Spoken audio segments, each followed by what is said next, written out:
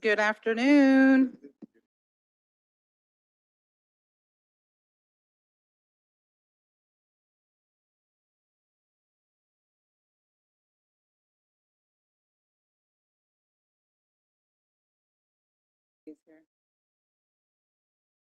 Good afternoon and welcome to the City Commission of the City of Brownsville. May we call the special meeting to order, Mayor? Yes, please.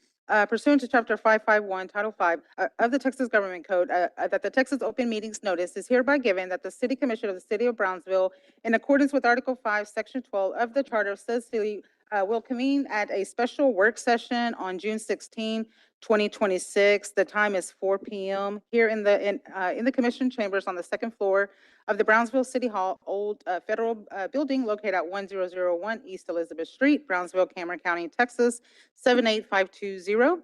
We will do the call to order, starting with Mayor John Cowan, Present. Commissioner Brian Martinez, Present. Commissioner Linda Macias, Commissioner Tino Villarreal, Present. Commissioner Narendra Kalonsky, Commissioner Gustavo de Leon, Commissioner Pedro Cardenas. Present. We do have a quorum for the special work session. We will move on to the first item of business, which reads, is the presentation to provide an update on the potential implementation of the microtransit and operational study and Brownsville Bus Rapid Transit feasibility study. We'll turn it over to staff. So Mayor and Commission, B Metro has been working on a couple of studies over the last couple of years, and we have some findings they'd like to share with you tonight, and just have some discussion about what some alternatives might be for improving and enhancing B Metro service. So Jenny, take it away, please. Yes, good afternoon. I'm Jenny Garcia with Brownsville Metro. As Mr. Gard mentioned, we have two very distinct studies that we've been working on over the past 2 years. One of them is the Brownsville Metro Bus Rapid Transit Feasibility Study. This is the first BRT study that in the RGV that's been done, conducted south of San Antonio. We are leading the way in transit in this initiative. McAllen Metro is actually doing their study in process right now. Corpus is completing theirs as well. So I'm happy to say that we have been the first to complete ours, and we were very proud of this plan and project. It's a very robust plan. It's very intense, and it has a lot of infrastructure components involved in it. It's a high capacity form of transportation, high frequency. It's a way to move people quicker and faster. We understand that Brownsville is growing fast and that we need to figure out a way to move people quick, right? And in the scope of work was how do we move people to major employment hubs? So one of the corridors that we identified was a 6.8-mile corridor from La Plaza Terminal through International Boulevard to the Port of Brownsville. And along that corridor would be existing trail lines that would be pedestrian friendly and also transit-oriented development, which means that we look at retail space, commercial development, and other economic development housing along that corridor. We also looked at our microtransit and operational analysis. This was another study that took about a year to complete. This was funded 100% by the Federal Transit Administration. We were awarded $300,000 with this grant. It was a competitive grant that we saw and won. We were very proud to win that funding as well. And so with this, it was to fund hard to reach areas, underserved areas. We are already implementing a sort of service of a microservice in our Route 30 Uber zone in the southeast area. We're also looking at changing the transit network slightly to shift some of those cost savings and to put into micro zones. So this study looks at changing the transit network, implementing new micro zones to reach underserved areas, more cost efficient, more reliable services, and reaching more people, right? So that's what we're looking at here. And the team is going to be able to tell you in more detail about the presentations and the study that we completed over the past 2 years.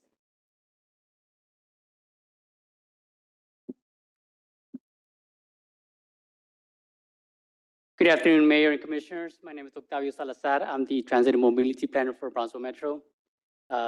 This study, we have a quick overview of the study. This study was funded through the North American Development Bank. 90% of it was funded through them, and 10% was funded through the city. The proposed BRT could feature enhancements such as improved travel times, buses operating in either dedicated lanes or mixed traffic. The proposed BRT could serve the key areas, including downtown, Port of Brownsville, and the current transit infrastructure. The proposed 6.8-mile corridor, like Jenny had mentioned, is designed to run north and south with direct access to the port. What is the BRT? BRT is a bus rapid transit, is enhanced high-capacity bus system. It offers riders faster and more frequent service than traditional bus service. It combines the speed of rail transit system with the comparatively low cost of a traditional bus system, and is a scalable system that allows communities to customize the right mix of communities enhancements to match the community's needs and demands. So what are the benefits and features of a BRT? We have low boarding and multi-door boarding, which makes loading and unloading quicker and easier. We have off-boarding fare collection. We have a kiosk that sells tickets for easier and faster boarding. We also have dedicated transit lanes that provide transit-only space, allowing buses to operate free of other traffic. We also have a signal priority and intersection control, which allows traffic signals to give BRT priority. BRT provides more frequent and higher capacity vehicles to reduce wait times. We also have large zero-emission vehicles to support the environment and the sustainable goals. We also have large improved stations that provide a better passenger experience. So what are the opportunities for the community? We want to bridge the gap between the transit gap between downtown and the Port of Brownsville. This helps to provide, drive the economic development and expected to increase accessibility. This also provides a connection to the UTRGV Brownsville campus. Student demographic has high likelihood of riding this transit. Also, it has extensions to major employers like SpaceX Industrial Center on 511 and the Brownsville Airport. It's also important to examine partnerships with other employers. Connection to existing and proposed trails, like Jenny had mentioned earlier. We have the Southwest Nature Trail that's along Highway 4 on International Boulevard. We also have a BRT system that has the potential to integrate with accessible infrastructure and pedestrian elements. Integration with existing transit infrastructure. This is a great opportunity to connect future BRT with existing bus infrastructure at La Plaza Multimodal Hub. These are potential station concepts. On your left-hand side, you will see dedicated lanes, bus lanes on the outside, and then you have dedicated bus lanes inside with an elevated platform for easier boarding. On the right-hand side, you'll see dedicated bus lanes with parking on the outside. Same thing for the second slide, for the second picture. And the last picture on the bottom, you'll see dedicated bus lanes with multi-use pathways along the entire corridor.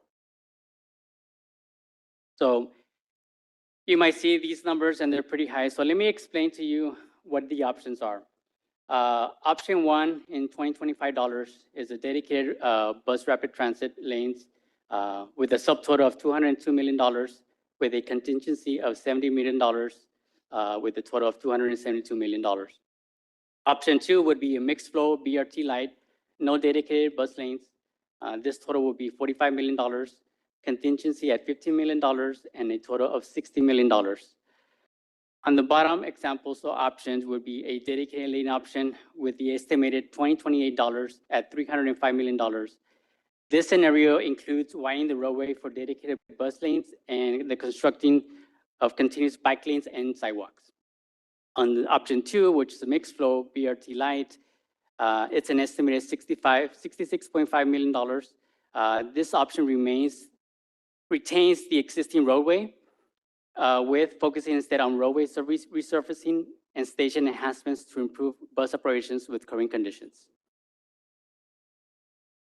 So how can it be funded? So this is an example. Part of the study, the study analyzed similar cities the size of Brownsville. One of them was Madison, Wisconsin. It had the same population density, but had a bigger transit density, and that city was Madison, Wisconsin. So for this example, we have Madison, the Madison East-West project, which was estimated at about $194 million, of which those $110 million were secured through the FTA. Then 52 million were committed of kind contributions, of which 18 million was from the tax increment financing. As you can see on the graph below, it's a breakdown of their funding. 50% came from the FTA Small Start Grant, the 5309, that was $80 million. And then they also had a Section 5339 and a Section 5307, 5337. They also had local funding from the city of Madison and a local funding from the city of Sun Prairie, which is a neighboring city of Madison, Wisconsin. So you might ask, what other options do we have? So we have option number 3, cost estimate. It would be Brownsville Express bus services. The cost estimate for this project, for this phase, would be $9.6 million, which includes the purchase of 3 40-foot hybrid electric vehicles at $3.6 million, prefabricated bus shelters with concrete pads at 13 stations at $591,000, and then we have unallocated contingency at $1.1 million. This express route estimate is not considered a BRT because it's cost efficient. It's too low of a cost, but it could potentially be flexible into evolving into a BRT in the future. This BRT express route can potentially connect to other fixed route in our system. On this slide, you can see an enhanced bus shelter. You would have real-time informational booths, AD accessible ramps, a ticket vending machine, like I mentioned before, for easy boarding, covered seating, and amenities like bike racks and benches. Oh, so the cost to operate the service, how much would it cost to operate a service like this? So for the Brownsville Express bus service, Monday through Friday, and including Saturdays, we will have service from 5 a.m. to 8 p.m., buses running every 30 minutes. And then we will have a service on Sundays from 6 a.m. to 6 p.m., buses running every 30 minutes. Total cost for this, to run this service would be $1.3 million, and this would include 4 drivers needed on Route A and 4 drivers needed on Route B. And another option that we would have would be the peak times only bus service. This would be during the week, AM peak and PM peak, 6 a.m. to 10 a.m., 3 p.m. to 7 p.m., buses running every 30 minutes. Then we would have a Saturday PM from 3 p.m. to 7 p.m. And then Sunday PM to PM peak, 2 p.m. to 5 p.m. And this will be running every 30 minutes. Total cost for to run this service would be $617,000. Route A would have 2 drivers, and Route B would have 2 drivers as well. So our timeline. We have completed our feasibility study, and currently we are here, June 26th, with the funding plan. Do you have any questions? Yes, just ask me. This would be from La Plaza to the port, right? Correct. This will be from La Plaza to the Port of Brownsville. It will be a 6.8-mile corridor. And so if you only did it for the peak times, would there then be an hour on the regular times? But when it's not peak, would it be just like 1 bus per hour, or how often? We would only be running during the peak times. Oh. Okay, yeah. Only the peak times. Only during the peak times that I mentioned in the graph. Yeah, so it's scalable. We can modify it depending on the, I guess, the community's needs. Okay, and where will people park? So we can, So people can park at the La Plaza station, or we also have been working with the Port of Brownsville to identify a park and ride at the Port of Brownsville as well. And does it tie in with the improvements that are currently being done along International? Like, is there still room to? Yes, so one of our stakeholders was TxDOT, and so they had huge input on this corridor on International Boulevard. The main improvements would need to be adjusted from past Four Corners and on, because you would have to expand the road Toward the port? Towards the or port. Towards the bridge? towards the port. Yeah. Because there's already improvements happening towards the bridge, right? So, But is it wide enough to take one lane out of service for buses? So it depends on on what type of service we would try to implement, whether we want to go dedicated lane or use mixed flow. But yes, it is wide enough. Since Housing Authority is here, I see it being very valuable to people who live in Housing Authority and who might go to Matamoros or something like that. Yeah. But okay, great, thanks. Jeannie, thank you for the presentation, both of you. Thank you. I had a quick two questions. The first question was, the figures you're sharing today are based on our current $2 fare, and is there intentions of increasing that with this acquisition? The fare structure was not included into this study. It was just based off the infrastructure cost and the operations cost for how much it would cost to run the service. So we would have to analyze whether the fare structure. Right. And I'd just share it beforehand. I think this is a great initiative. I don't believe we have any routes to the port at the moment, so this is really connecting alternative routes for employees and tourists to be able to go by there. But it is going to be a very important factor for me personally, at least. I know when we spoke about the fare last time, we increased it double from $1 to $2. So it's just something I will be looking at, just so you know, for us to find alternative ways, to fund this, but not touch the fare. If we are going to change it, I'd rather change it down, not up. Yeah. My second question is the Port of Brownsville making any contributions to this initiative as well? So no, not at this time, but the discussion has been in the past that they're big stakeholders of ours. So that's something that we would like to have another discussion to see about future partnerships with multiple public-private partnerships. Absolutely. I think there's a lot of opportunity we can explore there. Yes. And last, do we have a completion date for the TxDOT International project? I wouldn't want there to be a continuation. It's already been over a year for construction. We're going to have, I think, another year still, maybe. Do we have a date by any chance? I don't know if we have anybody from, no, we don't have that date. I would thank say, you. based on the last update, they said I think the fall this year, they should be getting close. Okay.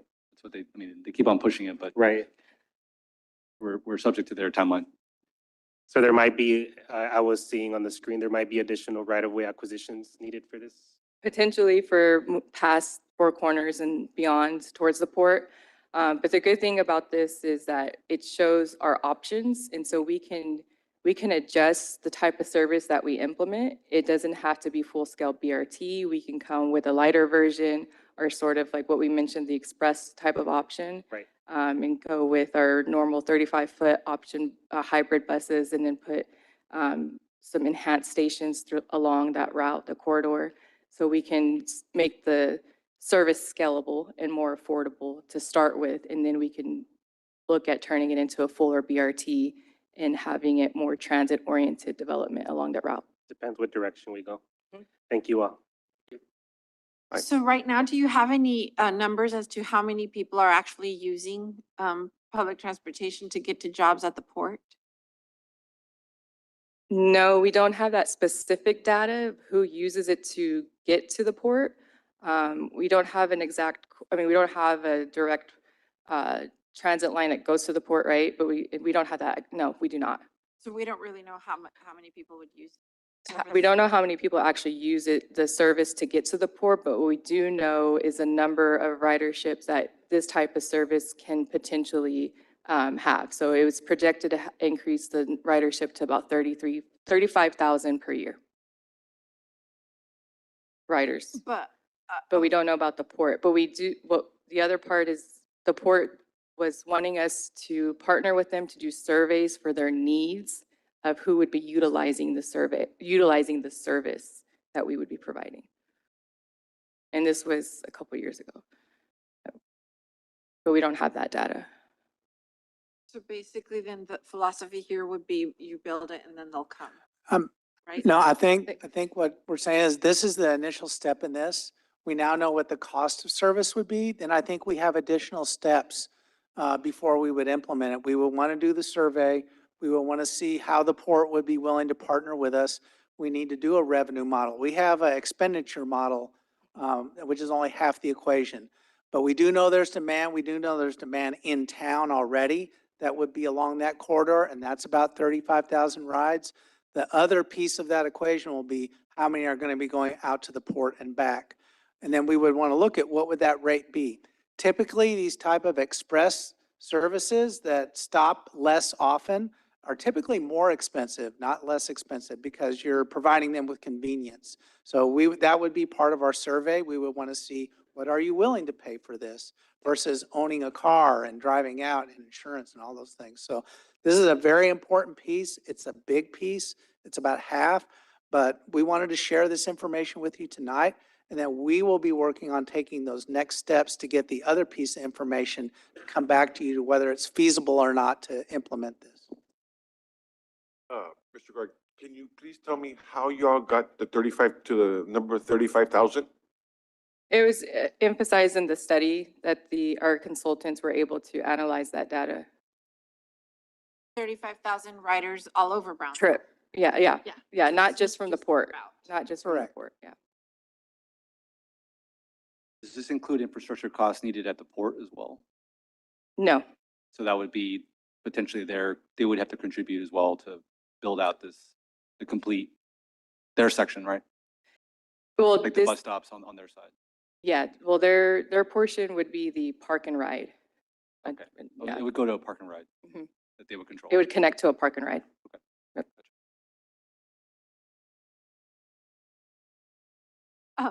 Mr. De Leon brought up a good point, then, why do you need a parking lot at the port if they're going to work at the port and supposedly the bus service? Yes. We would need a parking lot somewhere else, maybe like closer to the Four Corners or. Yeah, well, the concept is to drop off people at that parking lot and then they would bus people into the port because we won't be able to access entry into the port due to regulations. Oh. then So they it's not would have, technically a like, parking, it's vans more of a that- drop-off zone for us in their parking zone, parking ride for them to pick up their employees to go into the port. So their businesses would have vans or small Mhm. buses or things and to bring their to the rest of the way to their business. So our other stakeholders were Bechtel and Next Decade and SNA Recycling and so forth. That were able to contribute And you've to seen that how much conversation. parking the LNGs have already. They don't really want to add more. So this would be very beneficial to them. So the 35,000 rides, that's per year, correct? Per year.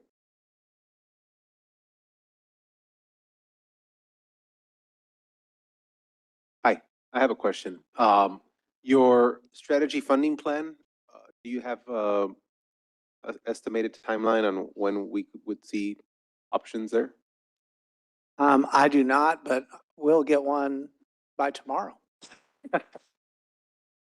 Yeah, I think the most important part, I think just for me in the presentation is going to be what that strategy of funding, because we do, when I see the options here of 1 and 2 for dedicated and mixed flow, and then we see the option 3 of just the express bus service, but tied specific numbers to it, right? If this is going to be benefiting the LNGs of the world, or whoever, is this going to be a private-public partnership? All of those options should be on the table, at least for me. I don't know if that's to be completed by June, July, just to kind of give us a little bit more clarity, because I do believe, now that's the question. The ask was that, and I think you answered it, that we can have that soon. My goal would be for this to be part of our overall budget recommendation in August. So we will have all that information prior to that, and we'll be happy to share with the commission Sure. before. Now I'll just give you comments. So I think for me, the most important part in looking at this, and this is just my opinion for the commission and the mayor. I do believe that hopefully the reason that this is on our work session is in hopes of creating a pipeline of downtown living at some point, right? Where people want to live downtown, where we can build vertical downtown and have the opportunity for people that just want to get across to the other side of the city, whether it be an LNG worker, whether it be somebody working at SpaceX, somebody working at the port, somebody working in that area that could ride kind of like big city living, right? The way you would take a subway somewhere else.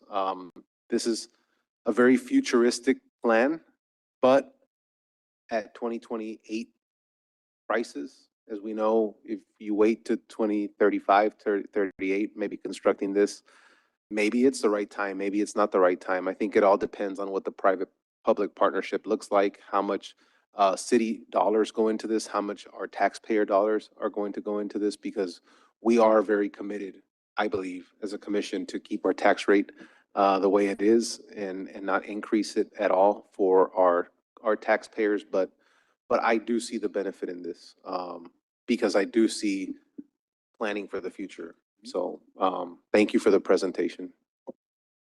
Yeah, and I want to commend you for being first in doing this, but I actually feel that these kinds of services are much more valuable and will be more likely to be used by people who are already users and they just don't have access, like people who live in the housing authority, maybe, or maybe even just access between the clinics. I know that when we visited the clinic on East 23rd, right? They commented that a lot of people have struggled getting services from the New Horizon Clinic in Southmost to the one in Paredes.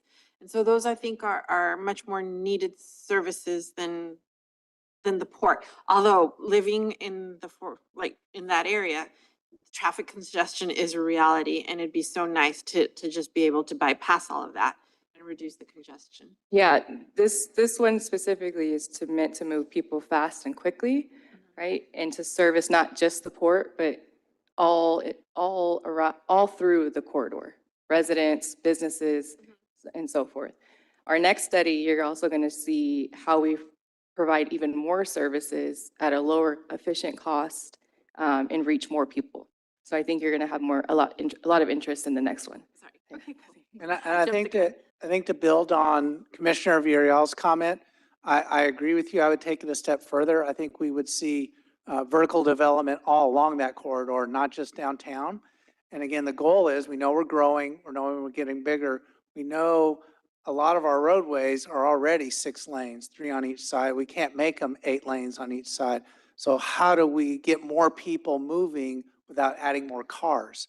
And this is part of that along that very busy corridor. So that more vertical, 4-story, 5-story apartment buildings all along that corridor allow people to live and shop in those neighborhoods, but get to work without necessarily have to getting in a vehicle every day. So that was a very good point. That's exactly what transit-oriented development's about. And I think that's part of the goal of this study. Yeah, I think it's a great conversation to have. I mean, I really do. And so thank you so much for that. I know that there's so much information left to be done that we're going to require, but to me, this is the first, I think this is like the talk for, I guess, all the people in the audience that are listening to this, right? I mean, I think it's the first conversation of what it would be like if Brownsville wasn't near the ocean. This would be the first conversation of the Brownsville subway, right? This would be the first line, if you would, right? Because then from there could be possibly different lines in the future of express rail heading towards 511 or whatever that may be in the future. Thank you for your presentation. I just piggyback off of what Commissioner Villarreal said. I agree. I've seen the parking lot for SpaceX, the amount of cars that are actually parked there and then drive up in buses. So I think it's a great idea now. We also had the county who just approved the tax abatement this morning for Saranac, and that's going to be about 10,000 more jobs down at the port. So there's going to be a lot of traffic. So I think it's a great timing. If the numbers are right, I do think that we should force the Port of Brownsville to be not only part of it, but probably leading this with the funds. I mean, they showed us all, whoever went to the Port of Brownsville, state of the port.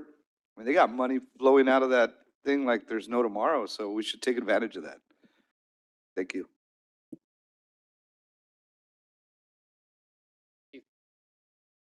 Thank you, guys.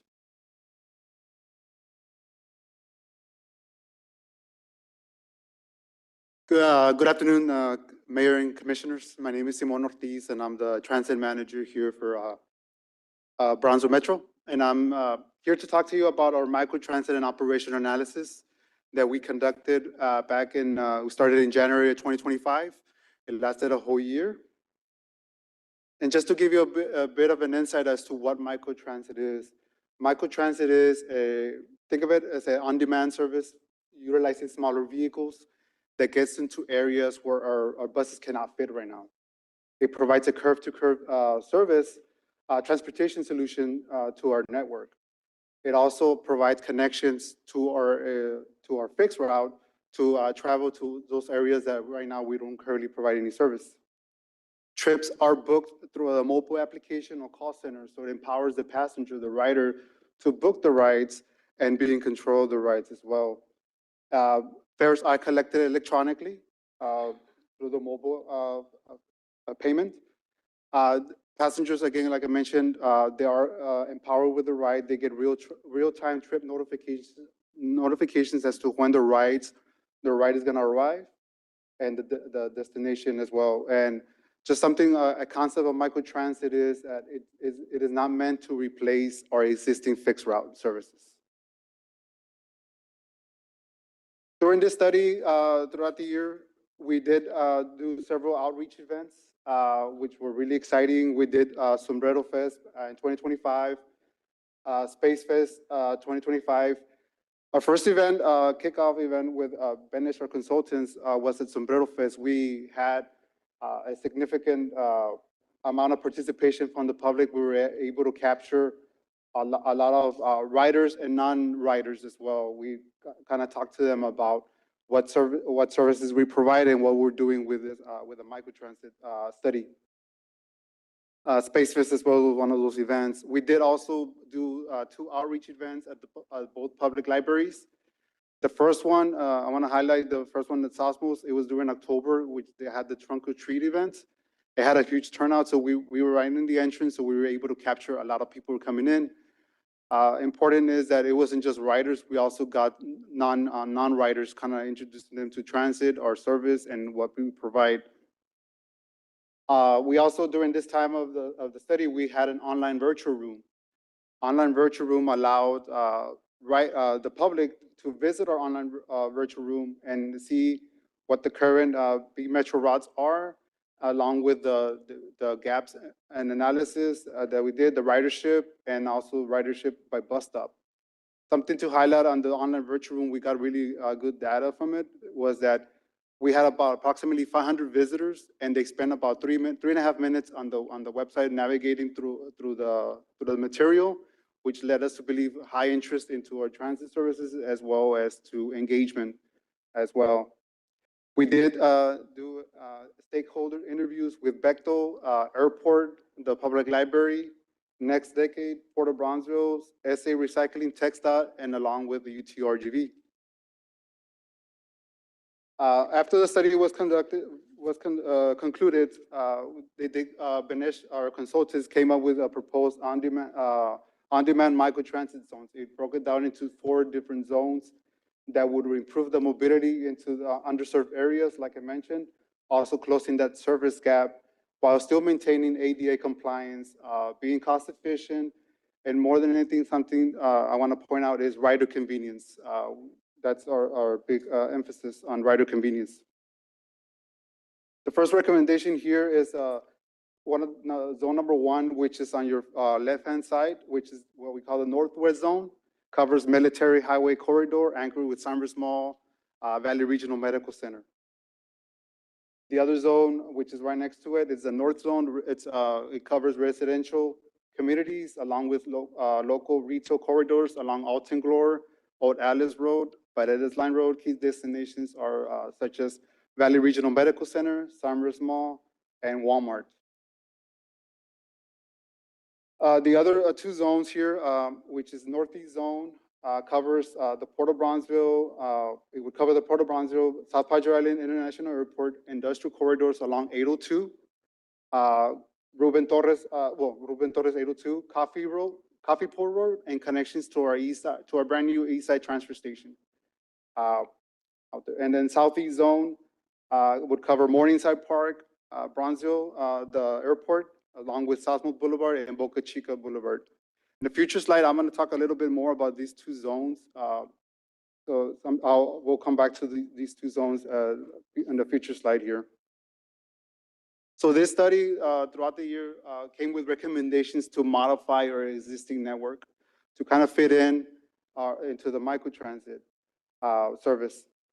Something what's really important here, I wanted to highlight in this particular slide is this study calls for implementing two new routes, connecting from east to west connection from Boca Chica Boulevard, Boca Chica, and Ruben Torres connector as well. On the Ruben Torres right now, you won't believe when I talk to the public, even when I will talk with them over the phone, how much there's a need for connection on the Ruben Torres right now, because right now we don't provide any service from that area. I had a parent calling me that wanted to get down wanted to visit IDEA with her son on Robindale, and they asked, which is the closest bus stop, and we had to tell them it was on Minnesota, which is a long distance to walk. Correct. Yes. So this is where it's really important. I feel it's really essential that this is implemented, because this will provide a lot of connectivity to that area right now where we don't provide any service. So back to those previous slides that I talked about, zone 3 and 4, southeast and southwest zone. Right here on the gray on the map, you can see that this is currently our Route 30 Uber service area that's being run right now. We started the pilot back in November, along with our partnership with Trip Consulting, or the ones helping us out managing the trips with Uber. As you can see, when we started the program back in November, we've been seeing significant ridership increase all the way to May. We had 756, almost 800 rides. We have noticed a five-time increase in ridership, which tells us that there's a lot of need for service in that area. Right now, the average cost per trip is $9 to $12. April being the highest at the time of the information was $12 due to the increase in ridership. Previously, our Route 30 service that was out there was running limited service. It would only run 3 hours in the morning, 3 hours in the afternoon, Monday through Saturday. Now it's running from 6 a.m. to 8 p.m. Passengers are able to book rides. Previous cost for the Route 30 service was $135 per passenger. Now it's a lot less, from $9 to $12. So right here, the intent when we launched this service with a Trip Uber, we wanted to connect people to employers, education, as well as quality of life programs, and it has shown us that it is doing exactly that. On your left-hand side, we have Lot X, which is being utilized a lot, as Commissioner Cardenas, I believe, had mentioned regarding passenger usage in that area. Lot X has a pickup of 180 to drop-offs 333, being highly utilized in that area. In the middle here, we have our Eastside transfer station. Like I mentioned, our new Eastside transfer station has 312 pickups, 232 drop-offs. That tells me and tells us in the system is that people are connecting where before they were not able to connect. They're connecting to our Eastside transfer station and coming to town, taking services to the mall, going to the mall, going to quality of life programs as well. Something to highlight here as well is it's also being used for education.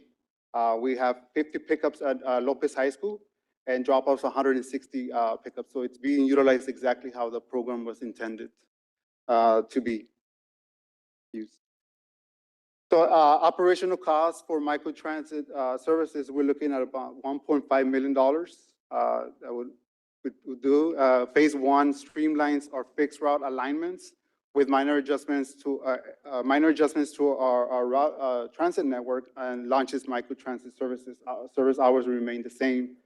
It also calls for that important two new routes, east to west crosstown routes that will improve regional connectivity and as well reduce transfer times.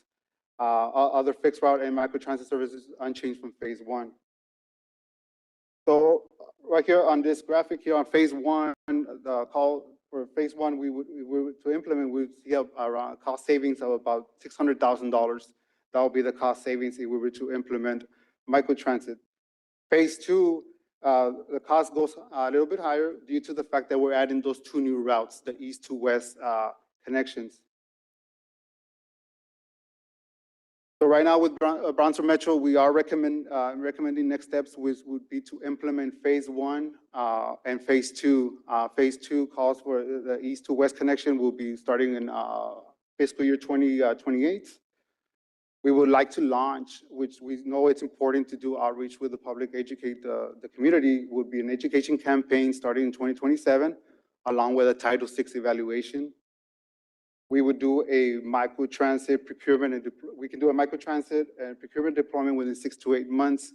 But something that I wanted to highlight due to our experience right now, we are doing some type of microtransit service with a Route 30 Uber program.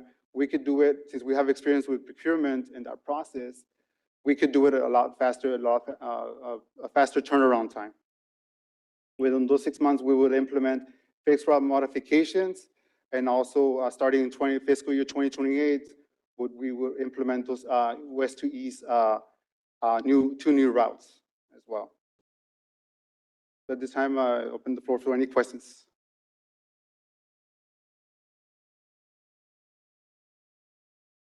And just for the record, we do have Commissioner Macias present.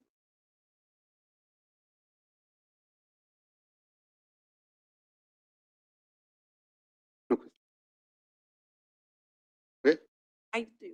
So- Well, so I'm just, is it an Uber where it's just one pickup or is it a small van where it's more efficient? Like, because I see it really being good like in Lopez, right? Because you don't have, well, the streets are so narrow and there's so much traffic. And so I was just like, is it, It would depend on the request. okay, and then is the pricing, demand pricing, because you said it in the beginning, it was like $12 per ride or something, and then it went down to 9. So is it on demand pricing? Like an Uber or a Lyft? That's our cost. That's That's how much it costs us. That's not the price for the rider. The rider would be similar to our fares currently. So we're subsidizing it for the riders, correct? Correct. right. Is there some sort of, I just don't understand how the pricing works then. Do we negotiate a price with, So we worked out a cost analysis and pricing with our consultants Trip, who worked with Uber. And that cost that you see for $9 to $12 is something that is how much it cost us to work with, or how much it cost us to operate the service, I guess. And so we have a partnership with the county on that, and we pay part of that cost and the county pays part of that cost. And it's free to the rider. and so how do you decide how much the rider pays? Or not, It's- it's always free?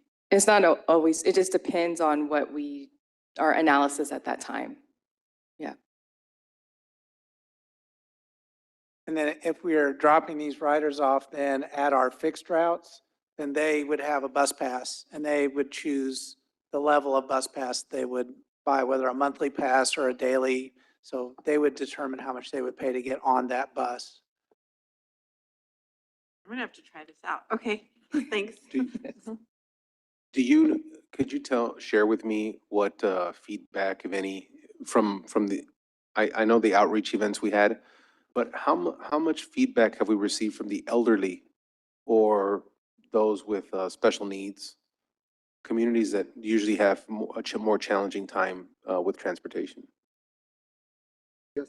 So more than anything, what the feedback, the majority of the feedback we got was more frequency of service. extended hours as well. With the special needs with our ADA, I mean, we still currently conduct our paratransit services. And we provide them information regarding our ADA paratransit services, if they do ask any questions in regards to that.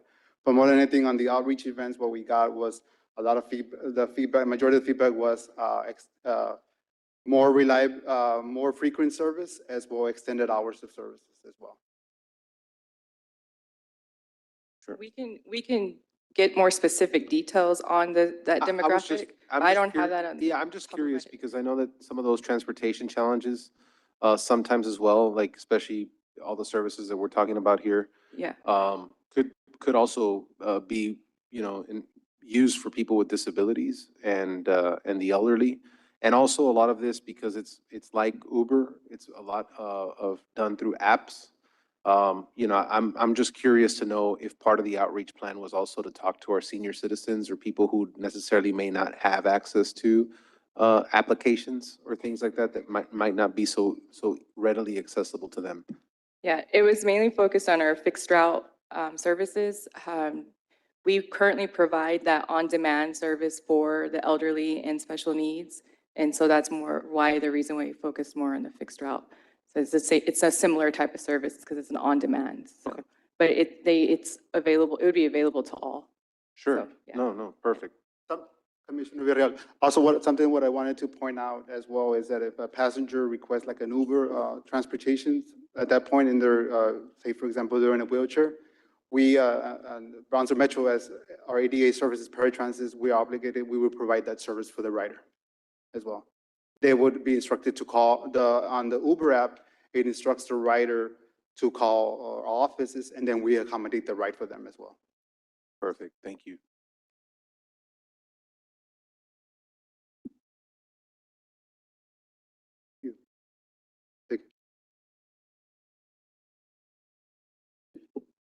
Well, that concludes our special work session. We do have some time before we begin at 5 PM for the regular meeting. So we will return here shortly. Thank you.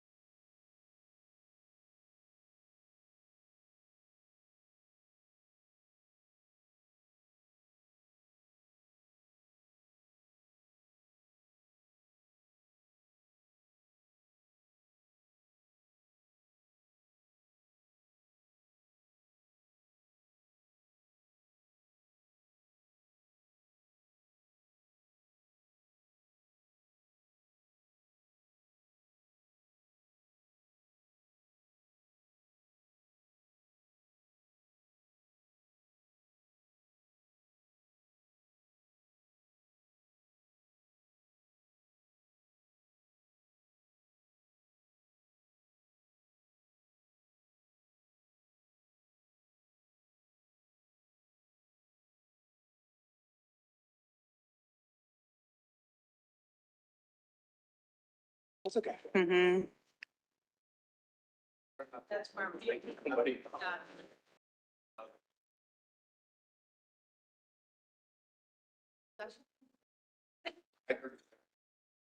Testing, testing. We will start here in less than 1 minute. Please silence your cell phones.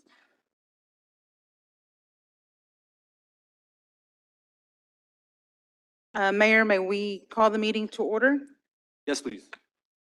Good afternoon and welcome to the City Commission of the City of Brownsville pursuant to Chapter 551, Title 5 of the Texas Government Code, that the Texas Open Meetings Notice is hereby given that the said charter of the said city will convene into open session for the regular meeting on June 16, 2026. The time is 5 p.m. here held in the Commission Chambers on the second floor of the Brownsville City Hall, Old Federal Building, located at 1001 East Elizabeth Street, Brownsville, Cameron County, Texas, 78520.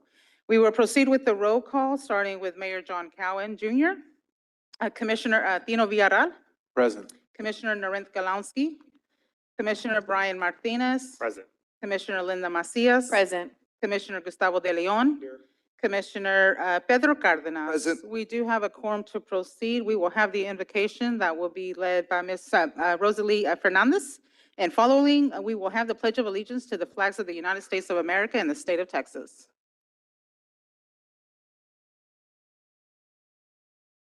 It's on?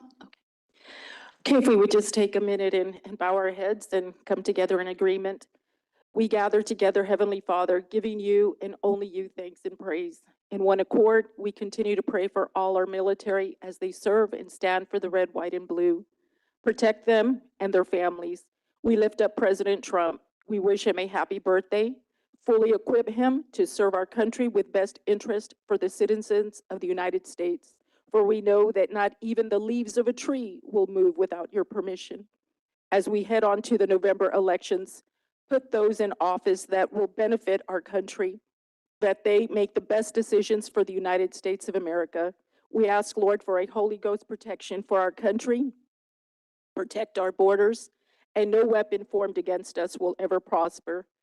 And as we honor the Texas flag, each meeting we state under God, may we not take what we say lightly. First God, then our families, and then our responsibilities. Lord, I apologize. You have allowed us to be placed in positions of authority. May we do your will. Bless our city and the entire RGV, along with everyone serving in public service. Let us thank a police officer, a fireman, or maybe an EMT paramedic for their hard work. And those numerous volunteers, thank you for your time and dedication. You bring good to our community. Keep going. As citizens of Cameron County, Lord, continue to mold us into the individuals you designed us to be. We pray for a better future for our children and grandchildren. We pray that Brownsville, Cameron County will have an overflow of abundance and never lack for anything. May each of us who have stepped up to serve in our community shine in what we are doing. You are the light of the world, it states in Matthew 5:14. So let's put you are the light of the world, Cameron County. A town built on a hill cannot be hidden. So as we continue to build with a pure heart, let our work shine and bring a smile to our Heavenly Father. The Lord bless you and keep you. The Lord make his face shine on you and be gracious to you. The Lord turn his face toward you and give you peace. May the next time you see the leaves of a tree move, remind you of our Creator. In Jesus' mighty name we pray, amen.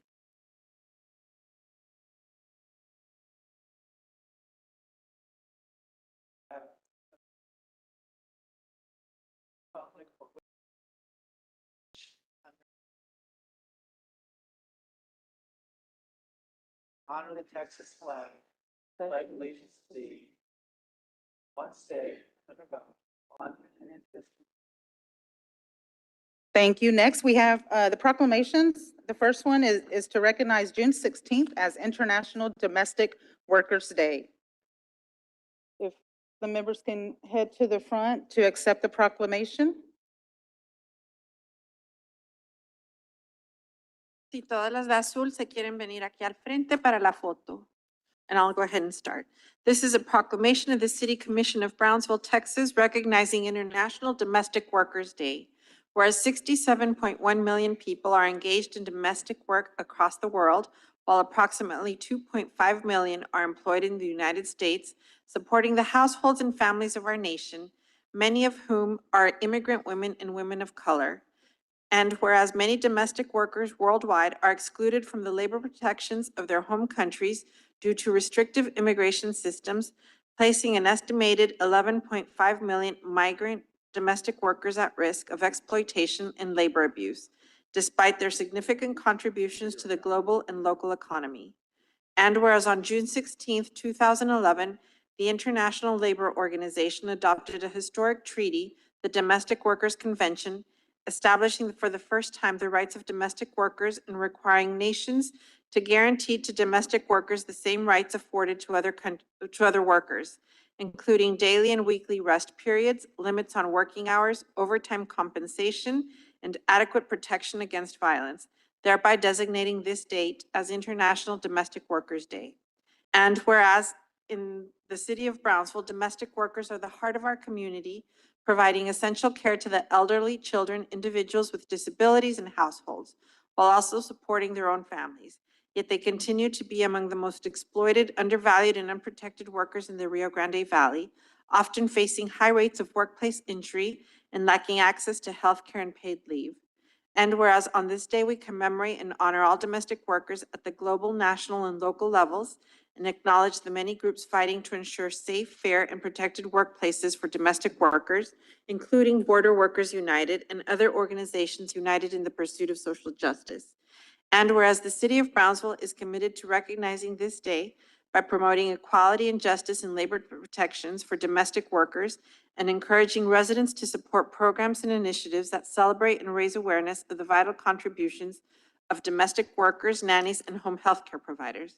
Now, therefore, we, the members of the City Commission of the City of Brownsville, Texas, by virtue of the authority vested by the charter of said city, do hereby proclaim June 16th as International Domestic Workers' Day in Brownsville, Cameron County, Texas, done on this, the 16th day of June, 2026.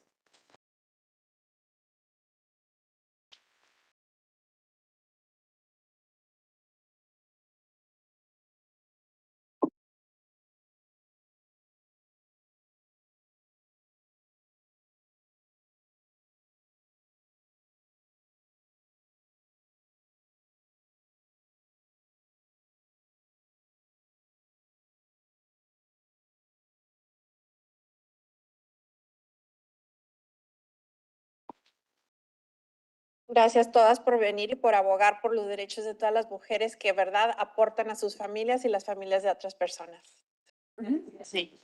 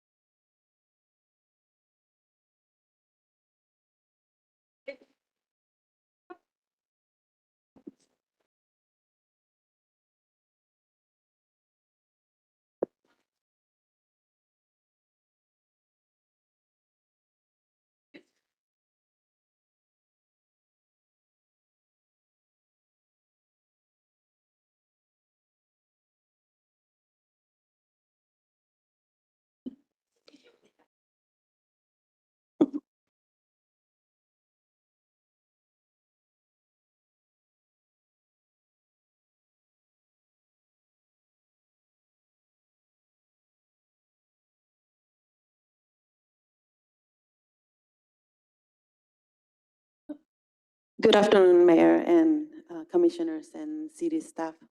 If okay with you, I'm gonna do my words in Spanish in respect to the constituency that we have, but we handed you a translated copy.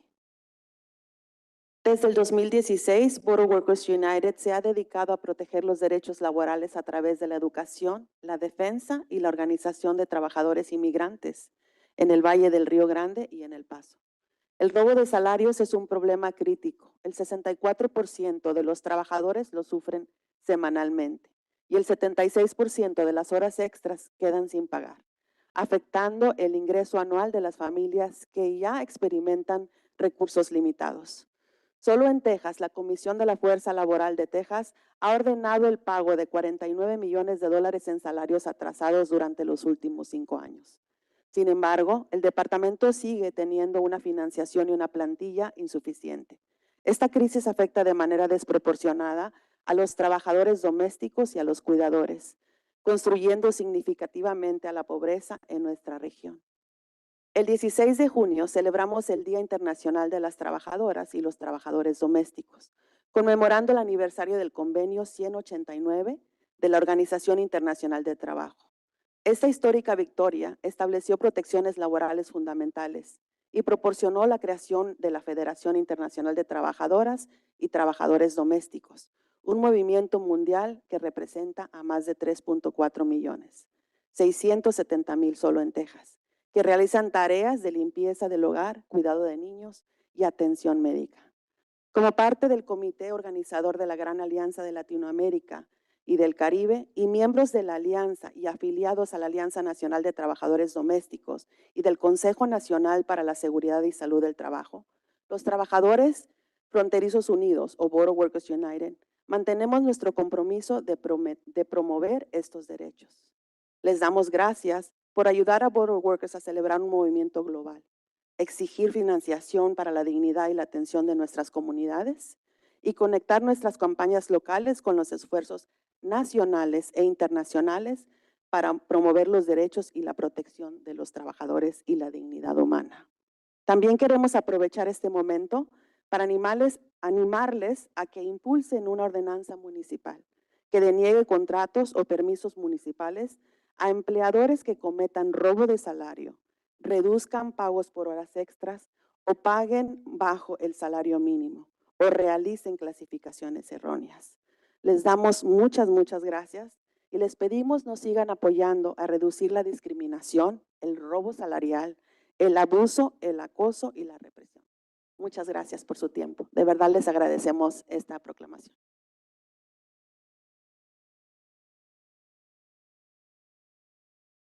Thank you. The next proclamation is recognizing Cole Mata. Please come to the front of the dais to accept.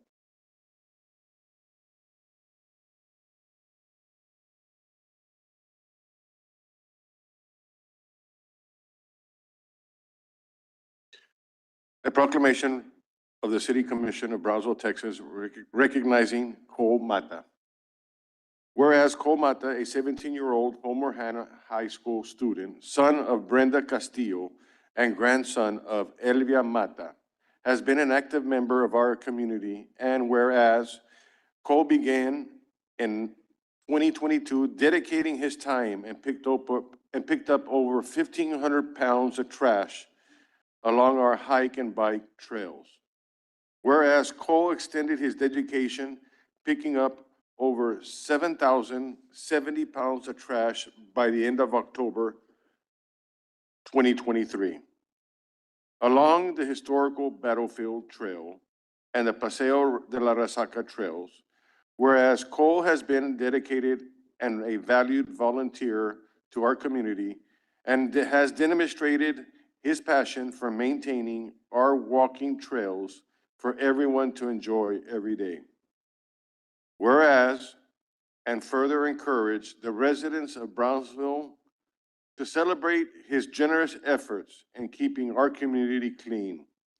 Now therefore, we, the member of the City Commission of the City of Brownsville, Texas, by virtue of the authority vested by the charter of said city, and behalf of all citizens, do hereby express our sincere appreciation to Mr. Cole Mata, done on this day, the 16th of June, 2026. Congratulations.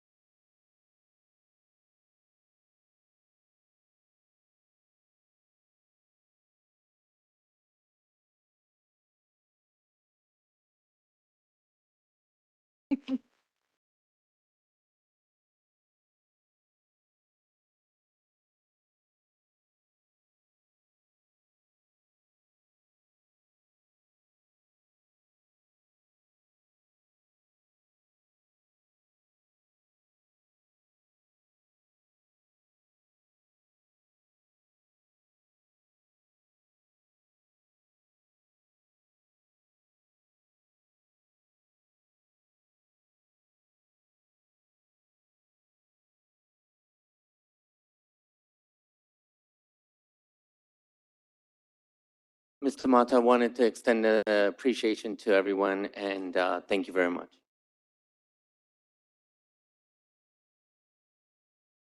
Thank you. That concludes the proclamation. Now moving into the public comment period, I do want to make note that we did receive 7 that were pre-registered. Out of the 7, 4 signed up to speak under the public comment. 1 will be moved to the public hearing portion of the meeting, and 2, those comments will be addressed in the minutes for, for the record. We did receive 1, the first one, which was Antonio Caldwell, did rescind his request. So the next speaker we have available is Yolanda Spees.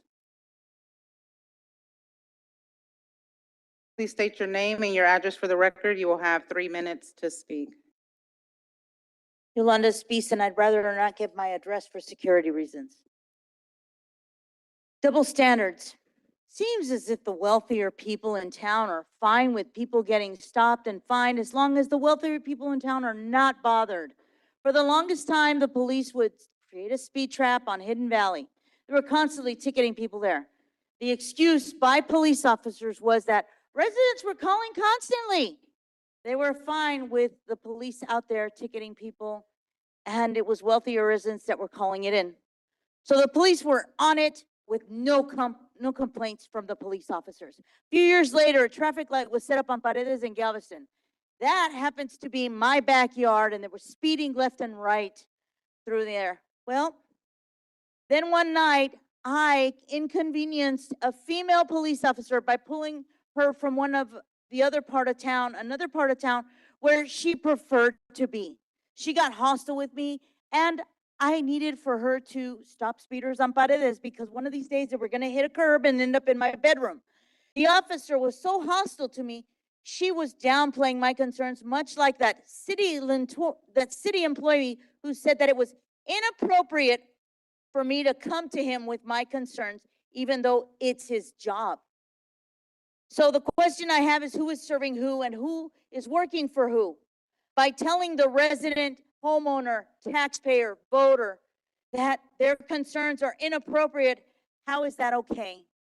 And what is the purpose of this civil servant? What is the point of a mayor, a commissioner, city manager, if it isn't to serve the public? I had a police officer here tell me to simply comply and do what the city leaders want me to do.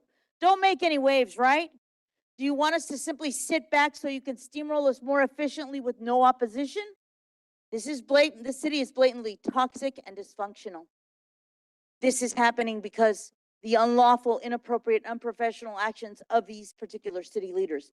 The city leadership exclusively wants to serve compadres and the wealthier neighborhoods and the neighborhoods that can't play by those particular rules can go to hell, I guess. It's all going to crap because your concern is unilateral.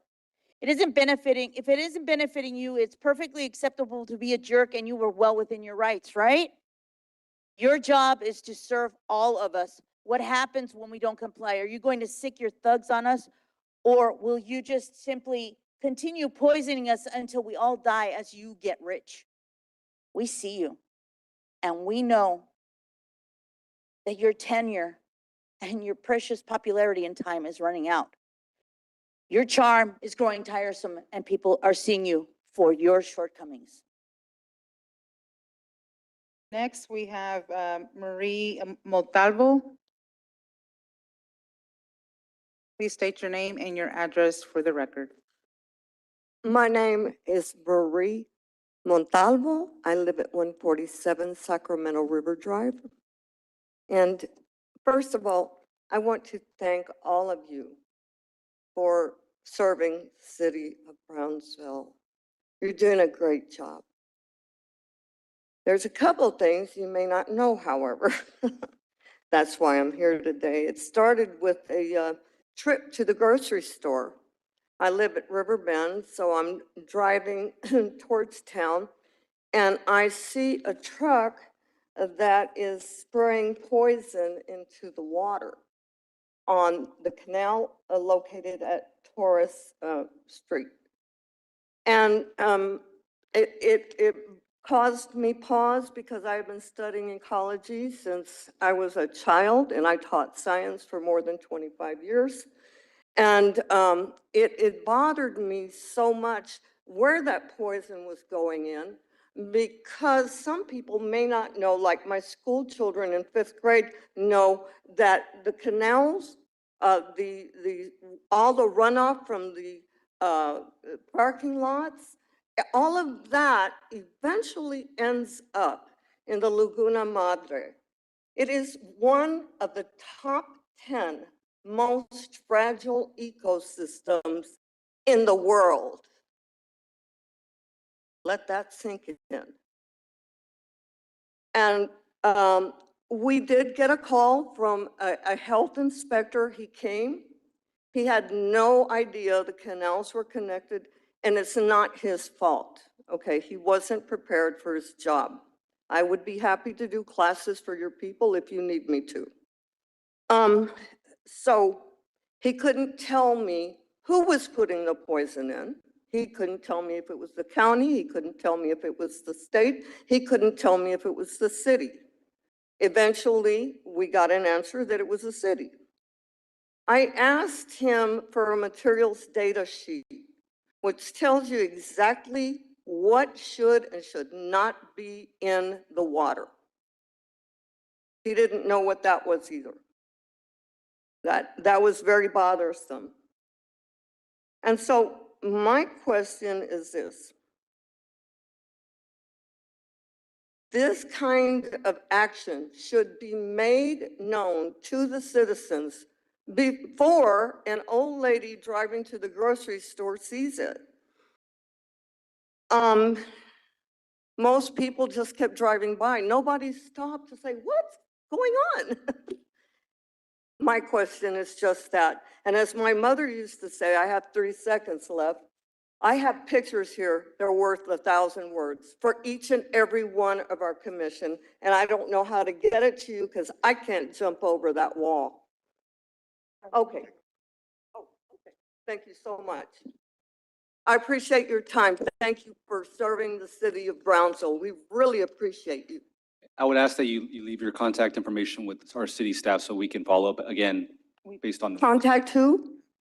Leave your contact information with the city secretary and we'll follow up again. Oh, on this issue. okay. Thank you so much. Thank you. Yes, thank you for your comments. The next speaker is Diablo Velez.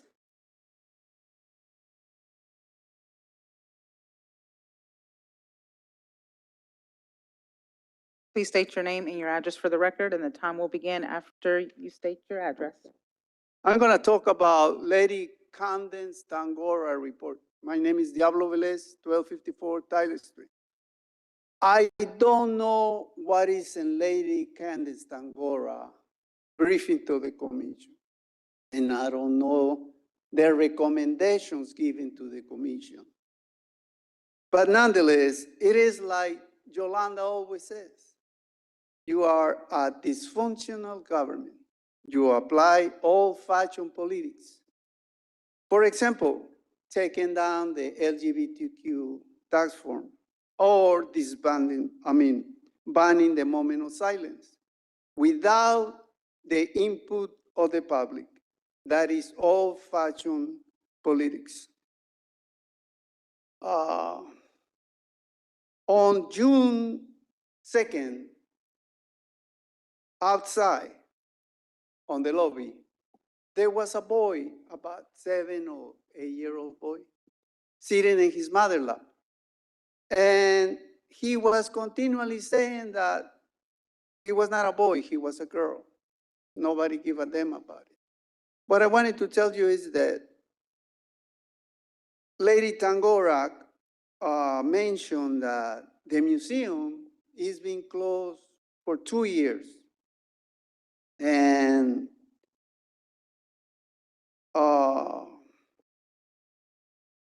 her recommendations are old-fashioned politics. And I wanted to tell you that the world art is managed and is influenced by Generation X and millennials. And the information I wanted to give you is this. These people mostly They are faggots. They are transgender, they are lesbians, and they make a lot of money, hundreds and thousands of dollars, using computers, creating artificial intelligence. And they also buy art, and they manage museums. So I wanted to recommend that the city hires a millennial or a generational person to manage the museum. They are different people and they do different things. And if you think for a minute that what I'm saying is just full of shit, you are wrong. Because like Lady Tangora likes to tell you that you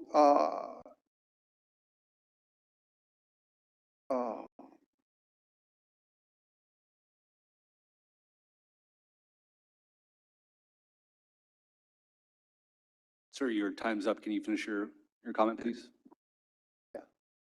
I am sorry. Thank you. So that concludes the public comment period. We will move into the city manager's update. Item number 1. Is recognizing that the city of Brownsville for being selected as the winner of the Governor's Community Achievement Awards with Keep Texas Beautiful, KTB, and the Texas Department of Transportation. I will turn it over to our city manager, our interim city manager. So we have members of our Keep Brownsville Beautiful team here. We're really proud.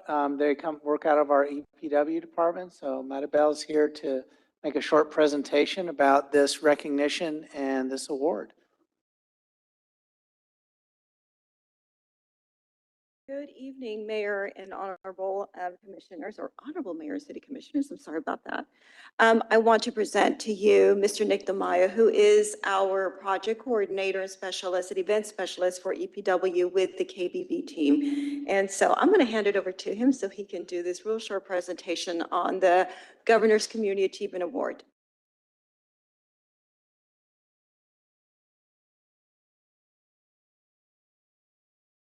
Hello, everybody. Oh, it's a loud mic. Yes, I'm Nicholas Tamao with Keep Texas Beautiful, and recently we won the Governor's Community Achievement Award.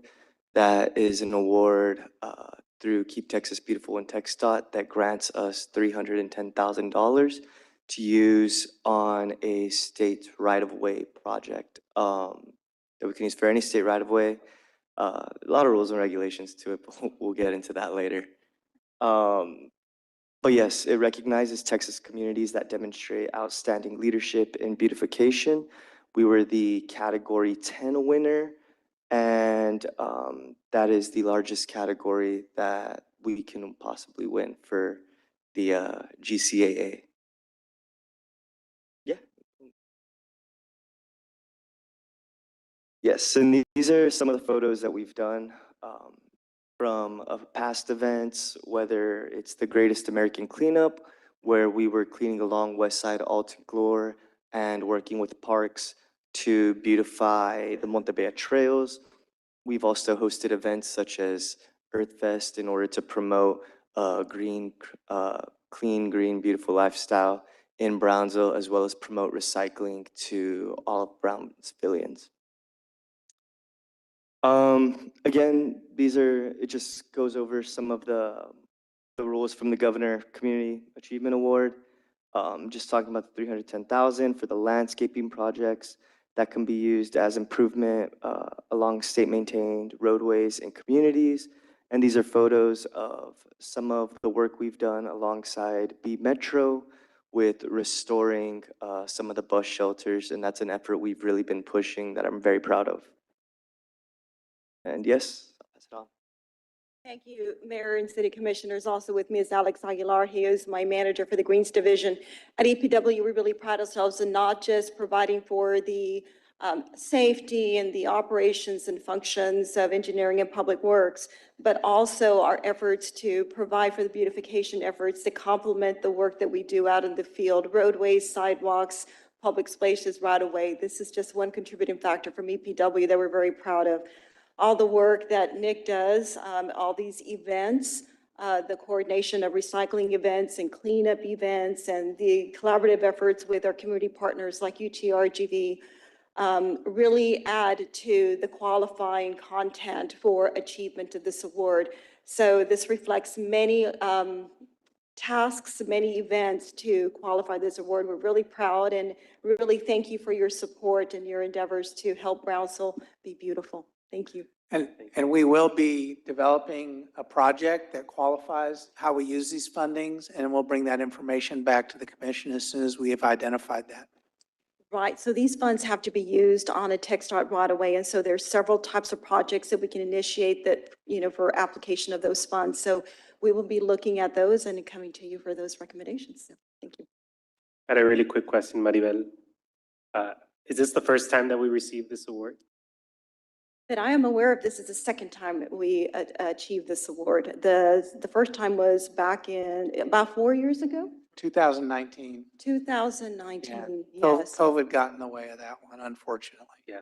So that was for another 300,000, and we're also coordinating with TxDOT currently to see that project come through. It's a crosswalk. I'm not too sure what the technical term of that is.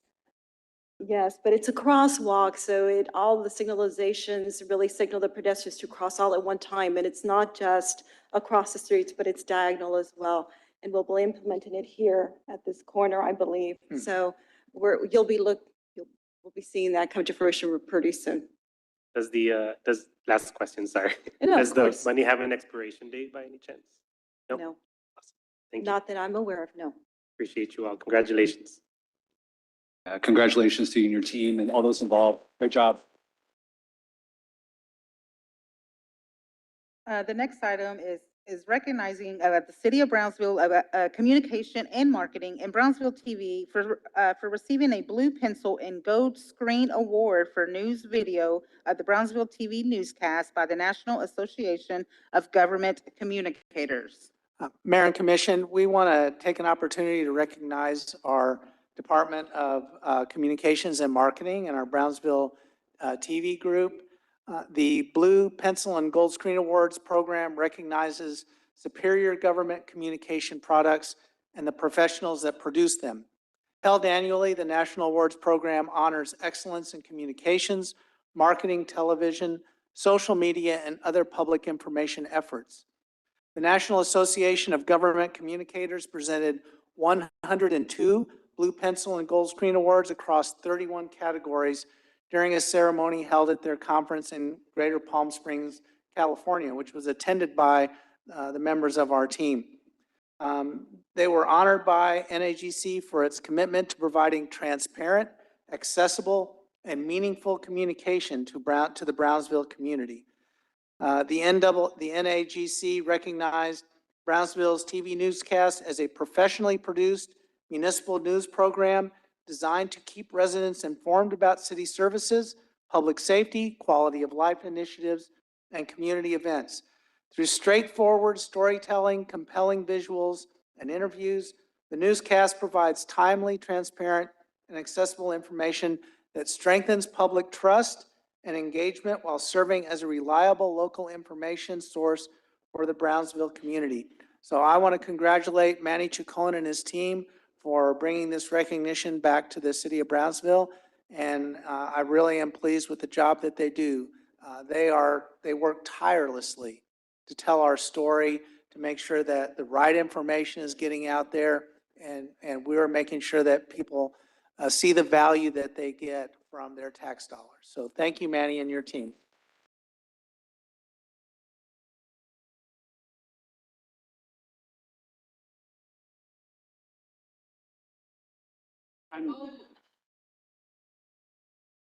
No picture card today.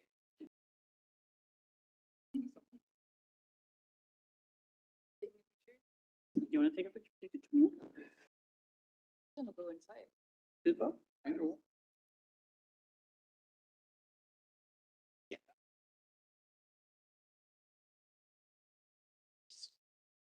Okay, 3, 2, 1. One more. 1, 2 more. 1, 2. 3.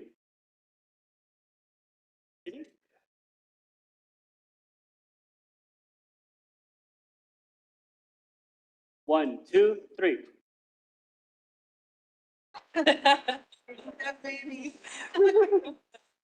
Redo. Count of 3. 3, 2, 1.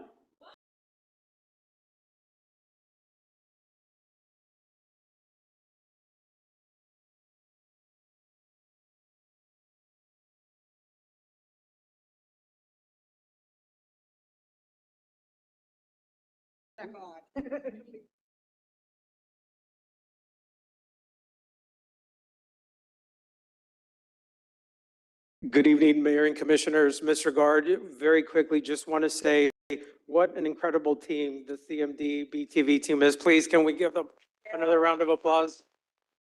I just want to thank this team for their hard work, their dedication. Every day they're out there on the streets filming, they're coming back, they're editing, they're putting production work together so that we can keep our community informed and educated and providing resources on the multiple platforms that we offer communication. So I just want to thank Mr. Guard for his leadership. Mayor and Commissioners, thank you all for always your support. You're always so kind and so generous in supporting all of our efforts. So thank you so much. Appreciate you.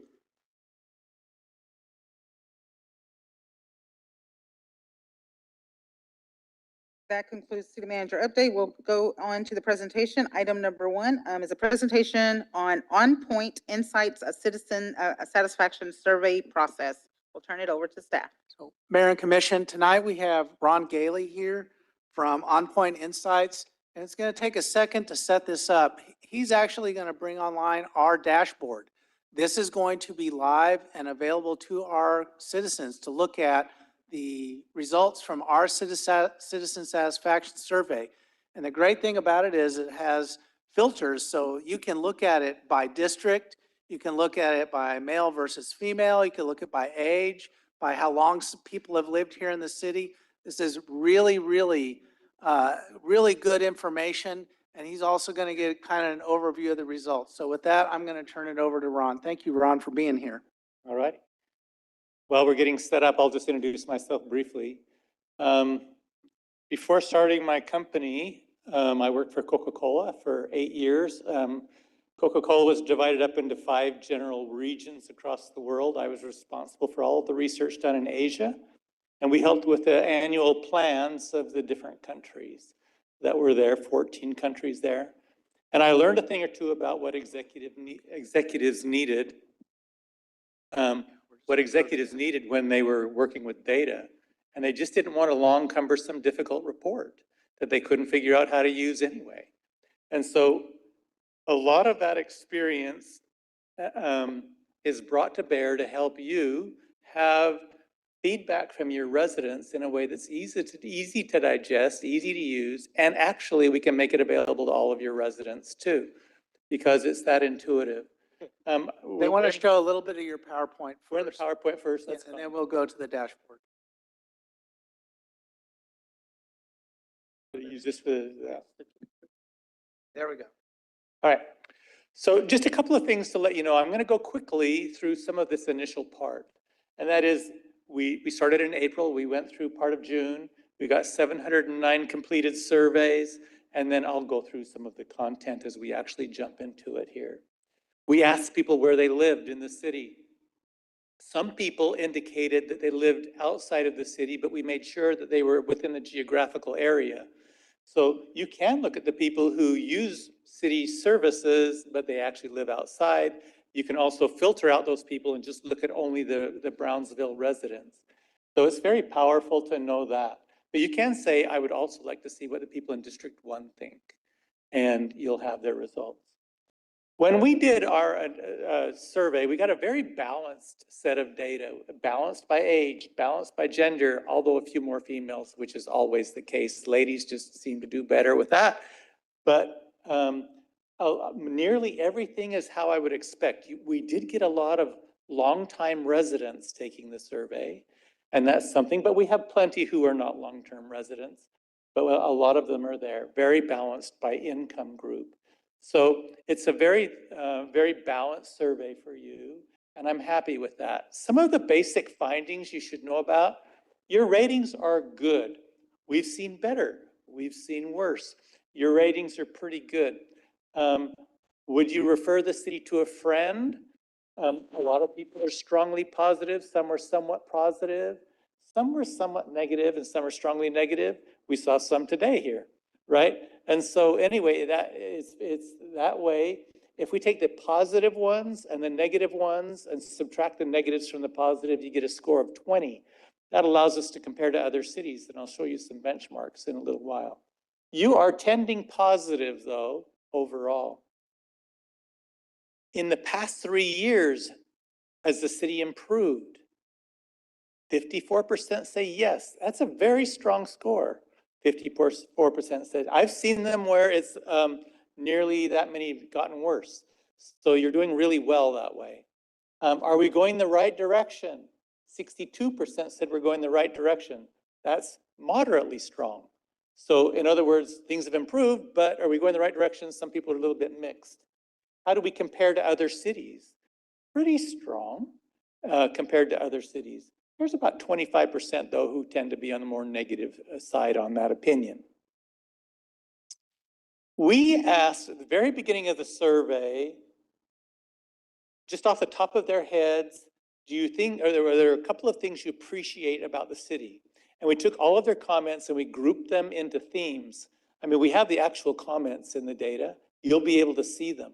But we grouped them into themes. And a lot of people said, I love it because it's friendly. I love it because of the culture and heritage, et cetera. Some very positive things.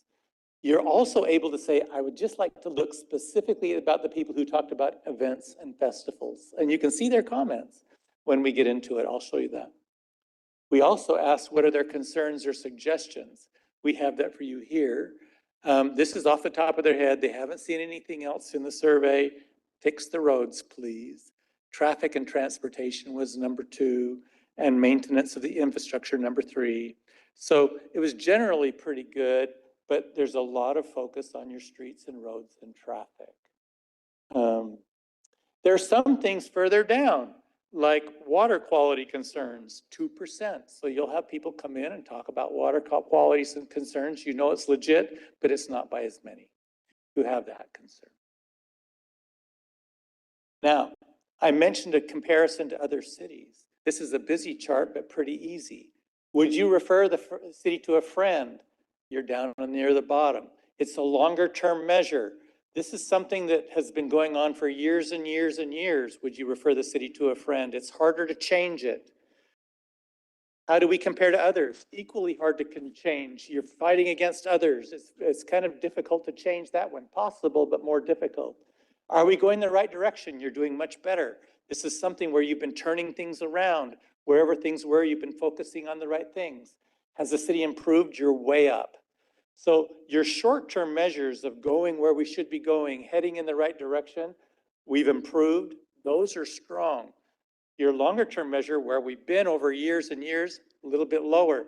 So it'll take you a little while maybe to bring some of those up, but you're heading in a very sound direction.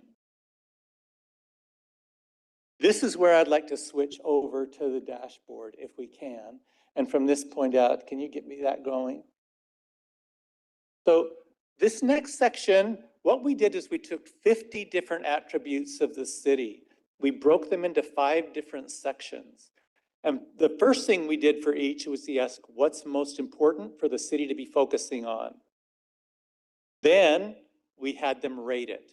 So I'm in the actual dashboard now. Okay, just find my mouse, sorry. So I'm in the actual dashboard here. And actually, to use the dashboard, I'd like to point something out. You just navigate up and down to get to any portion of the study, and you just click. It's really easy to get there. And then we first ask, what's most important to you? And they talk about, when we're thinking about specifically city facilities and events, a lot of people say your parks are important and your paths and trails are important.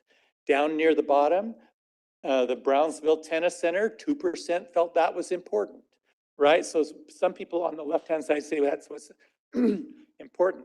Then only if it was important do we have them rate it. So that actually shortened about 6 to 8 minutes out of the survey, making it condensed enough that people would take it and not mind it. But people rated what's important to them. So this is important. 50% said this. And in general, you're pretty good or okay. Some people say room to improve, right? If we go to city benefits, same thing. What's most important when we look at the benefits? Beautification. We heard about the beautification of the city. That's great. You know, it's really important. And do they think you're doing well? Well, there's some room to improve on the beautification. So good on you for focusing on it. You're heading in the right direction and can keep that forefront in your thinking. Go down, a great place to retire. Well, some people care about that, but it's not the number one thing for you to focus on. So you can see, what should we focus on? I noticed preservation of the environment and wildlife is really important here. And you know, I've never seen that in a city. And I've done over 50 cities in the past 3 years. So I've never seen that so high. I've seen it, but it's never been so high.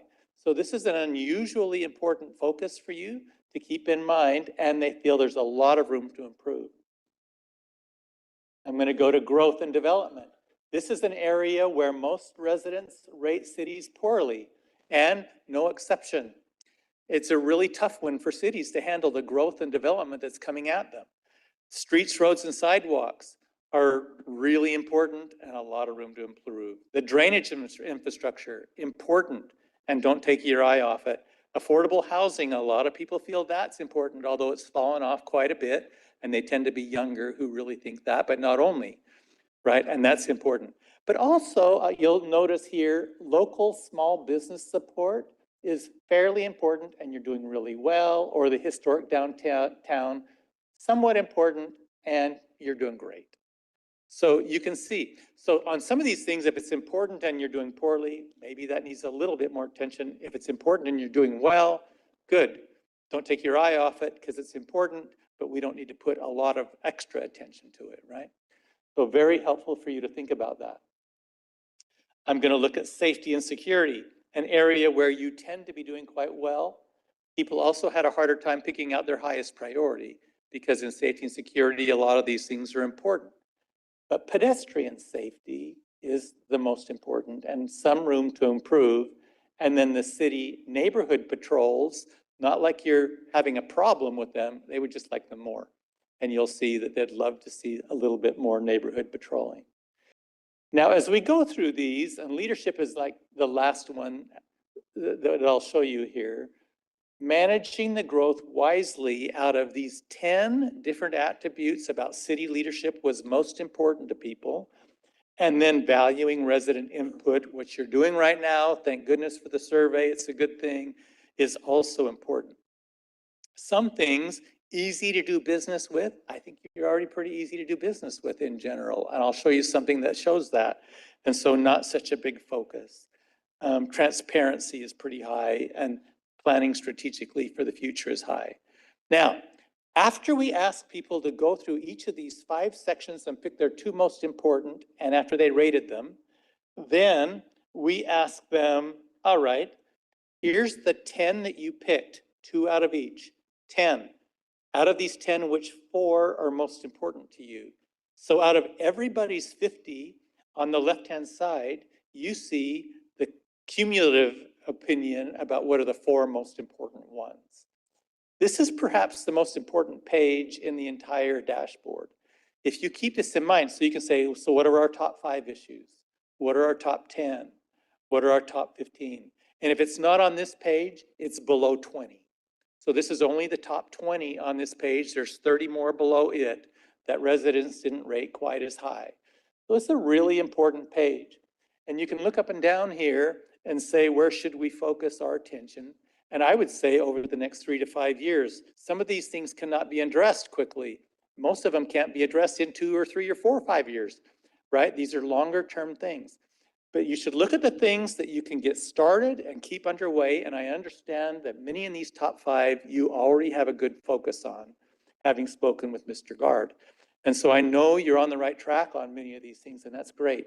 And then probably what you do is you look at things that are a little bit further down where they care about it, Maybe they are short-term and you start filling some of those in so that they can notice a shorter-term improvement and notice some improvements. So just pick the things that are quick, easy, and make sure you're doing some of those, but keep your eye on the longer-term ones. So that's how, if that were me, that's kind of how I would do it. One of the things that was mentioned is that there's filters over on the side. So on every page nearly, you can say, I would like to see what the females, so there the males are gone. So now these results are for all the females, and there's 388 of them. And you can say even the females with children. So you can say, what do they care about? We got 165 of them. And then you can see kind of what's most important to certain people. You can look at the older people. You can look at the people who are retired. You can look at those with high incomes and low incomes. And you can look at the people over in area 1, 2, 3, 4, or even out of the city. All of these things can help you do what if in your own mind by you're saying, oh, this is probably all of these kinds of people. And you can check and you go, I guess not. It seems to be more common to everybody, right? You can look at those things and address any of your beliefs or hunches and get answers to them pretty quickly. So it's very powerful and very useful for you to keep your mind kind of centered on how your residents actually feel. I'm going to show just a couple more things and then maybe take some questions. We asked about employee contact. Have you had employee contact? A lot of people had. Only 19% had no contact in the past year. So a lot of contact. And then if they did have contact, we got a rating. Your ratings are very high compared to what we see in most cities. So your operations is in a pretty good shape. We don't see that. It's like just stay focused on the vital things, but you don't have to fix a broken ship, right? You're in pretty good shape looking at that.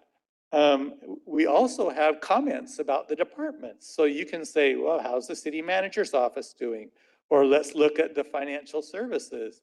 Not very many people there. Let's go to the library. And so you can just go to the library. So you can look at the comments in certain these areas and see them just at a moment's notice. Another thing I would like to show you is we did ask, is there anything more you would like to say to city leaders? It's a final comment. They've been through the whole survey and now they have room to chat. And they gave their reasons. Again, we summarized it into themes. Let's say you want to look into the environment and growth section here, maybe. So you can go to the next page where we have all the comments and you can say, I would like to look at the environment and growth set questions. And then they all pop up here. And so all of the questions here related to the environment and growth. And some of them don't really talk about the entire environment, they talk about growth, and some of them talk about the environment more openly. But you have it all here. Some people made really long comments because they could just push the microphone on their phone and speak it when they wanted to, and they went on for a long time. And some people are shorter on their comments. Again, you can focus this by age or by gender or anything you would like to see. I think, and there's more for you to look at, but I think I'll stop here and see if you have any questions or things you'd like me to address. I just want to say thank you. This is great information. How do you account for any potential bias? You know, obviously when you, people that fill out surveys are typically very opinionated, right? It doesn't really reflect the. Well, they are, but yours tends to be more positive than negative on most things. So you do get more. Yeah. No, we just try to do a random sample of the population and let it flow. But there's no way you can ask people who are more positive to take it more than those who are negative, right? You just do it. And it does happen where you get a few more negative feelings. Now, I would say this, when you're reading through the comments and you see some more negative comments, just be sure to go back to the actual results and get your mind straight around what's most important to what people, and just say, this is a strong opinion about something that's of lesser importance to most people. And that'll help you, right? But just be sure. But that can happen a little bit. But in general, we've been pretty good to get a good round, a group of people. Great. Thank you. Questions or comments? Thank you so much. No, your team was wonderful to work with too. And I just want to comment, it was like, we've done many surveys with many cities, and I would say this was almost the most seamless, intuitive, and easy group to work with that I've had. So my compliments to them. Great job. Thank you. Thank you. Thank you so much. Thank you. The next item is the Bloomberg Harvard City Leadership Initiative for the City of Brownsville update. We'll turn it over to staff. Thank you. Good evening, Honorable Mayor, Commissioners, Marina Solesi with the City Manager's Office. And this evening, we're very proud to present an update regarding the Bloomberg Harvard City Leadership Initiative. About a year ago, our mayor, Mayor Cowan, joined other mayors that represent 17 different countries. And more specifically, the City of Brownsville was selected to be part of the innovation track, which is we're one of 18 cities. And so we're really proud. Tonight, we're gonna show the journey. It's the 9-month journey, going through the design process, going through innovative ways to bring solutions to the problem that they will share more. More specifically, tonight we have Nayeli Trejo, who's our innovation lead, as well as Mr. Sam Perez, who's the project lead. And then, of course, our core team that represented. We're very proud, different departments. This included Parks, Health, City Manager's Office, CMD, IT, and Multimodal. And thank you so much, Mayor, for your continued support, Mr. Guard, and the rest of our City Commission. So with that, I'll lead it to Ms. Nayeli. Good evening, Mayor, Honorable Commission. First and foremost, we want to thank the mayor and city leadership for affording us this opportunity. It was a very enjoyable experience that is going to bring a lot of great to the City of Brownsville, building great on top of great. So we are very excited for it. To start, as Ms. Marina Solesi shared, the mayor was one of 18 mayors in the innovation track, and we started with a priority and we dove into research. They call it a research sprint, and they were not joking about the sprint. So through the sprinting, we spoke to city leadership, we spoke to residents. We have some quotes here describing some of the challenges that our city faces, many challenges that you are already familiar with, but 1 in 3 adults in the Rio Grande Valley have been diagnosed with diabetes, with many more remaining undiagnosed. Residents who attend exercise classes regularly are much more likely to report flourishing mental health than those who attend less. Early on, parents need to get kids outdoors so they develop that love and attachment to nature. We had a resident who does not regularly go to parks describe the value of social connection, how when he does go to a park, it's with a friend and he enjoys the community he finds there, especially when the park is packed. With this takeaway, we realized without expanded access and culturally relevant programming, Brownsville residents were going to remain disconnected from parks, worsening our chronic illness rates, and really limiting the opportunities that we have for physical and mental well-being. So we know, through our research, we created and crafted this ambitious, impactful mission statement, and we meant ambitious. So by 2035, Brownsville will be recognized as a model healthy city where the increased use of community parks, trails, and the broader recreation ecosystem enhances residents' quality of life and contributes to lower rates of obesity and diabetes. This was important to us, and this was our mission and kept us centered and grounded throughout the whole innovation track process. It began with the design phase. We utilized an approach to build a shared understanding, clearly framing the problem and including its impacts on people.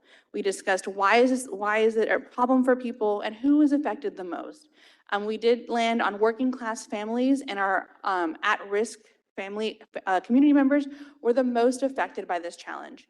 We engaged a diverse set of voices. We went from residents who do use the parks, and then we went searching for residents who don't use the parks. We spoke to public health subject matter experts. We spoke to working class families, city staffers, city leadership, elected officials, and beyond to really make sure we had a comprehensive understanding of the problem. We used this approach and allowed all the insights to emerge from what the data revealed, rather than us starting from a predefined conclusion and then testing it. We used all this data, and it was a lot of information, and we crafted what we received from it.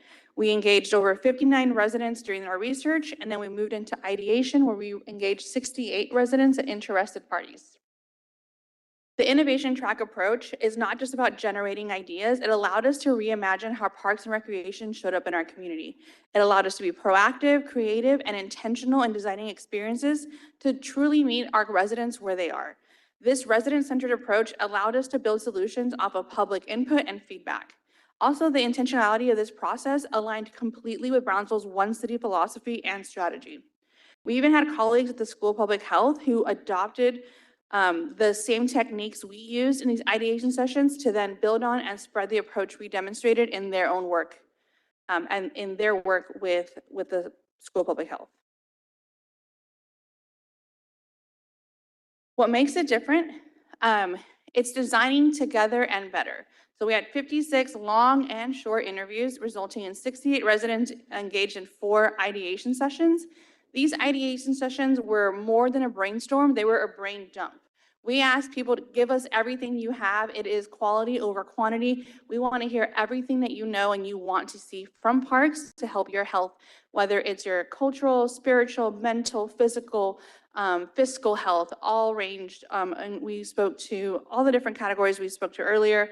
And they really, really showed up and gave us a lot of information. So we had over 500 ideas generated, several which I will give kudos to the City of Brownsville, several which that we are already doing, but that just pointed out to us, if we are already doing and our residents asking us for it, why don't they know? And so it also helped us close those gaps and let us really hone in on what we need to do to make sure our residents can improve their health and wellness through the use of parks. With that, I will turn the rest of this presentation over to my colleague, Samuel Perez. Hi, good evening. Thank you. Thank you, Nayeli. So as she was saying, we interviewed a lot of people and we took over 700 ideas and we developed a portfolio of ideas. 10 of those ideas were what we came up with at the end, and that's the list that we gave you, just to clarify. So those 10 ideas, of the 10, one of them stood out. It was called City of Parks. It's the second one outlined on the presentation. City of Parks was something that we prototyped twice, and it was a conceptual idea that was maybe a little challenging for the citizen to envision or to see, and for us to maybe execute. So we decided to make it our umbrella statement or our overarching theme for our entire portfolio. So underneath the City of Parks, we have 9 other portfolio ideas. The second idea that we got to prototype was content activation zones. We got to do that at our May 16th Lunada event, a night in Havana. It was, I don't mean to gloat, but I do mean to let you guys know that when we did present to those 17 cities around the world, the chat started blowing up that the City of Brownsville had broken Harvard Bloomberg record for the touch points that were achieved that night. So with that, we're really grateful. We had no idea. We found out as we were presenting to all our partners. So it was a really exciting thing. Harvard Bloomberg also, or the Bloomberg Harvard initiative also gave us $3,500. So we were able to purchase some of the supplies and hire a videographer. Some of the commissioners were featured in that video, and I think it was shared with the team. So with this, Nayeli was our innovation lead, or is our innovation lead, but we want to give innovation some continuity with the city. To do that, we're going to embed innovation. We're committed to embedding innovation in things like our One City Leadership Conference, which is a conference by employees for employees. We're going to embed innovation in the director and assistant director book review that's done biannually in our One City University and on our online platform for employee training. So with that, our mission statement is we're a city committed to innovation where we develop systems that leverage our strengths of collaboration, communication, participatory leadership, and continuous learning so that we're driving better outcomes, not just for our residents, but with them as well. I really want to just take a minute to congratulate and thank. It was a pleasure working with the other departments. It was it was like, I don't know, I felt like I was on the best team, the most unstoppable team, really, because everyone had such diverse viewpoints, and what they brought to the table was energy, passion. It was even emotional at the end. It was great energy to work with them. So our next steps moving forward, we're not just to reiterate, we're not just generating ideas. We want to reimagine how Parks and Recreation shows up for our community. We just finished our Parks and Health Master Plan. And some of the questions you may ask is like, how does this tie in with our master plan? We have 5 goals that are outlined there: healthy people, active lives, connected by community, which is improving the walkability of the city and parks, rooted in nature. That's one of our initiatives on there, is rebuilding our canopy. So we found that we were seeing the same themes from our Parks and Health Master Plan echoing in our Bloomberg Harvard initiative. With that, I just want to thank everyone. Thank you, Mr. Guard, and the city leadership that was involved with the project, and my colleagues. We're open to take any questions. Thank you, guys. I really appreciate all the hard work you've done over the last year or so. Can you share real quick how many people went to the Lunada, and how many, and the social media numbers that came out of that? I think that's impressive. Yes, we used Placer AI, and we made approximately 23,000 touch points that night. One night. And that's just come out of one idea that they came up with. Yes, and so Lulana counted as a prototype session, and for them, that is a demo of your idea. And so just with those Placer AI numbers, and those are only people who carry cell phones, so any grandparents or children are not in those touch points. That was the largest prototype session in Bloomberg history. And then I think online, the engagement was maybe over 3,000 views without any boosted ads, without adding anything, without paying. It was all organic growth. So just with our content activation zone, our first prototype, we were very excited to see it go out of the park, just setting the next goal higher for ourselves. Go ahead. Yes, I just wanted to add, so this is a lot of the work through the design process, but it's a milestone. It doesn't stop here, right? So there's going to be continual implementation. We're lucky to share that we've secured a Harvard Bloomberg fellow who will be coming this summer, as well as there's other opportunities that we can tap into the Harvard Bloomberg alumni programs and applications that we'll be submitting to continue this work. Thank you, great job. And myself and Commissioner Villarreal went to Lunada, and we had a great time.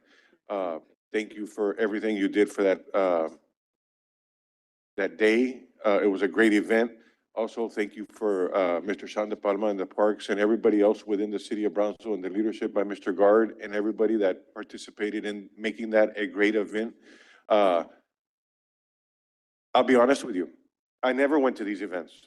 But it's great to see when Commissioner and myself were walking, to see all these young kids and everybody going to these things. It was great, and it was emotional for me to see that the city of Brownsville's having these events for our citizens. And it was great to be a part of it. And I hope to see and go to more events. And I go to a lot, and I will be going to more. And thank you, Mr. Villarreal, Commissioner, for going with me. And thank you, Sean, and thank you the whole city of Brownsville that made it happen. Thank you very much. Commissioner, it is a one city approach to making sure we launch our event successfully. We were very happy. I will share a heartwarming tidbit from a resident at Lunada. If you watch the video we shared online by our videographer, you see a gentleman dancing at the very beginning of the video.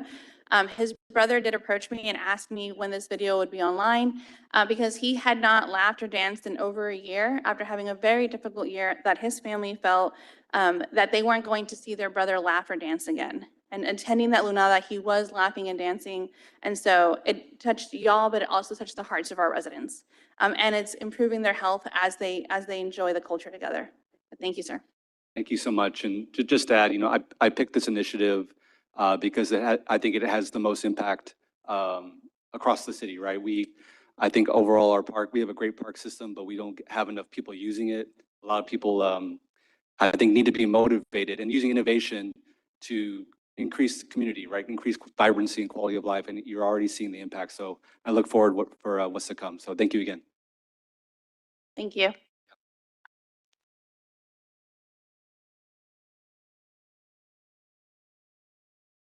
The next presentation is item number 3. Is an update on the International Council of Shopping Center, ICSC, that was held on May 18th through the 20th of 2026. We'll turn it over to staff. Good morning, Commissioners.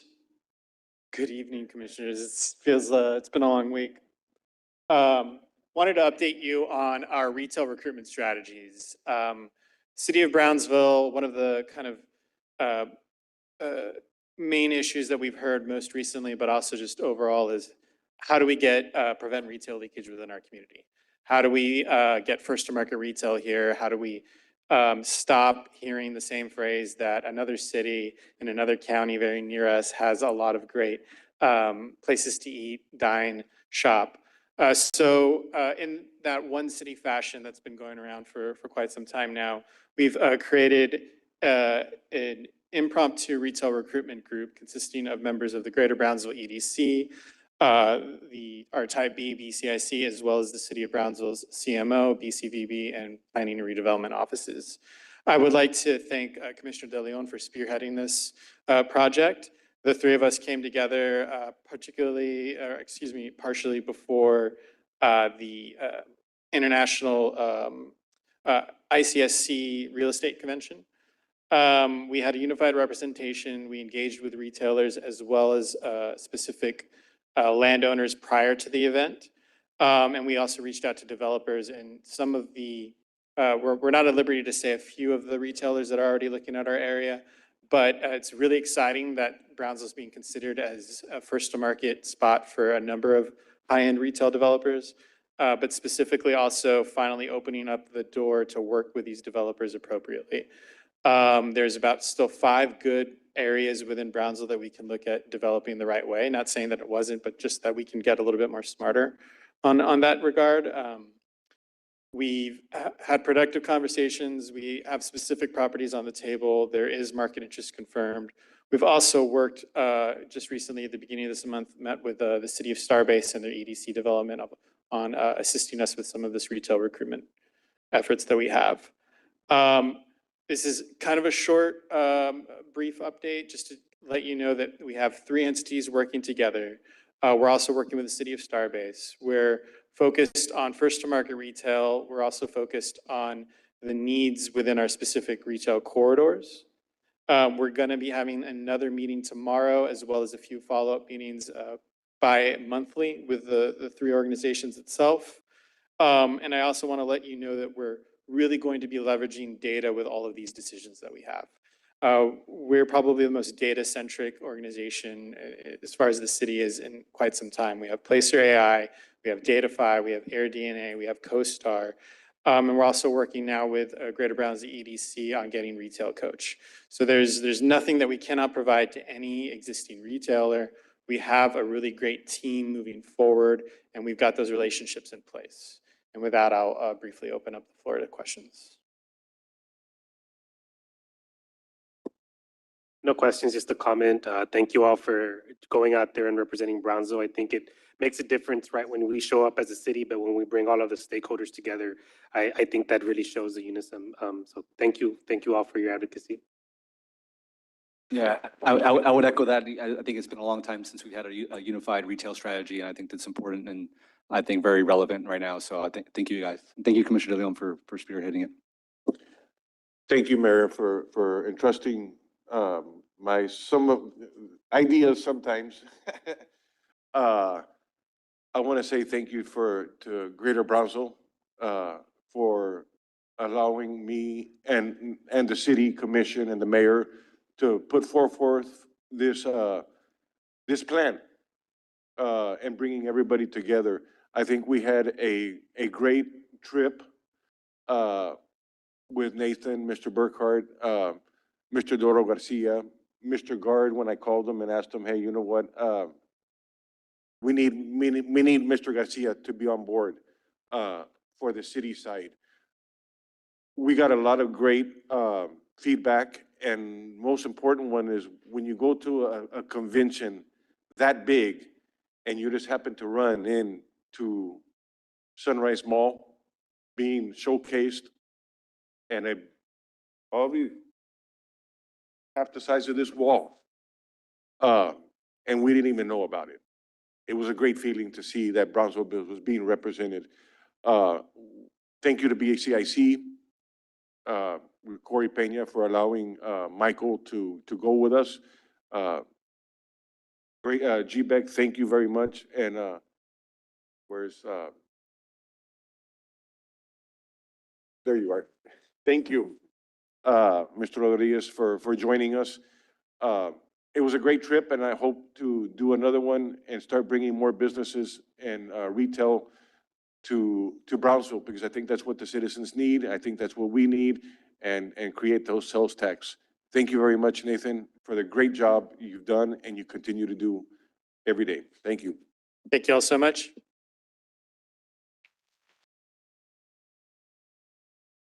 Item number 4 is the Charter Review Committee update. Turn it over Would to you like to go Chair. up to the podium with me or just? Okay. So I was the only city commissioner on this charter review committee because, well, I didn't want to have to burden someone else with a responsibility. But the reason for the presentation today is because if we need to consider when charter amendments should be put on the ballot. We have an election coming up in November and then also in next year for the municipal election.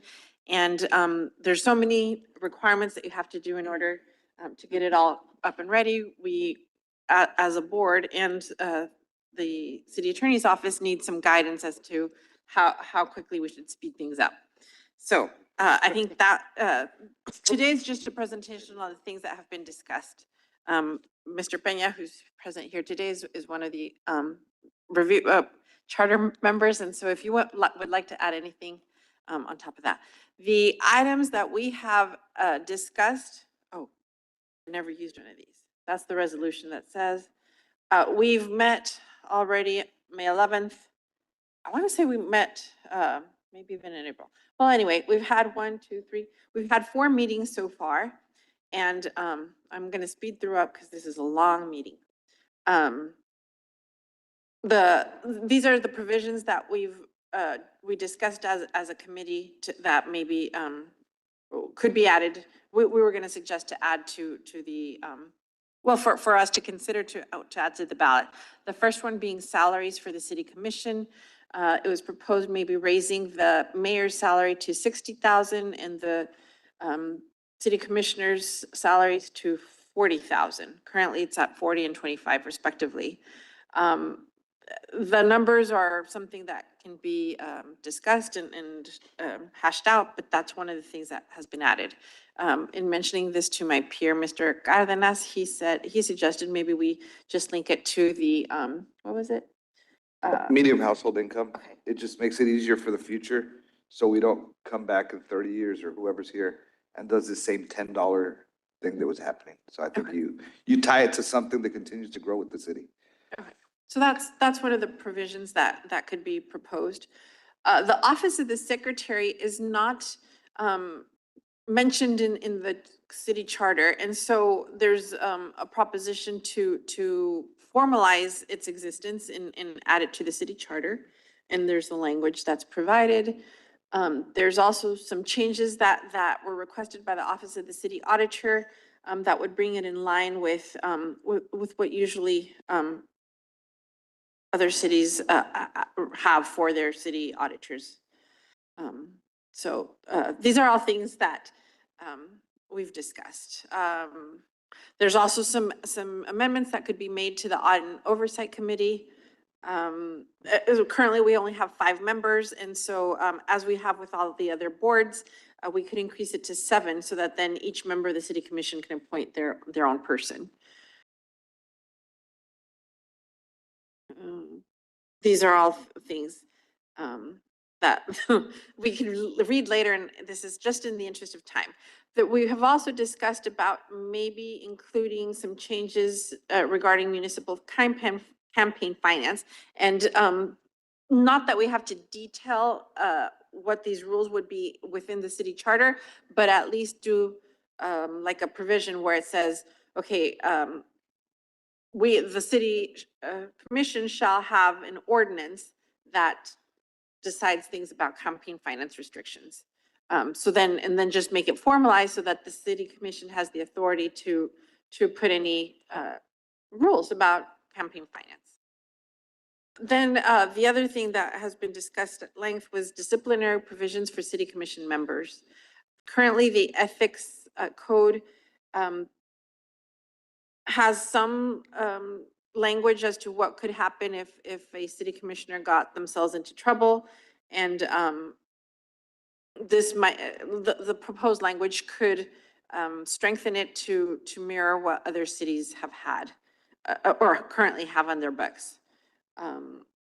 Which could include forfeiture of office, or, and then if say we've had situations where a city commissioner ends up missing a lot of meetings, in which case can you vacate your position by virtue of absences? And I mean, these details have been worked out, and maybe Mr. Peña would like to add to it. These are just suggestions that we would have, and we would bring to this full city commission for their vote in July, I believe, right? In order to get it in time. Well, first and foremost, I think the most important decision we have to make is if we want to go for the November election or the May election.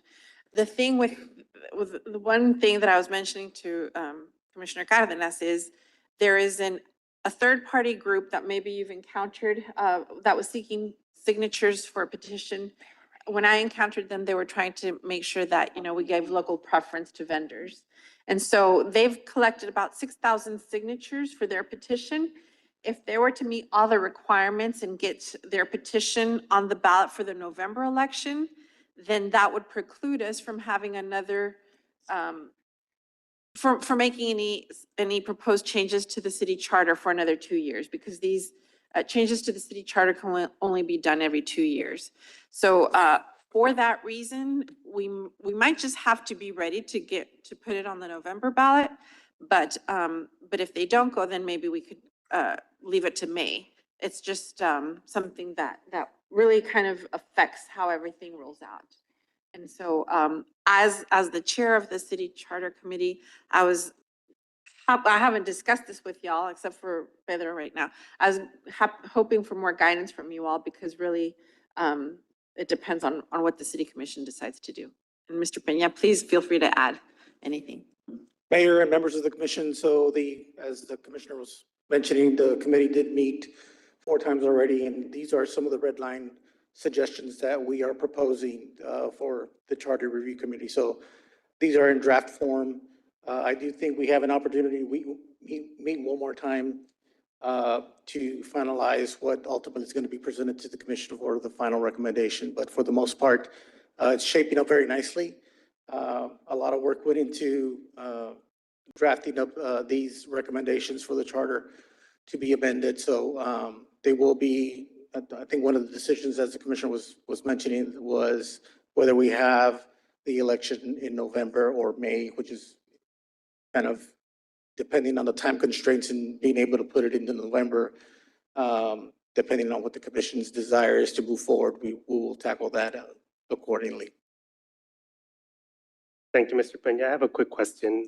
What's the purpose of this item for today? Is this a formal recommendation from the Charter Committee? At this point, no. This is just a draft of kind of giving an update of where we're going and what's being formulated within the charter to be presented. So we do have an opportunity to make changes if the commission so desires at this time. Right. So this was a part of the resolution, and thank you, Mr. Peña and Madam Chairwoman Galansky, Commissioner. Part of the resolution had a requirement that they come and give a report to you all, similar to how we did it in 2023. But as part of that, so they technically have concluded their presentation. If you all want to have a November election, at the next meeting in July, we'll come to you with each individual proposition for you all to select. Yes, we want this one. Or no, we don't want this one. And then the following meeting, July 21st, we would have the first reading for the ordinance calling the election. And then the following August meeting, we would then call the election and let the county know. The reason why just to reiterate, especially now that we just got communication from Ground Texas. They have indicated that they have completed the survey. They have over 8,000 signatures. They plan to submit it within the next couple of days to the city secretary's office.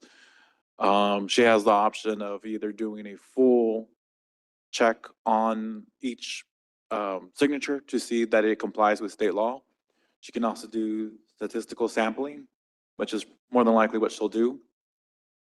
All that to say, they want the election in November. So if they have the election and we wait until May, that essentially will preclude us, as the commissioner said, from having the election in May. We wouldn't be able to change the charter for another 2 years. So we had invited them to come meet with the Charter Review Committee, and they had politely declined. And more than likely, it was because they had already close to 6,000 signatures, and they knew they were going to force the election.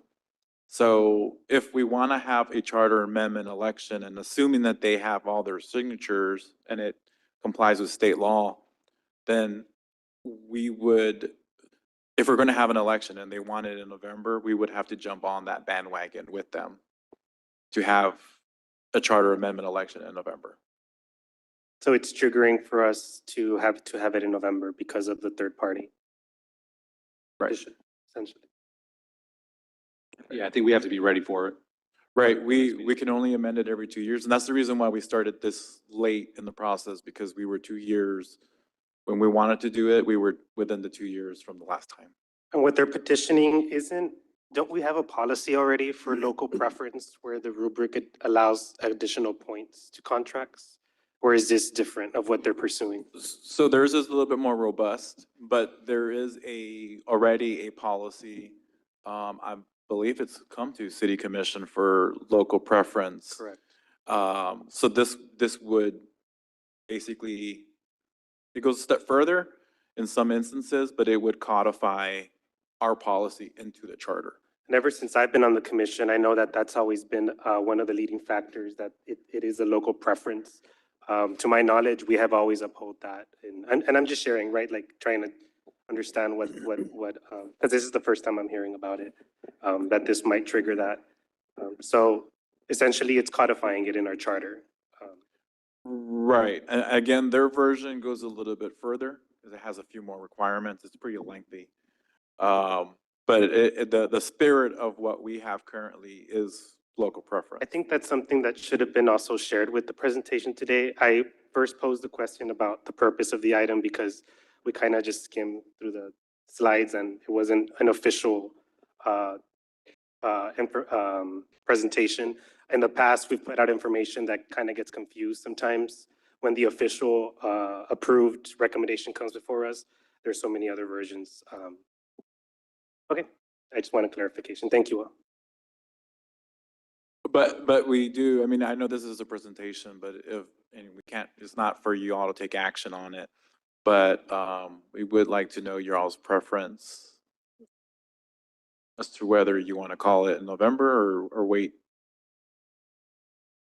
I'll share my opinion.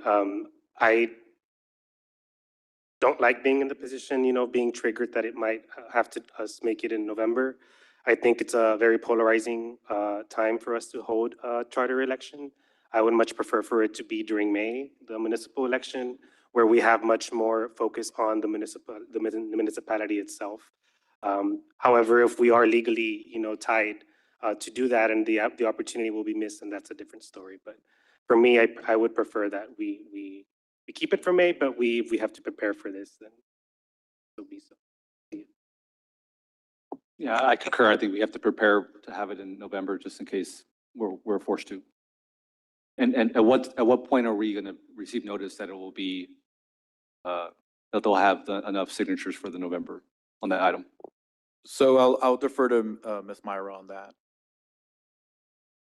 So as soon as it's filed, then that's when the review process will start ticking. So until it's filed, now I did receive a correspondence from the requester seeking information. They actually have 8,200, so I'm waiting to get information from the county side on the registered voters that we have based upon once I receive that petition filed. Then that's when it'll start triggering, the number of the registered voters. Is it 5% or what's the percentage? It is, I believe, the 5%, right, Will? I have to double check. But I'll get all the facts and Brownsville voters, coordinate right? with, yeah, for the City city of of Brownsville's jurisdiction. Is it 5%, Will? I'm sorry, yeah, it's 5%, so it will be 6,000. They have over 8,000. Yeah, they have 8. Thank you. No, I agree. I think it'd be great to do it in May, but we have to be ready for November. I mean, it is what it is, so. But Is there many more meetings left, Commissioner? No, we had the last one potentially, but we got direction to do something else, we can reconvene. We just need to have, I think it's 2 meetings before it goes on the ballot. And so given the time frame of how many meetings we have left, it would have to be the first and the second meeting of July, because then in August. Right, so you have to call, I know in the communication, they gave a wrong date, but August 17th is the deadline to order the election. So the way we have it, essentially what's on the screen is how we contemplated. July 7th, we would go proposition for proposition and have y'all vote on it, kind of like y'all did in 2023. And then July 21st, have the first reading, and then August 4th, have the second reading, because it's an ordinance calling the election. You have to have 2 readings per our charter. Once, I know we have July 8th through November 3rd, education period. Once you all have voted at the July 7th meeting as far as what propositions you want to go with, then we can start educating the public immediately the next day. Right? Even though we haven't officially called the election, we can still do that. And then, of course, the election would be November 3rd.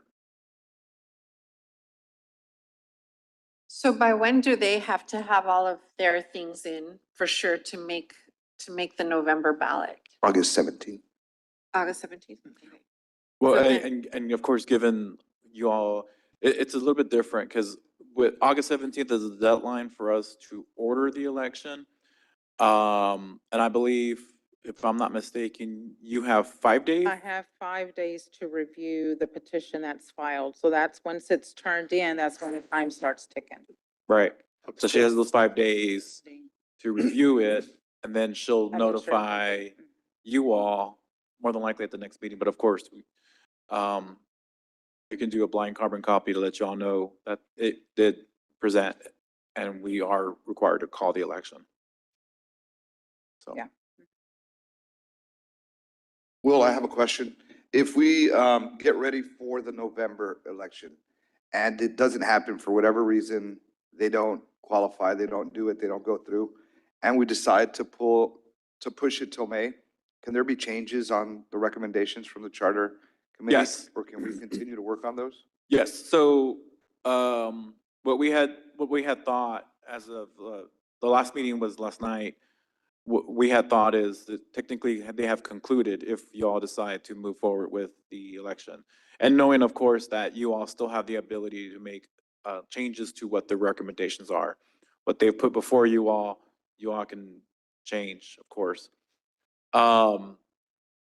Should we find that we go through this process, getting ready for November, and should we find that the body did not have enough signatures that are registered voters, there's a slew of requirements that the election code requires that they comply with.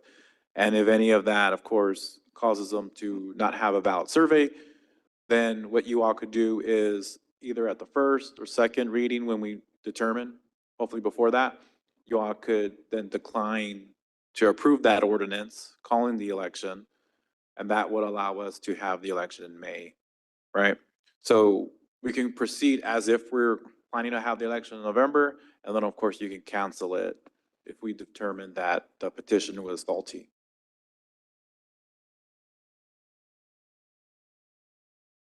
Thank you, that's all the questions I have.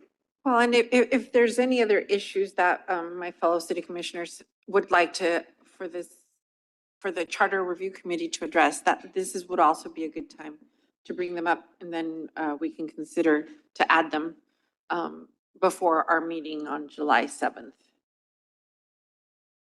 If there's anything that you think that you'd like to see.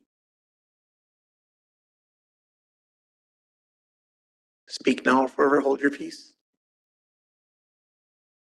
If not, then we'll come back to you on July 7th with the more formal language as to what we would like to see on the ballot, or what was proposed to be on the ballot.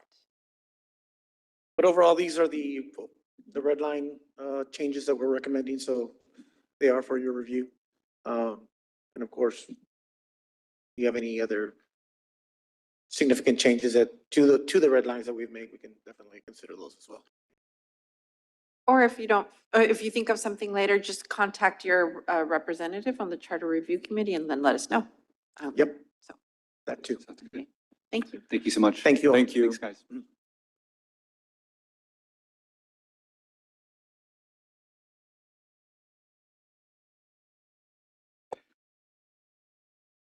Now we move on to the consent agenda portion of the meeting to consider items under the consent agenda, items 1 through 19 for your consideration. I'll move to approve. Mayor, I'd like to pull one item, number 7, please. I would like to pull number 19, Mayor. I'll entertain a motion.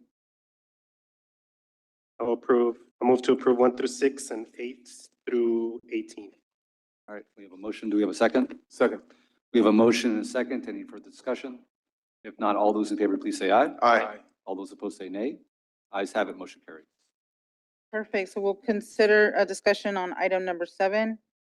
Is the consideration and action to execute the first renewal on agreement number ACS 021123 with One Stop Janitorial Services for the janitorial services for the Brownsville South Padre Island International Airport in the amount of $310,257 with 36 cents as budgeted. We'll turn it over to staff for questions.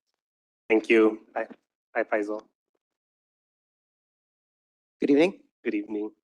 I had a quick question on the contract. I was just noticing that the initial contract was from January 23 through December 25. Is that correct? And this renewal will be from January through December 2026? Yes, it's just the 1-year extension. We were working on a solicitation to have janitorial services, but we decided due to the time period to extend it one time as we get all the documentations with the square footages of the building. I'm just wondering on the gap, since we are in June 2026, and this is going back to January?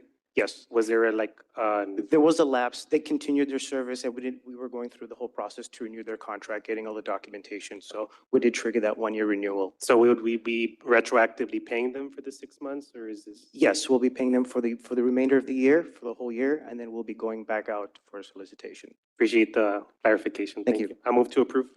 All right, we have a motion second to approve. Any further discussion? If not, all those in favor, please say aye. Aye. All those opposed say nay. Ayes have it, motion carries. Thank you, Faisal. Thank you. It passes 6-0. Number 19 for consideration. Is the consideration and approval on the second and the final reading on ordinance number 2026-1807. I'm amending the chapter 66 of the municipal court, providing for the municipal court civil jurisdiction to enforce the health and safety and the nuisance of abatement ordinances. I'm authorizing the issuance of search and seizure warrants, providing for the concurrent jurisdiction, creating a court of record in matters pertaining thereto. Turn it over for questions and answers. Will, so, I know that the judge reached out to me last week sometime. I think he wanted to be here, but somebody in his family or his close family, I believe, is in the hospital for some reason.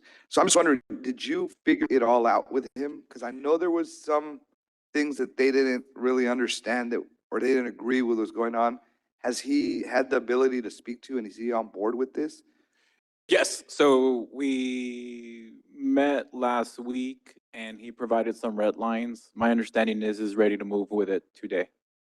Okay, I mean, because I got a call from somebody who works with him today asking me, hey, can I see this when I get back? And I mean, what's the big issue with it? What's happening? Or why are there's back and forth on this? So the proposed ordinance, what it has in there is it makes the court a court of record. And that's one change. I think right? the court of record, he has no issues with it. I think it's the other part, which I don't understand. I Right. mean, The second part of that recommendation was to remove, to a certain extent, the personnel aspect out of the judicial branch, right? And so the city has been, has had claims in the past from personnel from municipal court. And as a judge, the judge is supposed to have independence in how they preside over their cases, and they're supposed to have judicial immunity. That judicial immunity breaks when they start managing employees, if you will, right? The state of Texas doesn't treat judges that are appointed. Now, some municipal court judges are elected. Edinburgh is an example. But here in Brownsville, where they're appointed, it doesn't treat them as employees. And so then to have an employee who is an appointed, right? It's a little different for judges, unlike Arnold and myself. To have a judge also have oversight of personnel matters takes away that judicial immunity for certain acts, right? And we currently have a pending lawsuit, and it basically derives from the fact that how the judge got appointed and what purview they have as a judge. And so what this does is it removes that to an extent. There are certain individuals under the state code that are required to be under the judge, like the court reporter, the bailiffs, and the court clerks. The reason for that is because the court clerks, they essentially have the judge's signature. So they stamp documents for him. The bailiffs, by statute, they have to have a bailiff, and they basically protect the judge. And then your court reporters are the ones that record the hearings, right? In this instance, we would have a recorder, and we would have the court reporter translate or transcribe the hearing. But those positions are remaining under the judge. All the other clerks that are municipal clerks, if you will, that take the payments, those would be under the personnel side of municipal court. But what does any of that have to do with the lawsuit? Because you mentioned the lawsuit. Right. What does any of the clerks? Well, I have to can't do go with into details with the lawsuit, just that there has been instances where, because of how the judge is appointed and how the judicial branch of the city is run, we have experienced issues in the past. And so to prevent the judge from losing his immunity, we have essentially created a judicial division with those that could be under him, as well as a court services division that would be under a manager who would then manage the rest of the So employees. you're adding a position over there and taking that away from the judge, I guess. We will not necessarily adding or taking away. It's just bifurcating the department. The position already exists. The court administrator position already exists. We're not adding it. Okay, so And she does already manage those people on a daily basis. They're not necessarily working inside the courtroom. okay. I have a question. How does the judge get appointed? The judge? So under the charter is very clear that when you look at the city manager and how they're appointed, it's very clear that, and we're actually fixing it through this charter amendment, but it says that the city manager is responsible for all employees of the city, and then it has a carve out except for the city attorney. And with the charter amendment that created the Audit and Oversight Committee, or at least codified it, it didn't have a provision that said, and city auditor, right? So we're fixing that part. But the judge, because the judge is mentioned in there, that the judge, in the charter, it says the judge will have a 4-year term that mirrors the mayor's term, which follows state law. But it doesn't indicate who appoints the judge. So that has been interpreted in the past, and it's codified in the ordinance, that the city manager appoints the judge and the associate judges.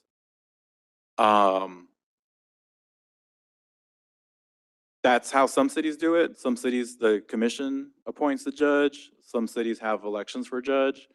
But here in Brownsville, the ordinance that has been in the books for the longest time is that the city manager appoints the judge, and that the city commission sets that salary.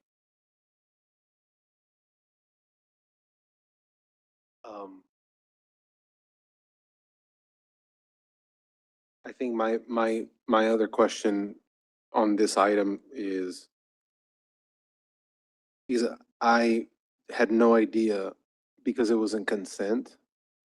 And we were discussing, I believe, the original one read, and I had brought up the issue of being able to hold people accountable for political signs that are out there, right?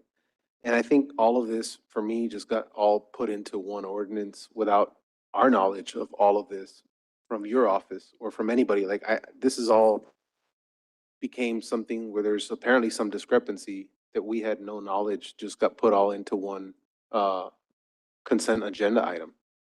At least I had no idea about it. So to answer that, at the first presentation, part of the presentation did go through and discuss that this ordinance was creating the court of record. And then it wasn't part of the presentation, but verbally, I can show you the recording. I do indicate that we had recommended bifurcating the divisions to create a judicial branch and a municipal court services department. And I gave my reason for that. I gave my reason that having a judge, the judge should have some oversight of the personnel that he interacts with, right, within his court, like the court reporter or the court clerk. But then other individuals within the city and that department, he can manage them, but he loses that judicial immunity, right, in managing additional employees. And it just creates more risks, not just for him, but for the city. And so I had said that as part of my presentation, and if it wasn't clear, I apologize. But the recommendation from the legal department is to create the court of record, because the court of record will allow us to avoid going to district court to proceed with code violations. And since we opened up the chapter that creates the municipal court, we took it upon ourselves to also recommend changes into how the branch is created, right? So you have that bifurcated division. But in the changes that we had done with Mr. DeCos, he had agreed to some red lines that he had done for us. We accepted those changes, and those are the ones that are before you all today.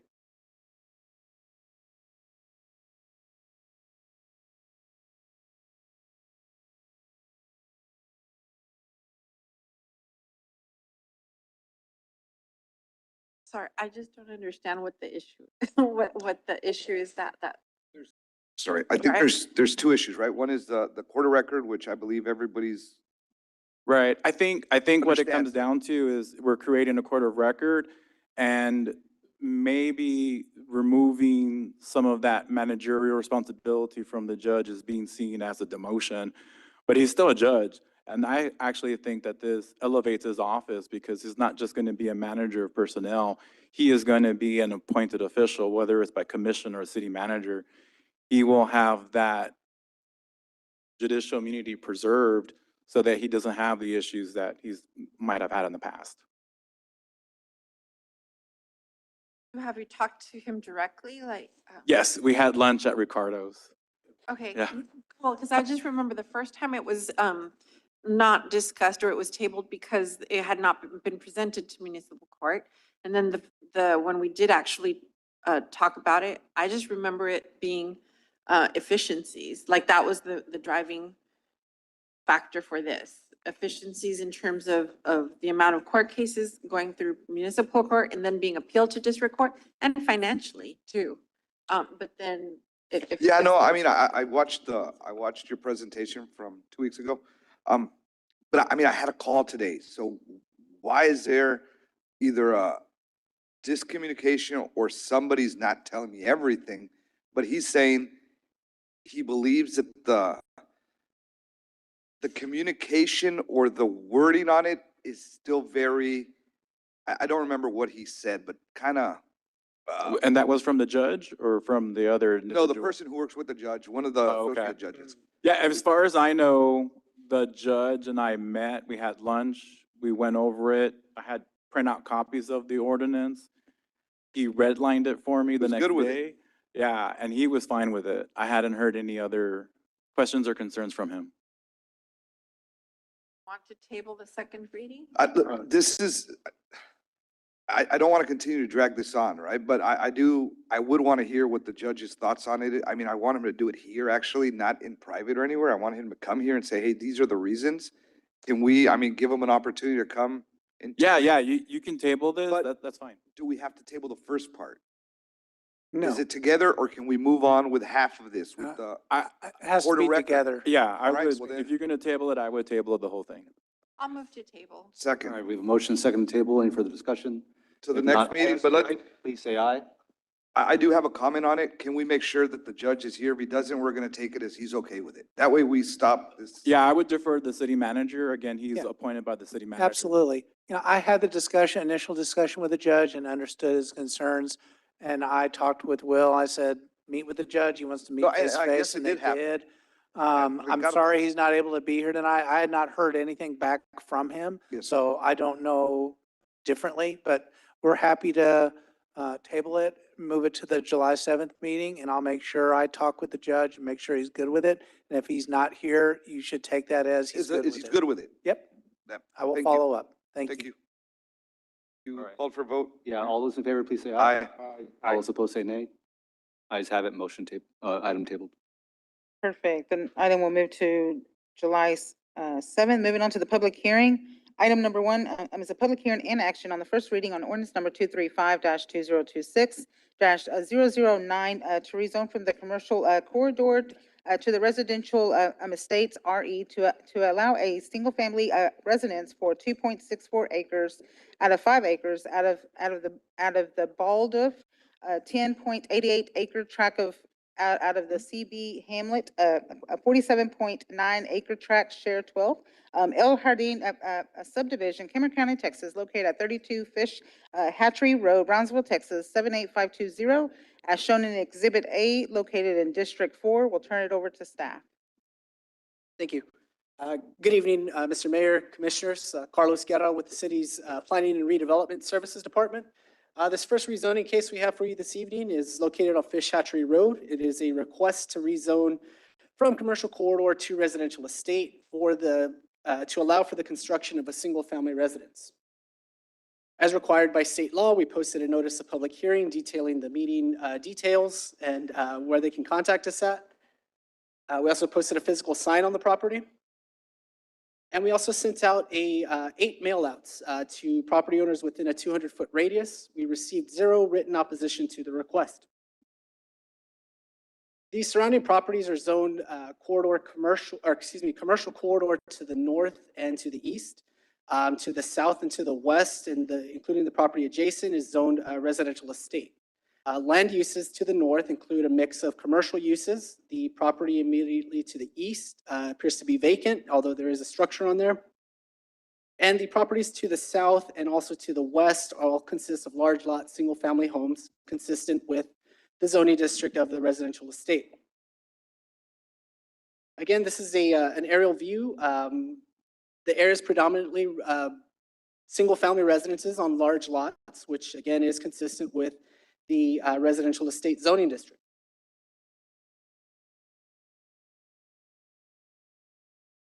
The future land use plan designates the subject property in the linkage corridor and the emerging City West district. Residential uses in this area should constitute about 1/4 of the land uses in the form of single-family homes. The emerging City West district should be predominantly residential, consisting primarily of single-family on large lots. So again, this request is consistent with the future land use plan and the adjacent land uses. This case was presented to the Planning and Zoning Commission on June 6th, and the commission voted along staff's recommendation of approval to rezone the property to residential estate. During the Planning and Zoning meeting, the properties from the parcel to the west expressed concern about the rezoning to residential estate. Their request is that the commercial corridor zoning designation would attract commercial uses to the area. But we also received one property owner that spoke in favor of the request, in favor of a residential estate style home. They live in a similar style home across the street. It is important to note that this tract is of 5 acres, right? So the 5 acres is what you see that extends all the way to Expressway 77. That parcel to the east will remain commercial corridor. And then we're just rezoning this parcel that is kind of closer to the interior, again, adjacent to the residential uses for the residential estate zoning district.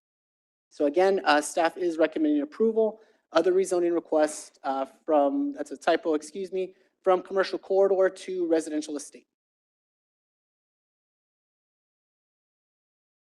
Questions or comments from the commission? All right, this is a public hearing. If there's anyone here that wishes to address the commission on this item, please step forward and state your name. Yes, we did have one that was pre-registered. Ms. Peña. Welcome. My name is Carlos. Okay. And then please, Please state your name for the record. yeah, say your name and then your address for the record, and you will have 3 minutes to speak. Thank you. Good evening, Mayor and Commissioners. My name's Olivette Peña Fisher, and with me I have my nephew, Ernie Peña. He is the owner of the property in question right now for this ordinance 235-026-009 on Fish Hatchery Road.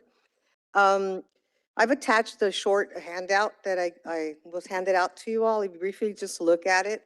And kind of like, I just got your first name. I hate to say Carlos because I don't know your last name. But in agreement that I think it looks like the city is in agreement to the recommendation of classifying this to a residential estate. On the map, if you see that I provided for you from your city zoning plat that I have online, if you notice there that in the black surround, outlined with the black, there's a star. That's the area of the property that is being subdivided. And it's out of the 5 acre tract. And it is in Homestead area where the arrow is. My mom's had that property since late 1970s. And that is classified as her homestead. And if you see the surrounding areas, those are residential estates, according to the map you all have online, right? The zoning map. So everything in green is residential estates. Of course, you all have everything in brown. There's your commercial corridor. And so I just want you to get a layout of how really it's surrounded by all these residential estate zone. And I know that we have some people here in support of that actually live in that area.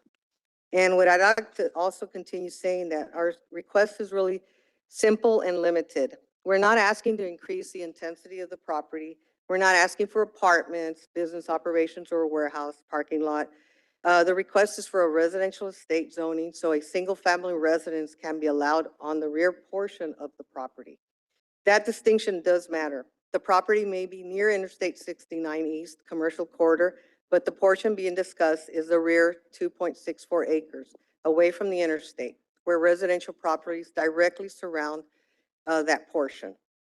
My mother's home remains on the original tract as it's classified as her homestead. My brother began this process in good faith because he was going to inherit this portion, but decided to give it to his son, Ernie Peña, a local businessman, owner of Wind Supply.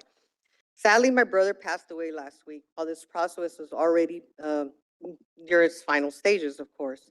Our family's grieving, but we're also trying to responsibly complete what has already been started. He has also made a very serious financial commitment of paying roughly $25,000 for engineering, planning work, et cetera, to properly subdivide this property and follow the city's process the correct way. I respectfully understand that there's some neighbor property owners concerned about the current commercial use of their own property, but this request does not limit their property rights or change how they use their property. It only changes the rear 2.64 acres that we're wanting to subdivide. In fact, approving residential estate zoning should reduce potential land use conflict.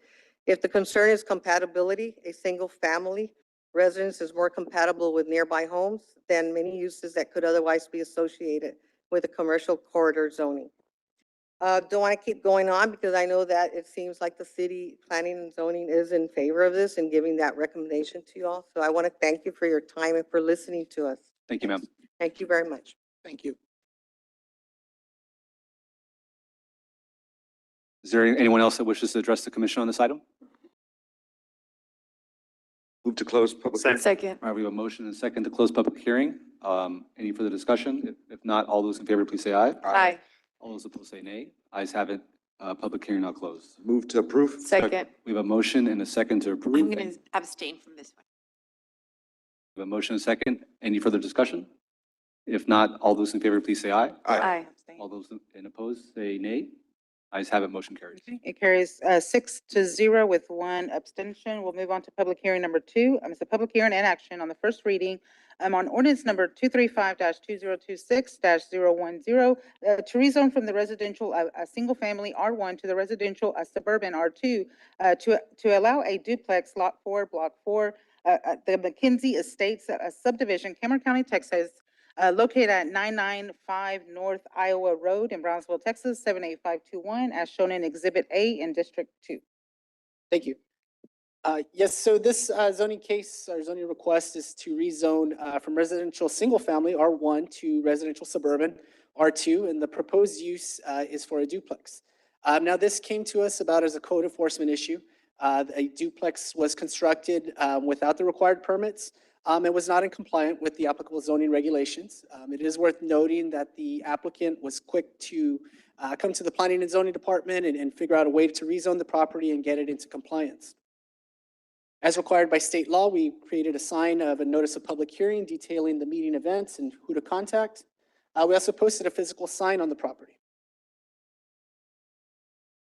We also sent out 25 mail outs to property owners within a 200-foot radius, and we received 0 written opposition to the request.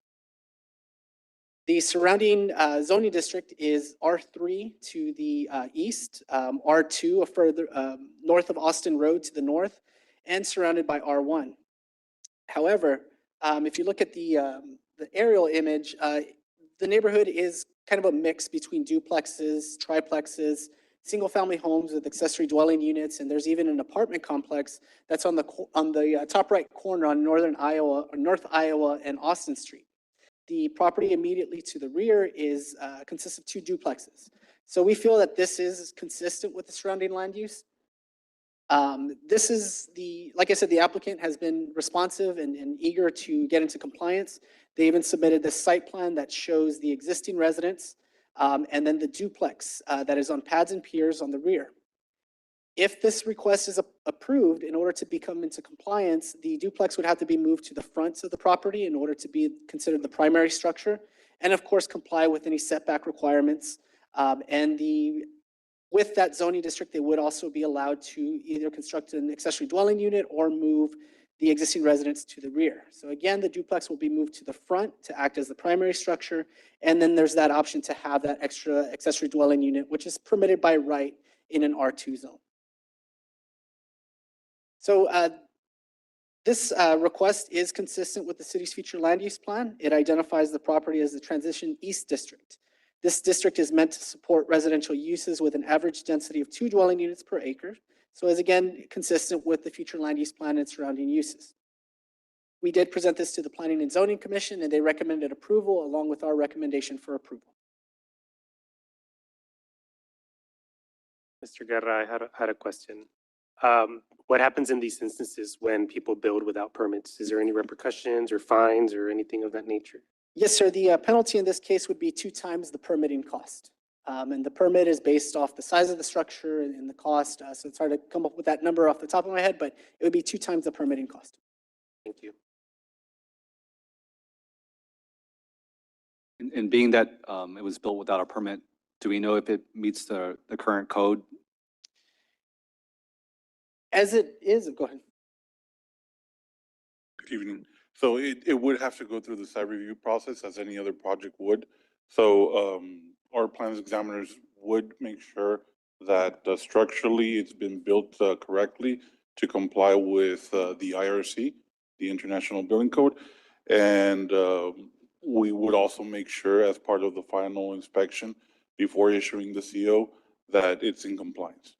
So this is the first step in the process to fix the situation. Yes, so the primary goal is to get them to comply, which fortunately the applicant was eager to move forward with that compliance. So That's always the positive side of things. Now, what remains is actually reviewing accordingly to be able to determine that it was built as it was supposed to, and that in the end, again, as part of the final inspection, that everything is up to code for the issuance of the CO. Any other questions or comments from the commission? All right, this is a public hearing. If there's anyone here that wishes to speak to the commission on this item, please step forward. Move to close. Second. We have a motion and second to close public hearing. Any further discussion? If not, all those in favor, please say aye. Aye. All those opposed say nay. Ayes have it, motion carries. Move to approve. Second. We have a motion and a second to approve. Any further discussion? Not, all those in favor, please say aye. Aye. All those opposed say nay. Ayes have it, motion carries. Thank you. Moving on to the public hearing number 3. It's a public hearing and action on the first reading on ordinance number 235-2026-011S to request a specific use permit, SUP, in a commercial corridor, CC, in the zoning district to allow an event center for Lot 2, Block 1, Juan Garza, a subdivision replat, Cameron County, Texas, located at 4810 at Boca Chica Boulevard, Brownsville, Texas, 78521, as shown in Exhibit A, District 1. Thank you. Good evening, Mayor, City Commissioners, members of the public. This item before you is a specific use permit request to allow an event center. It should also be mentioned that the proposal also includes a beauty salon component. However, this item is only focusing on the SUP in terms of the event center, since our UDC does require this type of permit to approve an event center within the corridor commercial. Again, this is for an event center and the property is currently fronting Boca Chica Boulevard. This is the notice that was sent out to notify the public of this meeting. A physical sign was also posted on site to notify the adjacent owners of this meeting. 17 total mailouts were sent to properties within the 200-foot buffer map. We received 0 oppositions written back to city staff. This is the zoning map showing the current property zoned as corridor commercial. There's also a property to the east of it, which is zoned our regional center. And most of the rest of the zoning that surrounds it is either R1 single family district or other corridor commercial districts north and south of this property. This is an aerial map kind of showing what the existing uses are. It is a good mix of single-family residential, some multifamily buildings, and also some commercial, retail, and office buildings. The map also shows kind of the location of where the event center is proposed to take place, with the beauty salon just south of that. There's also an office use north. When we conducted our analysis, we did find that this request was consistent with our current comprehensive plan and future land use plan. Staff is recommending approval of this SUP request to allow the event center within this corridor commercial. Our P&Z board back in June 6 also is recommended approval of the SUP request subject to 2 conditions. The first one being sound mitigation regulations, which involve the measuring of interior finish out materials such as acoustic tiles or other approved sound dampening insulators shall be installed to maintain those noise levels down to or equal to 60 decibels as per our UDC requirements. And there's also a condition having to do with parking compliance, since there are 2 land uses being proposed on the property that can operate at the same time due to parking. The owner has agreed to run the event center from 6 p.m. to 11 p.m. Fridays and Saturdays, and the beauty salon use from Monday to Saturday from 8 a.m. to 5 p.m.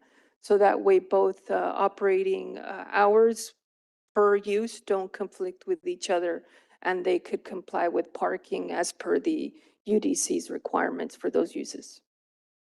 Just curious on that Yes, sir. compliance for parking. This is the first time I see it being so specific. So what if they have a Wednesday event that comes in front of them.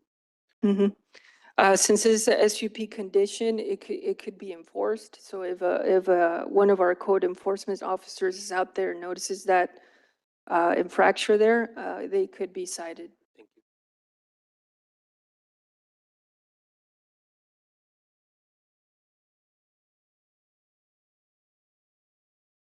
Questions or comments? This is a public hearing, so if there's anyone here that wishes to address the commission on this item, please step forward. Move to close public Second. hearing. All right, we have a motion and second to close public hearing. Any further discussion? If not, all those in favor, please say aye. Aye. All those opposed say nay. Ayes have it. Motion carries. Move to approve? We have a motion Second. and a second to approve. Any further discussion? If not, all those in favor, please say aye. All those opposed say nay. Ayes have it. Motion carries. Thank you. The next public hearing is item number 4. It's a public hearing and action on the first reading on ordinance number 2026-1806 to annex into the city of Brownsville boundary limits a property described as 47.27 acre tract being out of Lot 1, Block 202, El Jardín, a re-subdivision, and according to the map or the plat thereof record in Volume 4, page 48, the map records of Cameron County, Texas, save and accept all of that part or portion thereof, convene into the county of Cameron and deed dated November 18, 1993, as recorded in Volume 2, 2658, page 181, the official records of Cameron County, Texas, located on South Dakota Avenue in Brownsville, Texas, 78521, as shown in Exhibit A. Thank you. As mentioned, this is a voluntary annexation petition being made for this parcel to come into the official city limits of City of Brownsville. The petition is being made by Scatea Holdings LLC for approximately 47.27 acres of land there. The proposed use for that development is for a future single-family residential project that will involve lots for single-family properties that range anywhere from 6,300 to 7,300 in square feet, and some townhome lots also being proposed at 34 square feet. That subdivision is still underway. It hasn't been finalized, but they are proposing that once they get this annexation approved, that they continue that process with the Planning and Redevelopment Department. This property is fronting the South Dakota Avenue and just north of the southmost road. These are the municipal annexation requirements as per the local government code. It does require that they submit a voluntary petition to the city, that we provide a written service agreement between the property owner and the city, that we issue a public hearing such as this one, that we provide proper notice of this annexation on the local newspaper, and finally, that we give proper notice to the school districts and public entities that are in charge of taxing the property. This is an aerial map showing the location there. As we could see, what surrounds it is either undeveloped land or a single-family residential properties. This is a proposed subdivision that they want to bring into the city of Brownsville that will be kind of finalized through our planning and redevelopment once the annexation is approved.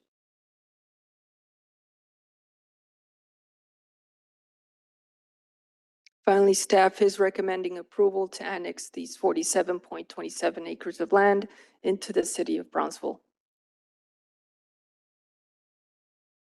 Questions or comments from the commission? I'll move to close the public hearing. Second. Oh, you have to ask if anyone's here that wishes to address the commission on this item. Please step forward, state their name. All right, being none, I'll entertain a motion.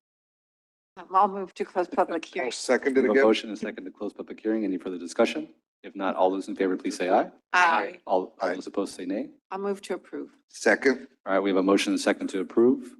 Any further discussion? If not, all those in favor, please say aye. Aye. All those opposed say nay. Ayes have it, motion carries. Thank you. And the next public hearing is item number 5. It's a public hearing and action on the first reading on ordinance number 2026-1808. I'm amending chapter 102 of the City of Brownsville's Code of Ordinance to adjust the Resaca fee. We'll turn it over to the team. Good afternoon, Commissioners, members of the board. I'm here with a few of the board members, and I'd like for them to introduce themselves. Gerardo Martinez, current BPB Chair.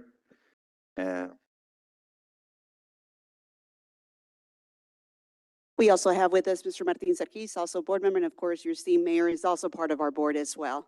With me, I also have several staff members in case there's any questions after our presentation. And with that, I'll turn it over for the presentation for Mr. Martins.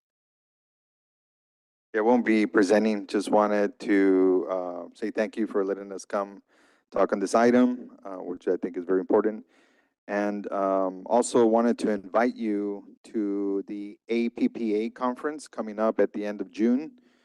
This is in Boston. This is the American Public Power Association. There's a lot of workshops there that we attend, a lot of stuff on governance, the relations between city and public power. There's a lot of workshops on data centers, energy, growth, rates. So if you're interested and you're able to attend, I highly recommend it. Reach out to me or reach out to the staff and we'll help make that happen. And now Paul will go over some of the items. Good evening, Mr. Mayor, Commissioners.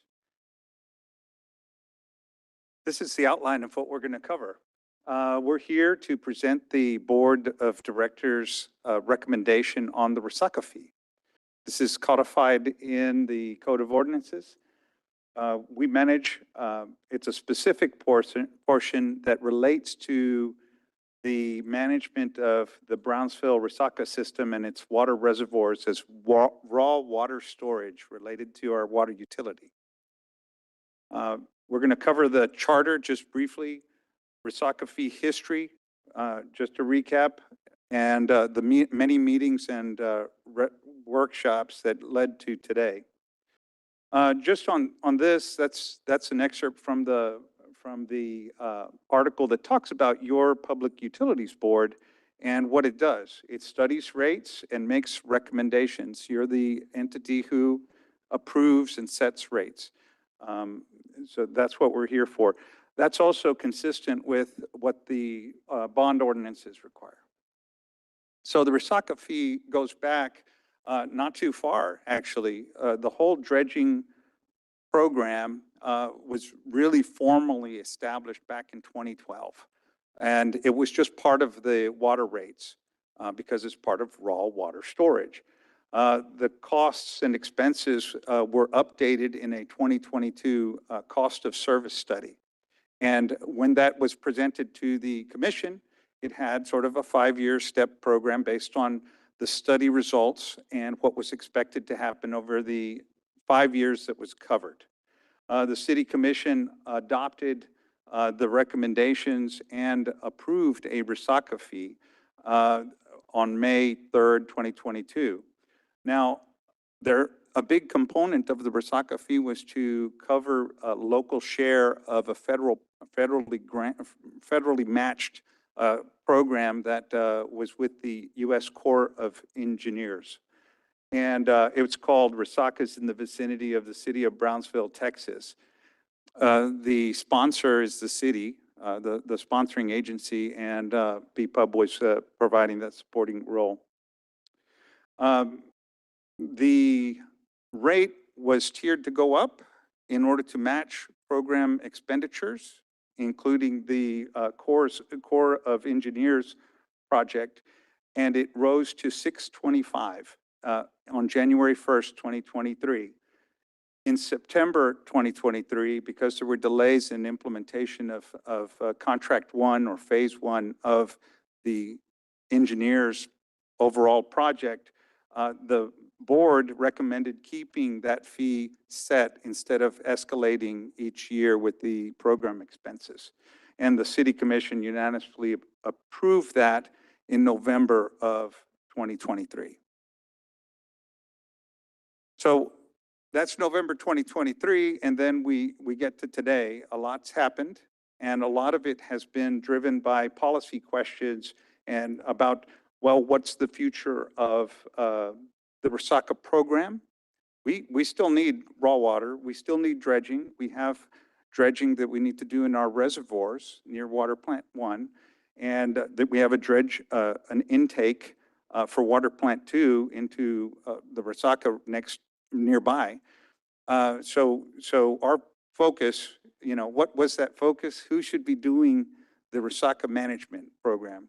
So there was a series of meetings, some jointly with the city commission and some with city staff, and workshops held by the board in order to address these policy questions. But all along in the background, we have the Corps of Engineers project and questions that were going back and forth, which led to, in April of this year, the Corps telling the city that they were going to terminate that particular project. So the board looked at this in April and then again in May and considered various options, and consistent with a strategy, we're looking at either reducing the fee because some funds had been accumulated over time as part of the Resaca fee, or eliminating it entirely. So, right, so we get to the strategy that the board is implementing, and this is part of it. It's one focused on using, just for the purpose it was collected, this dredging related program, using the funds appropriately and running down the balance on that Resaca fee balance. And eventually those funds will be exhausted. But that could mean we're also adjusting the water rates in the future. And in fact, the board has already approved a water rate study happening again, because we're getting to the end of that 5-year period, right? So it's time to look at the water rates again and the sewer rates as a comprehensive matter. So we are completing other federal match, federally granted programs. The Corps program went away. That was a big one. But we have the Restore Act and Water Smart projects, and we're limiting dredging operations to those areas that we use directly for water storage. In the future, when the new rate study is done, we'll be back with that rate study just like we were in 2022. And we would provide subject matter expertise that we've accumulated over time in support of other groups or organizations that might take over other less water utility related functions, right? If they're interested in doing things to other parts of Resacas and such. So this leads us to the recommendation itself. The recommendation addressed in the May board meeting as adopted, it's in your packet materials. Your packet materials also include a proposed draft ordinance for the city to consider, and also includes all of the background materials that were provided to the board at the May meeting when they were also considering possible elimination or reduction of the Resaca fee. And that included a long PowerPoint presentation that was made at a public workshop in December. That's the heavy slide deck that's in the packet materials.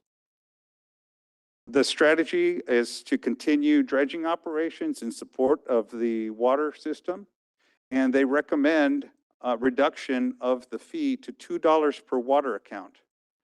And that would mean amending the section 10281 of the Code of Ordinances, the one that specifically talks about the fee amount. May I interrupt? So would that be even regardless of how big of a customer it is and if you have a Resaca or not, a big company, $2 and same as residential? Correct. As it was approved, it's a per account basis. Thank you very much for entertaining the background and history. I know a lot of you have been involved very intensely on this here. So yes, the question was a $2 per water account, regardless if you live on Resaca frontage or not. We are looking into potentially looking and implementing other type of services for those that live on the Resaca, because this is not for just Resaca property owners. This is for the benefits for all of the city's citizens, because this is for water storage and dredging operations for the city of Brownsville. One of the things and areas that we're going to be dredging in the future, we have received a grant for indirect potable reuse, and that grant does not cover the full amount, and it's going to be requiring dredging operations along the backside. If you think about our property at BPUB, there's a Resaca in the back, there's a water plant, and that's where that Resaca will eventually be dumping additional water water storage for our water facilities there. It's going to increase the depthing of the Resaca. It's going to allow for additional water holding. We all know, even though it's been raining, my God, everybody thinks, oh, the drought's over, it's raining outside. But the reality is that we still are at about 26% at our reservoir systems where we keep and hold our water. So this is an additional strategy for us to keep and hold water in our system, and also pump our water out of the Resaca at that point. Resacas though, because it won't be all Resacas throughout the city, correct? No, it will not be. It will only be Resaca de la Guerra, with approximately about 2 to 3 miles. And if you look in your packet, there is a slide in there, and if you look in there, we have a map that indicates which portion of the Resaca. And it's labeled indirect portable reuse. I can go back and tell you if it is located where it says slide 9, and it says Resaca de la Guerra. And slide 9 in your packet, it's on the presentation that was presented there. You don't have a packet. Okay, it was in the backup information. I did pull it from the online, and so it's in there. It's in the agenda packet. Sorry. Yes. And also we can provide any additional information if needed. So that's a very good question, Commissioner. Just wanted to kind of highlight that, based on my experience, a lot of people have a misconception that this was for all resacas in the city. As we mentioned, this was specifically for, or mainly for a Corps of Engineer project that had specific resacas or areas of resacas in some cases. This wasn't all for all resacas. So right now, the recommendation is $2, and that really is just for us to maintain the PUB needed dredging that's required for maintaining the water system. And at some point when we do the rate study, we're not planning to have a specific fee for that. That should be rolled into just overall water rates, which would be a function of how much water somebody uses, and not a function of if you live in the Resaca, if you have an account, and so on and so forth. So this is just putting out the first reading, and we're available for any additional questions. How many resacas are being planned to be dredged?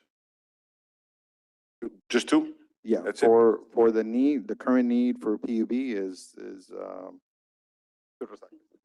The current need for PUB is dredging at the reservoir system, which is located along the river, and then also dredging along Resaca de la Guerra. Okay, because I know some have already been dredged, correct? Yes, that was dredged under another grant, which was part of the federal grant that was part of the Treasury administered through the state, and that was called the Restore Program. And that is about to be completed and closed out. And we have a few funds to expend on that one for the closeout of that project.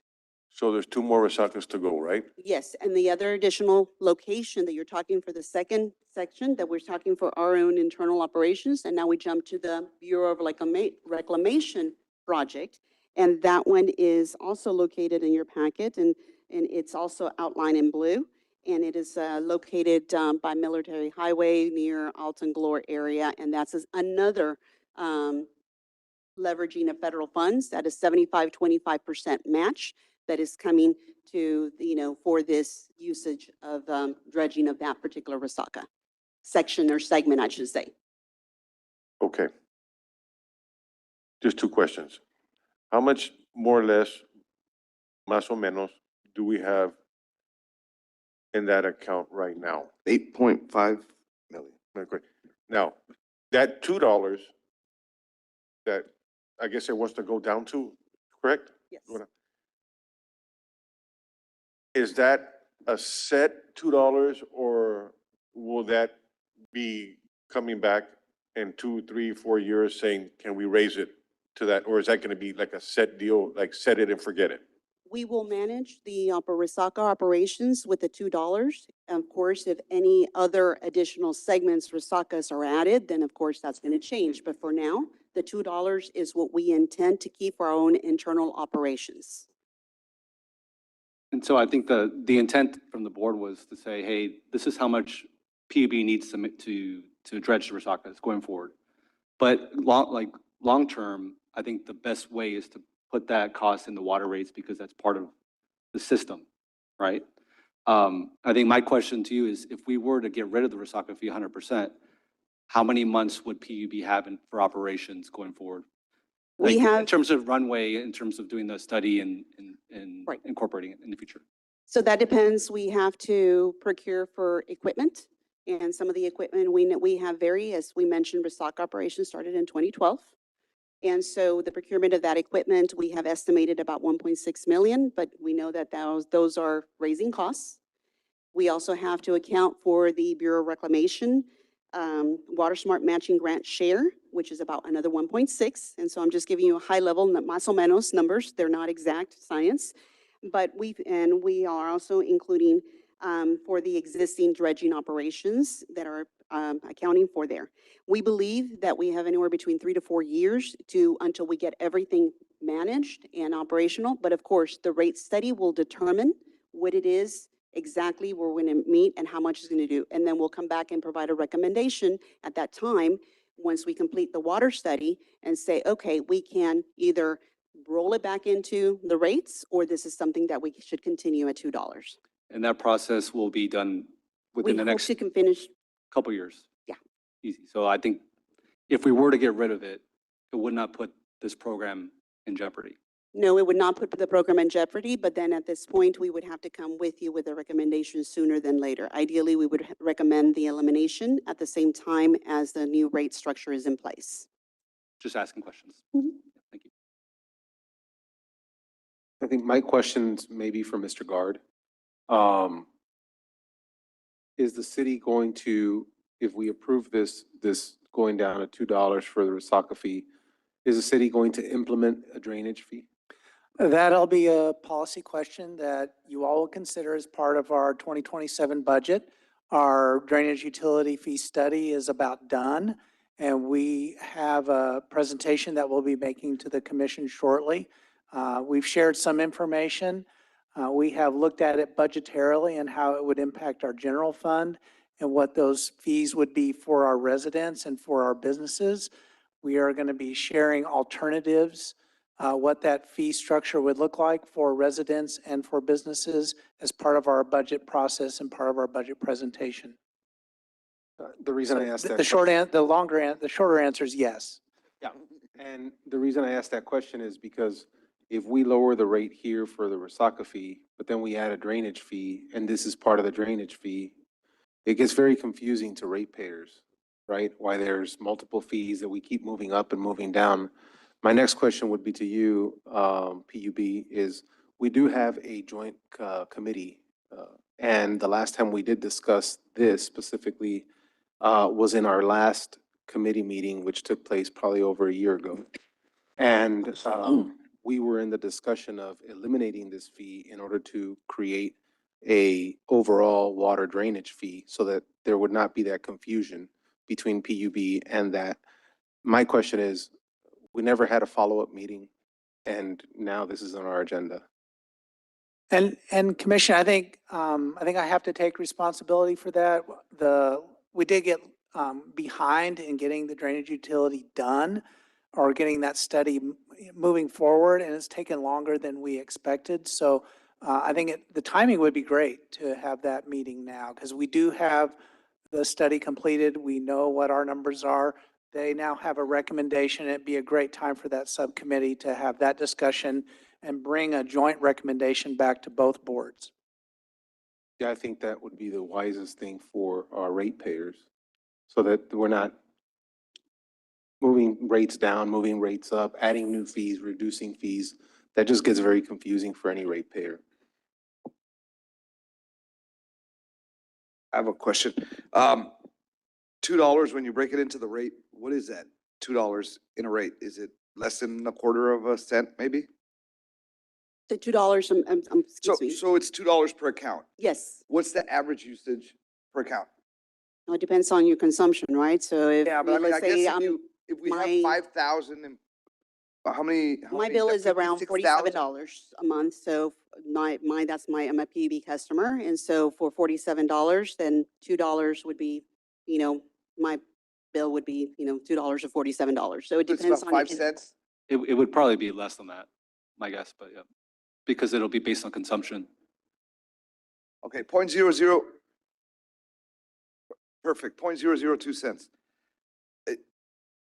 I mean, if you're gonna do a rate increase, why not put that in there? Because this $2 just pops and again, like you're saying, Resaca fee is a terrible name for it. It is. It's a terrible name for it, and I think we all agree with it, right? That we agree that it's not a good name for it.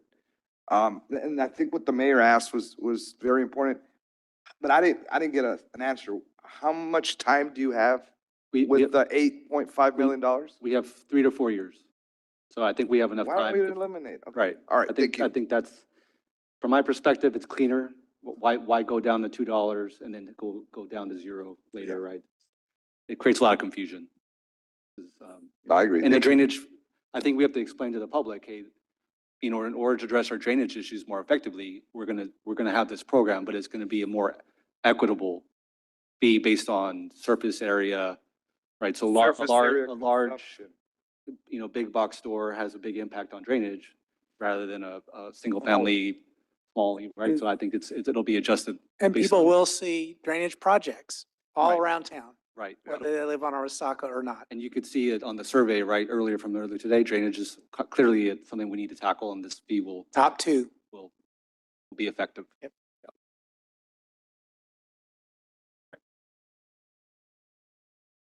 Any further questions, comments? All right, this is a public hearing. If there's anyone here that wishes to address the commission on this item, please step forward.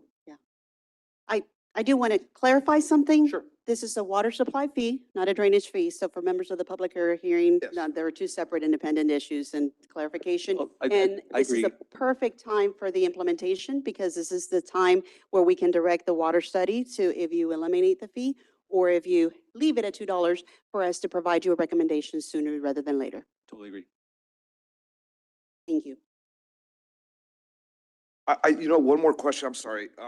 8.5 million that we do have in there, I heard that it can only be used for 2 Resacas. Are you sure on that, or is that what you need? Because I do believe that when we were collecting it, it was for every Resaca in the city of Brownsville, which was gonna not only get restored or whatever it was called, but, we were gonna simple fee everybody on a Resaca, so. So to the point of clarification there, when the fee was originally escalating to $12, it was intended for all of the various different Resacas that were under, and remember, just because you're in the city of Brownsville, they're managed by other entities and not by Brownsville themselves. There's various different entities that are here. So we are recommending only the areas now when we were asked to look by our board and the feedback we received from the commission, those areas, that's what we're talking about specifically now, those 2 Resacas to finish up and wrap up the grants that we have received. We're not going to go look and pursue any additional grants or funding. We're going to just focus on the portion of the fee when it was implemented of the $2, which is just for dredging operations for the use of BPUB for the water supply. I'm just curious, and so what's going to happen with the Jagu Park, the Resaca there? 'Cause If I the don't- commission would like for us to pursue another avenue, we will be happy to entertain the remaining use of the funds for Jagu for potentially doing a different project along with that. And then that would reduce the amount we have available for other projects and the amount for our internal operations.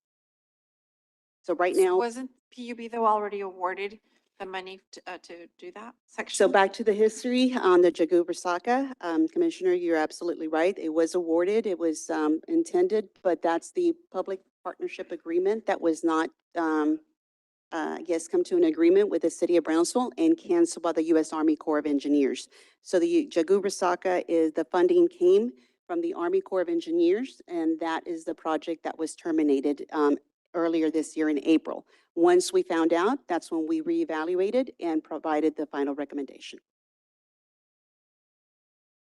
And just for clarification, we asked for a number of adjustments to the requirements for the federal grant program that we thought were in the best interest of the city.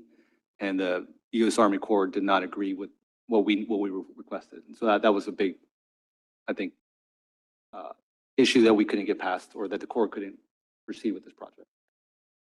Or with that one section, was it that some property owners were not willing to give up the Resaca frontage? Well, I think it has to do with the overall process that we would have to use for all the Resacas under that program. Yeah, no, I understood that Yeah. it was, that.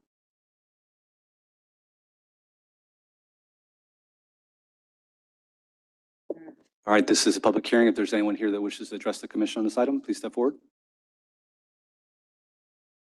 Move to close. Second. All right, we have a motion and a second to close public hearing. Any further discussion? If not, all those in favor, please say aye. I'm sorry, wanna did you want to speak?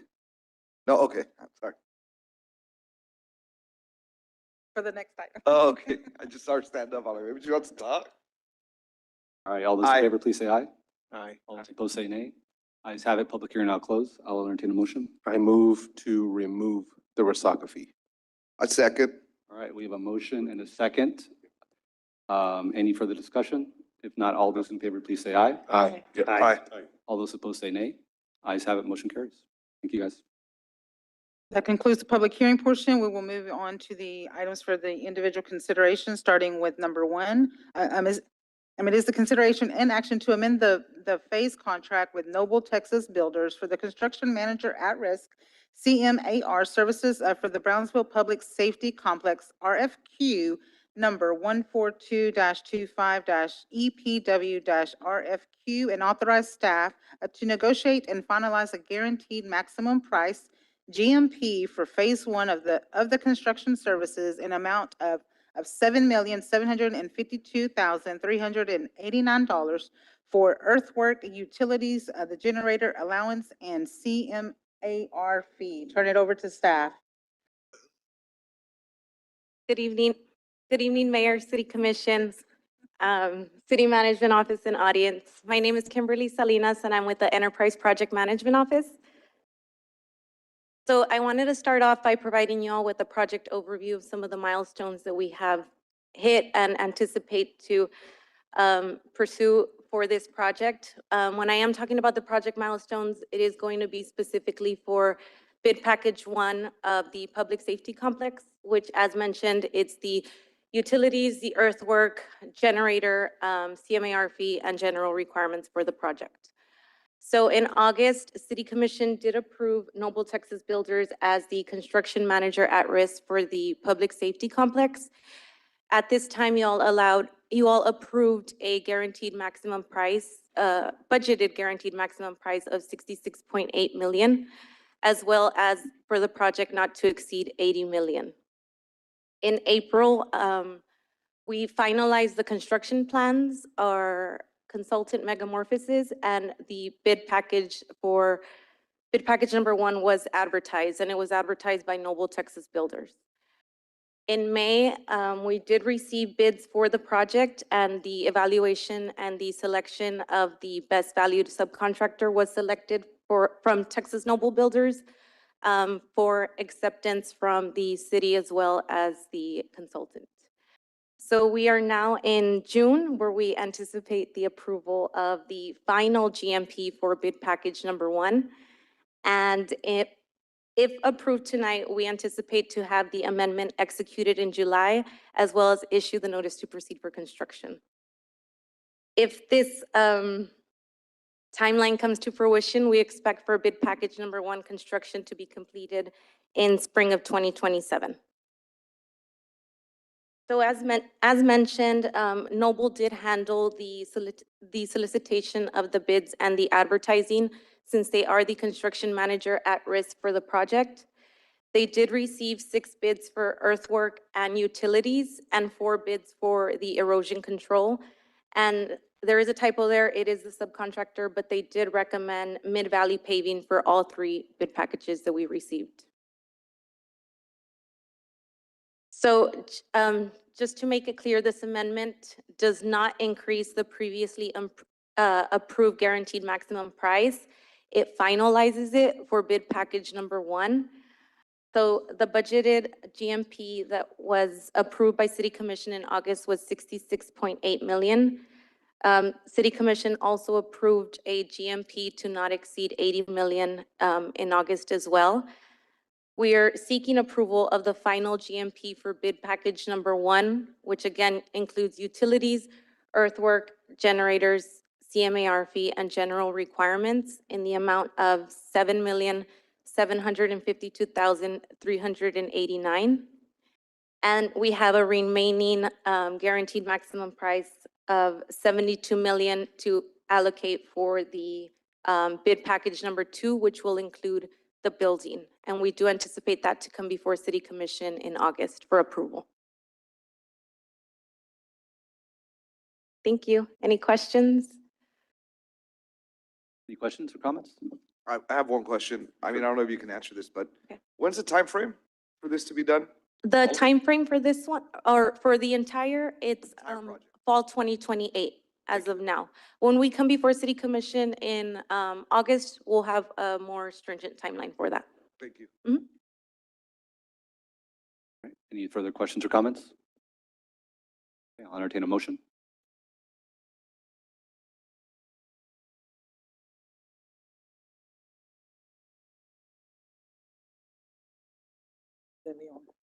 Did you ask for a motion? I move to approve. Second. We have a motion and a second. Any further discussion? If not, all those in favor, please say aye. Aye. Aye. All those opposed say nay. Ayes have it, motion carries. Thank you. Carries 5-0.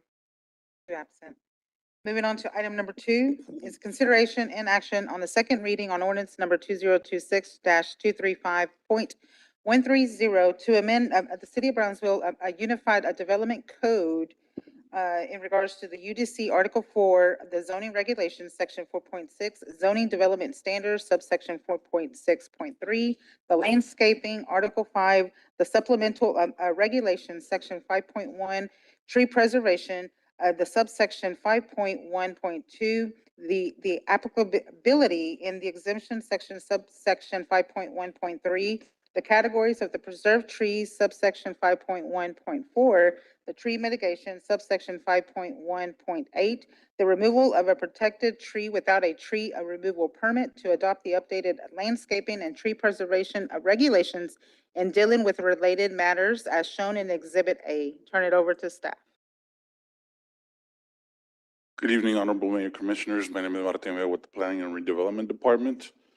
To give you a little bit of a recap, on June 2nd, our previous City Commission meeting, we brought to you a text amendment for the landscape and tree preservation ordinance. At that meeting, there were some concerns brought up by the commission, and that's what we intend to present to you this evening. So again, to give you a brief recap, the original framework or the essence of this text amendment is to update landscape plan requirements, modernize landscape standards, promote native and drought-resistant plants, increase shade and canopy coverage, and strengthen tree preservation.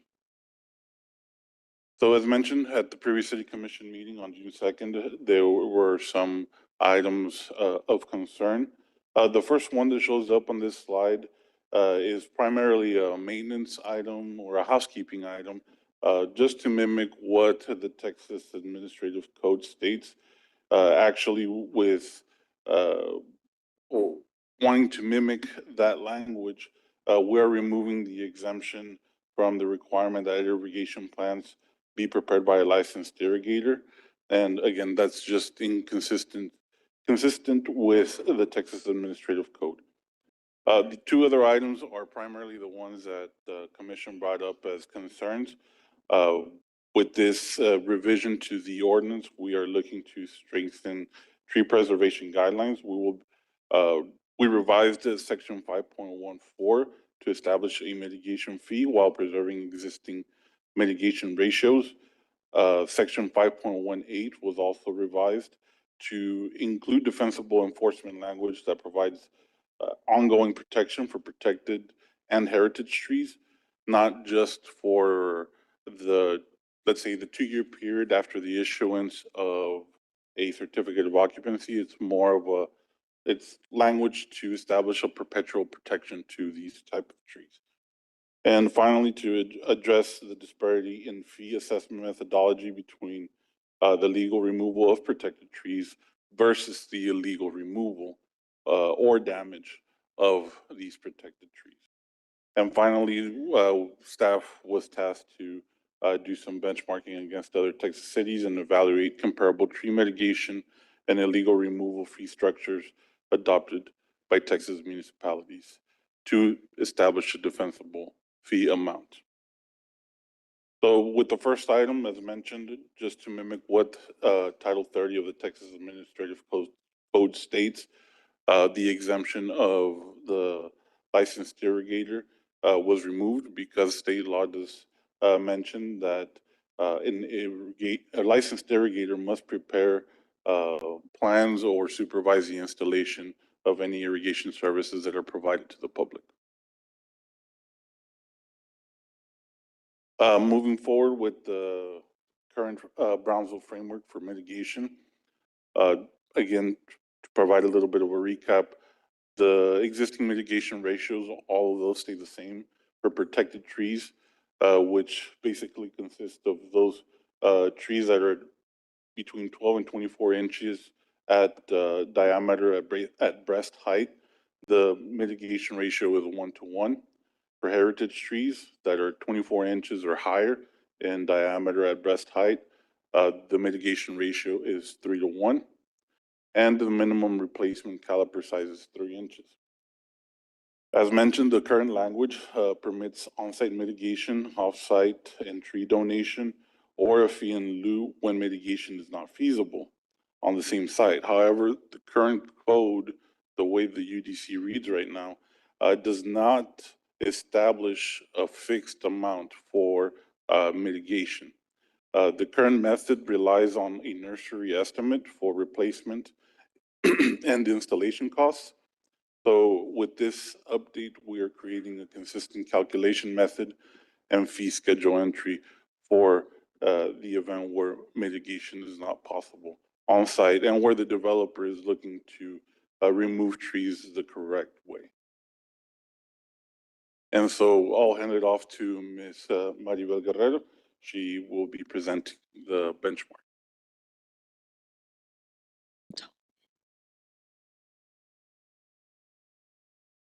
So what we want to stress here is that the planning department did its own evaluation of benchmarks with other cities. And they verified it, look at cities that had a comprehensive landscape plan. So the 6 cities shown here are San Antonio, Austin, Arlington, Bulverde, Grapevine, and Bastrop. The main, as we look at these benchmark costs, we see a price range from $100 to $400 of mitigation fee per caliber inch.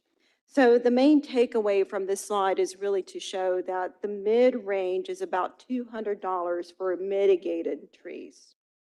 These want to point out that the comparisons of these cities are really just for context. They're not guiding the actual evaluation of the cost. They're just used as a comparison and for some context. These are also fees in lieu, amounts per mitigation caliper inch. Okay.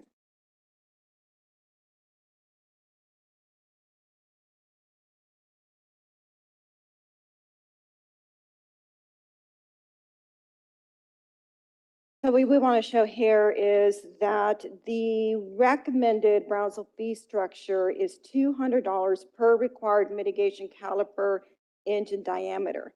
And what that means is if you have an approved removal of 10 caliper inches, it's going to cost a total of $2,000. for a mitigated tree. And so why the 200? So one, it provides clear and consistent fees based on measurement rather than the current case-by-case nursery cost estimates. It also reflects the resources required to do the work the right way versus the added burden from staff that's created when standards are not met. The third one is that it's defensible and consistent with the upper middle range of Texas municipal practice. So we're in line with other cities.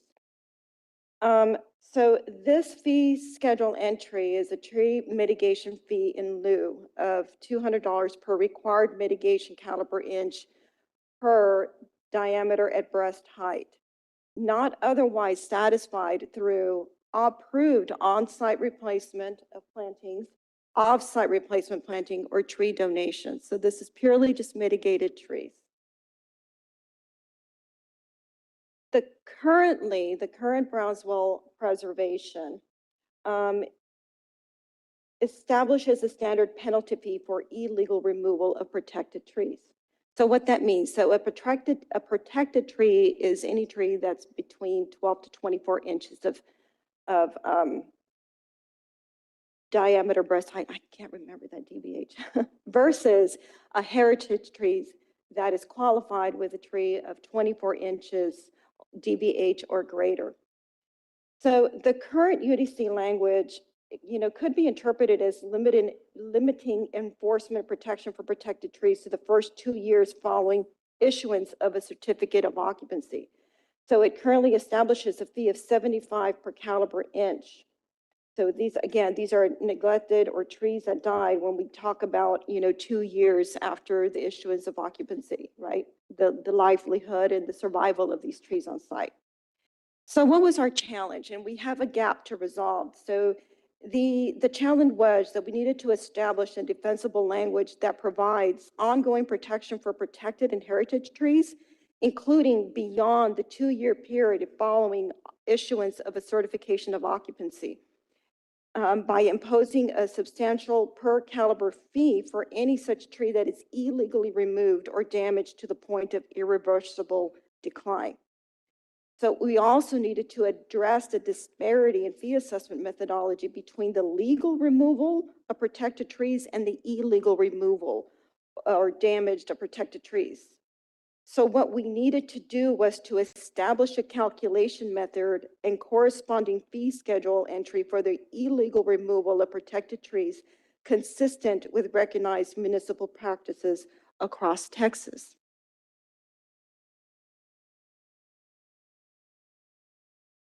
So we looked at the same cities, right, who had comprehensive landscape plans. And what we found is that they basically just doubled the fines for unauthorized removal of illegal trees.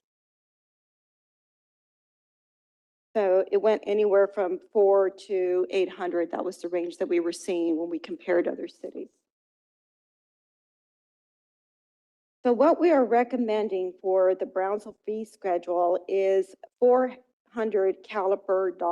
per caliper inch for substantially damaged or illegally removed, plus any required mitigation that's determined appropriate by the city forester.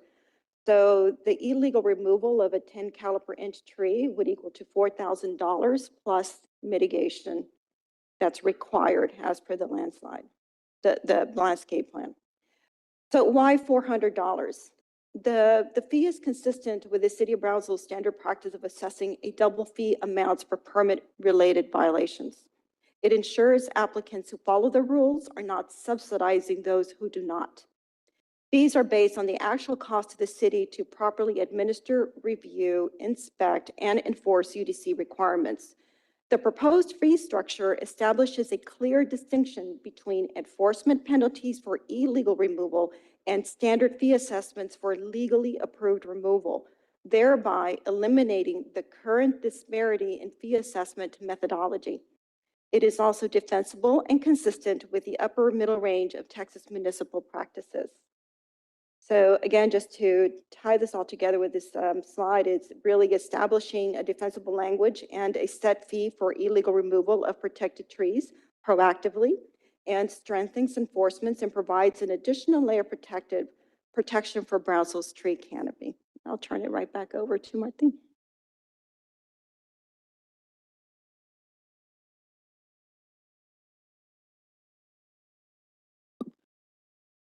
Thank you. So overall, the key message for the adoption of this ordinance is to update the code to support climate appropriate landscaping, stronger urban forestry standards, better parking lot shade, clearer review procedures, and proactive protection to Brownsville's natural landscape and protected canopy. And so what remains the goal is to maintain attractive development that protects public health, safety, welfare, and Brownsville's natural landscape. And both staff and P and Z recommend the approval of this text amendment. Any questions? I just, do EPW have the manpower, or even planning, do they have the manpower then when someone wants to clear land because they're gonna make a subdivision or maybe make a house, to then go out and see if there's any trees? Because right now, right, until someone pulls a permit, then you go out and inspect the land, right? To see if there's a tree. Yes, and I'll actually defer to Mr. Alex Aguilar, but I believe our GIS manager is working on an application to do identification of these protected or heritage trees on site. So I'll turn it over to you. Good evening. I'm Alex Aguilar, Engineering Public Works Manager, Mayor, Commissioners.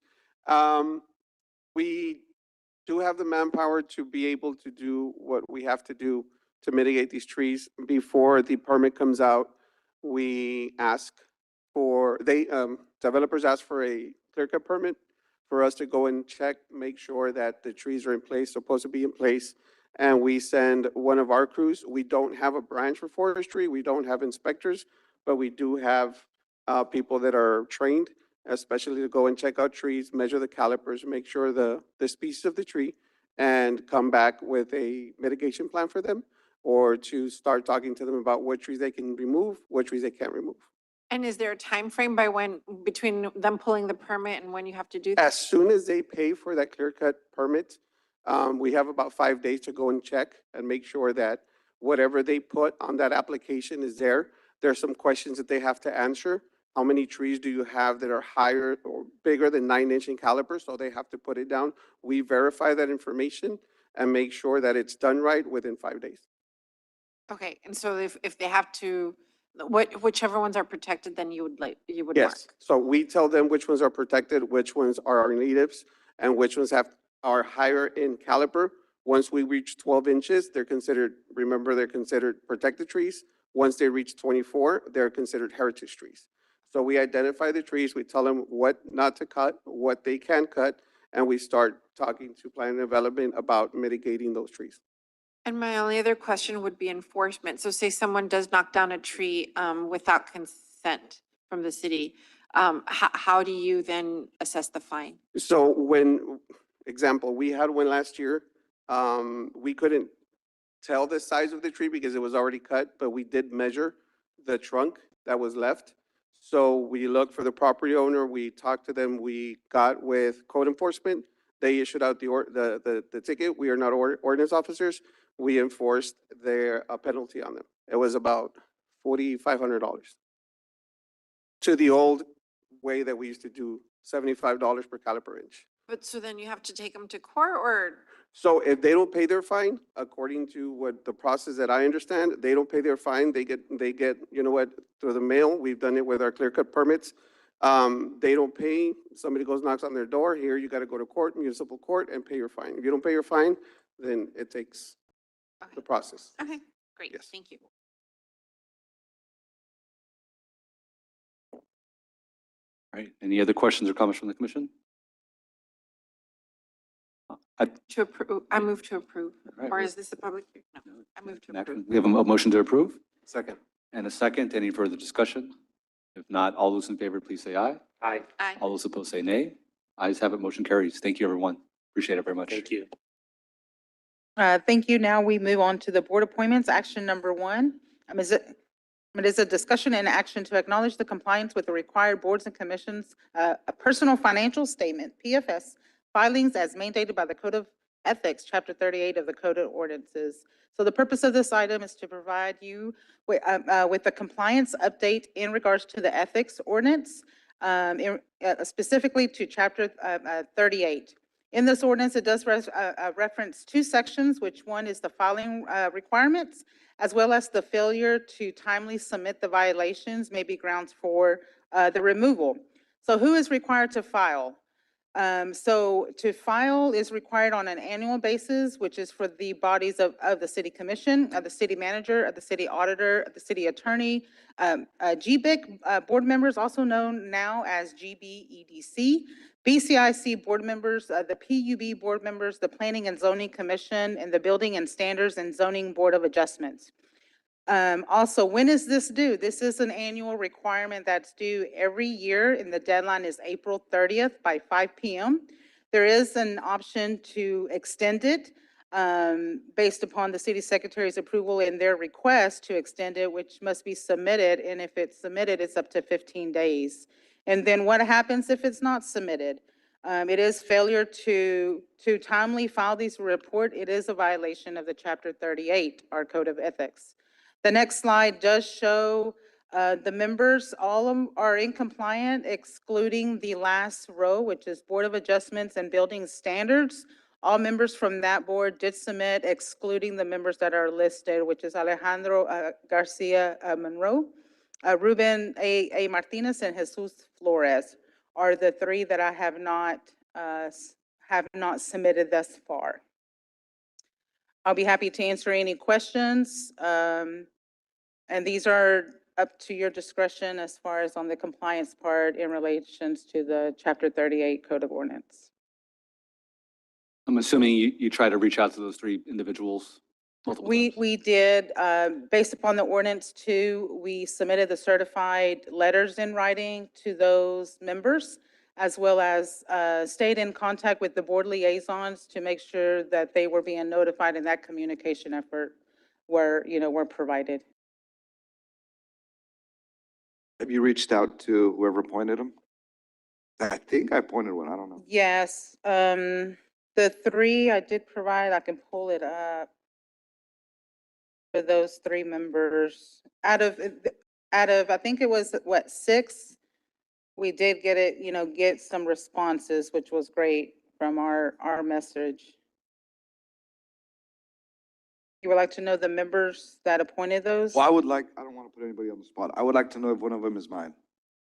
Yes, I One of them believe one is. Jesus Flores is mine, and I can reach out to you. I'm pulling, give me 1 second. Sorry, I should have had it readily available. So Alejandro Moreno is District 4. Okay, perfect. Thank you. Ruben Martinez, at-large A. Jesus Flores, at-large B. And there's been no communication from at least the District 4 one at all? Back to you? Can you repeat that one? There's been no communication from that way, this way at all? From No. Alejandro Garcia Moreno towards you, nothing? Mm-mm. Not to my office, no. No communication All has right, been can I received. appoint someone right now? Do it now? Can I appoint someone right now, or do we have to remove them? From this point is on the compliance piece. I would defer to legal, but just because it's a You would have compliance to wait study- for it to be on the agenda. Yeah, Can you go back one slide? I would say that we put it on the agenda for next time to reappoint or appoint different people that don't have their PFS on file. Okay. Can you go And back we can one make slide, that decision then. Can you go back to? And they'll have 15 days. Yeah. Thank you. Is that fair? Okay, so we'll just put it back on the agenda for those 3 appointments for those 3 boards? Yes, I guess you put Unless it you up. want- If they haven't appointed, you reappoint or appoint, right? Right. Kind of deal. Because they'll be to serve that term period, that unexpired term. Correct. Definitely, okay. And this item is an action item to acknowledge. It was an action item to I'll acknowledge. entertain a Move motion. to acknowledge. Yeah, we have a Second? motion and second. Any further discussion? If not, all those in favor, please say aye. Aye. All those opposed say nay. Ayes have it, motion carries. The next item is the consideration and action on resolution number 2026-084 to appoint or reappoint members to the Brownsville Public Library System Advisory Board. This appointment is for Commissioner Macias. There is a vacancy to serve an unexpired term through December 31st, 2027. I am going to appoint someone in the next meeting. Okay, we'll table it to the July 7th meeting. Item number 3 is the consideration and action on resolution number 2026-061B to appoint or reappoint members to the Animal Regulation and Care Advisory Committee. This appointment goes to Commissioner Cardenas. I will reappoint Marcela Montemayor Morris. Second. We have a motion and a second. Any further discussion? If not, all those in favor, please say aye. All those opposed say nay. Ayes have it, motion carries. Thank you. The next appointment is in regards to resolution number 2026-68 to appoint or reappoint members to the Bicycle and Pedestrian Advisory Committee, BPAC. This appointment goes to Commissioner De Leon. There is a vacancy to serve an unexpired term throughout the end of this year. Yes, I'm gonna appoint Francisco Garban. Second. All right, we have a motion and a second. Any further discussion? If not, all those in favor, please say aye. Aye. All those opposed say nay. Ayes have it, motion carries. The next item to consider is in regards to resolution number 2026-075 to appoint members to the Charter Review Committee. This appointment goes. I to will not Commissioner appoint Cardenas. anybody on there. Okay, Nobody will be appointed because it's over, so. all righty, we'll move on to the next item, which is the Film Commission in regards to the resolution number 2026-076B to appoint or reappoint members to the Film Commission. This appointment goes to Commissioner Cardenas. I will reappoint Juan Di Becerra. Second. All right, we have a motion and a second. Any further discussion? If not, all those in favor, please say aye. Aye. All those opposed say nay. Aye. Ayes have it, motion carries. Carries. Action item number 7 is in regards to the resolution number 2026-077B to appoint or reappoint members to the Brownsville Convention and the Visitors Bureau. This appointment goes to Commissioner Cardenas as well. This one, I will reappoint Arturo Trevino. Second. All right, we have a motion and a second. Any further discussion? If not, all those in favor, please say aye. Aye. All those opposed say nay. Ayes have it, motion carries. the next item is in consideration to resolution number 2026-81B to appoint or reappoint members to the Ethics Advisory Commission. There's two appointments for this, one for Commissioner Galansky and the other one for Commissioner Cardenas. One, there is a vacancy to serve an unexpired term for 2028 for at-large B, and the other one is considered for Yeah, the so, reappointment. so I'm reappointing everybody, basically, reappointing Cesar de Leon. So the reason that this happened is just because of the staggeredness, right? That's why I have everybody on here. Correct. Thank you, because I mean, I appointed everybody about 4 months ago. Yeah. We have a Thank you, motion and a Commissioner. second. Any further discussion? If not, all those in favor, please say aye. Aye. All those opposed say nay. Ayes have it, motion carries. And I'll appoint Sarah Stapleton Barrera. We have a motion and a second. Any further discussion? If not, all those in favor, please say aye. Aye. All those opposed say nay. Ayes have it, motion carries. Perfect. That moves on to the next item is in consideration to resolution number 2026-082B to appoint or reappoint members to the Parks and the Recreation Advisory Board. Commissioner Cardenas. On this one, I will appoint somebody new. His name is Joan Rodriguez. All right. Second. We have a motion and a second. Any further discussion? If not, all those in favor, please say aye. Aye. Aye. All those opposed say nay. Ayes have it, motion carries. And on my last one, Next item is in regards to resolution number 2026-083B to appoint or reappoint members to the Paseo de la Resaca Lighting and Landscaping Maintenance District Service Plan Board. so I'll start on this one again. I will reappoint Dino Chavez. All right, we have a motion. Do we have a second? Second. I gotta second myself. I'll do a second. All right, we have a motion and a second. Any further discussion? If not, all those in favor, please say aye. Aye. All those opposed say nay. Ayes have it, motion carries. And then Commissioner De Leon. Sorry, can I go back? I'm so sorry, to the Parks and Rec Advisory Board? Go back one. To which board? Park and Recs. Go back. One more. Keep going. To the And slide. Commissioner Right there. Galansky just walked out, but I believe that Commissioner Galansky just appointed somebody last week, not myself. Yeah, so Skanda Galicia was appointed by Nerith Galansky, and then Ruben Santibanez was appointed by Commissioner Rose Gowen. And my appointment wasn't up, which is Tito Mata. Double check. My appointment was up until July when I appointed him. Your appointment, because of the staggered terms? Yeah, but I did not You appoint did that say, one. oh, gotcha, okay, well, gotcha, oh, okay. Let's check the records and then we'll get back, if you don't mind giving us. Please. Yes. Hmm. Okay. You can look it up.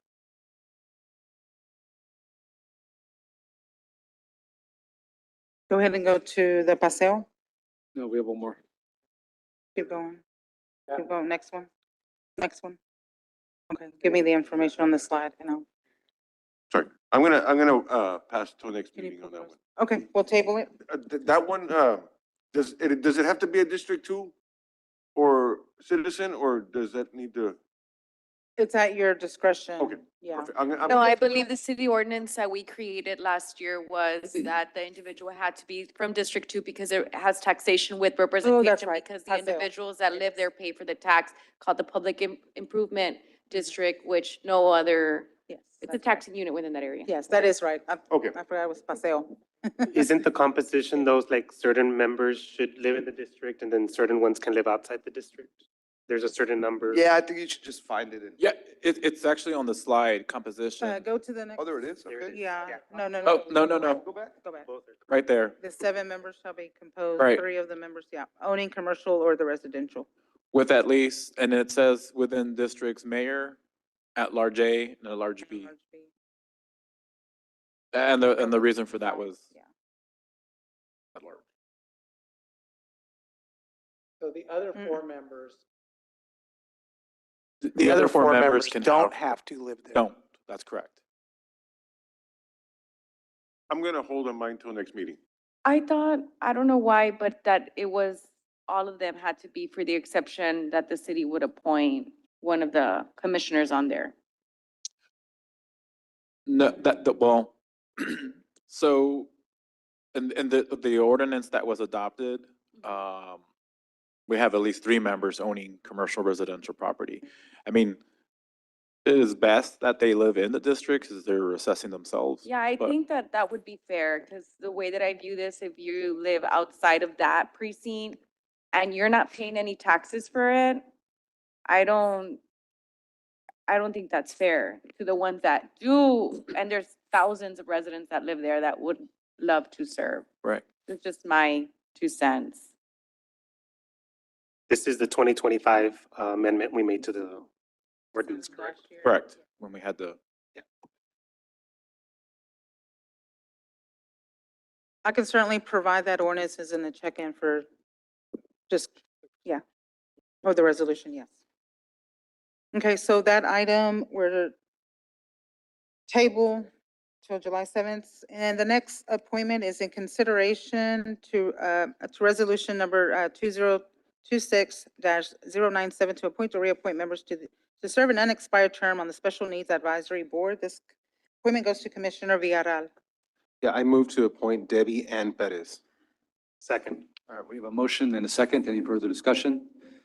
If not, all those in favor, please say aye. Aye. Aye. All those opposed say nay. Ayes have it, motion carries.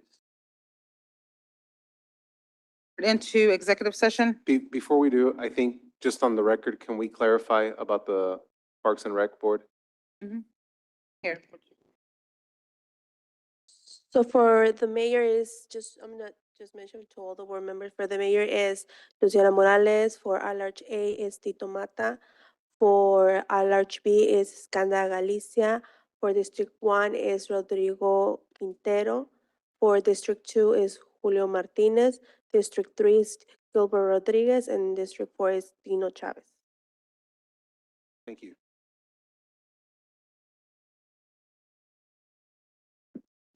Yeah, my apologies on that. I We'll. believe you are up we'll- to date. yeah, We're up to. Was that the correct name? Yes, thank you. It's just that I saw, so I said, whoa, Yes, my apologies on that oversight. We'll get it updated. thank you. Thank you.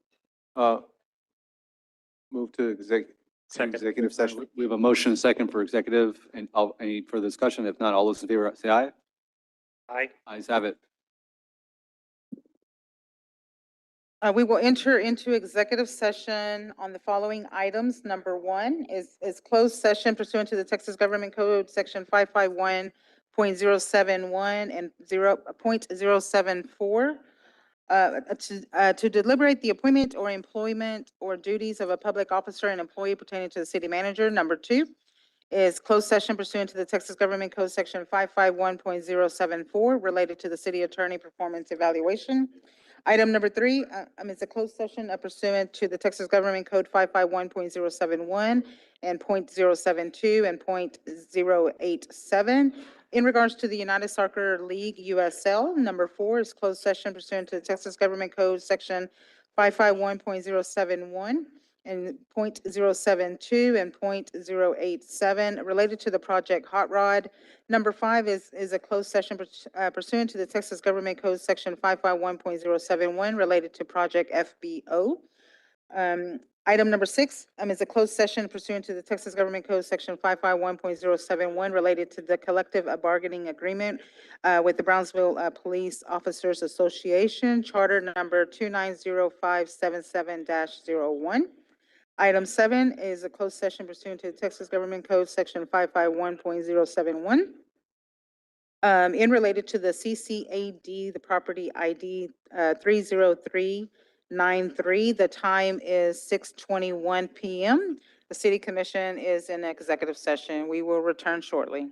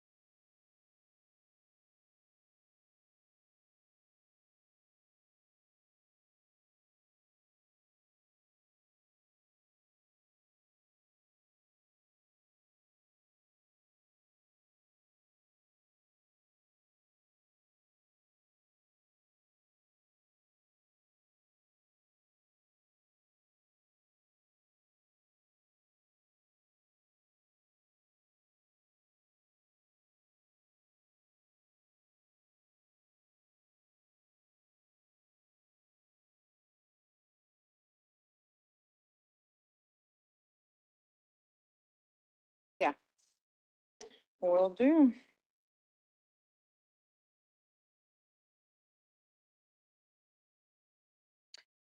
Mayor, may we reconvene into open session? Yes, please. The time is 10:07 PM. We are back into open session from executive session. Are there any possible action item from executive session? We'll start with number 1 that's listed. Is the consideration and action, if any, in related to the appointment or employment of a city manager and authorizing the mayor to negotiate or execute a contract with the appointed individual. I'll move to appoint, sorry, to give the mayor direction to authorization to negotiate a contract with Alan Guard as city manager for 2 years. All right, we have a motion. Do we have a second? Second. All right, we have a motion and a second. Any further discussion? If not, all those in favor, please say aye. Aye. All those opposed say nay. Ayes have it. Motion carries. Possible action number 2 is consideration and action, if any, related to the city attorney's performance evaluation.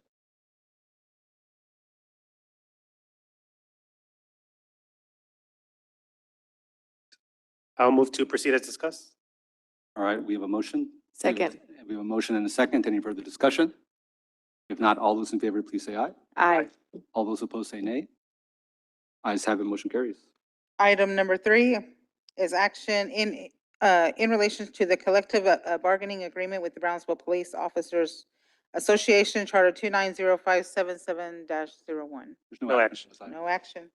Next item is number 4, is action in related to the CCAD property ID 30393. There's No action. On that one, I do want to make a note of that, that Commissioner De Leon did recuse himself in the executive session. So just for the public awareness, that concludes the possible, or actually, sorry, number 5 and 6, which is a resolution 2026-080 and 2026-088. Are there any possible action on? There's no action on either one. No action on those, and we'll enter into adjournment. So Well, moved. We have a motion and a second to adjourn. All those in favor, please say aye. Aye. Ayes have it. Meeting adjourned, everyone. We are adjourned at 10:09 PM. Congratulations.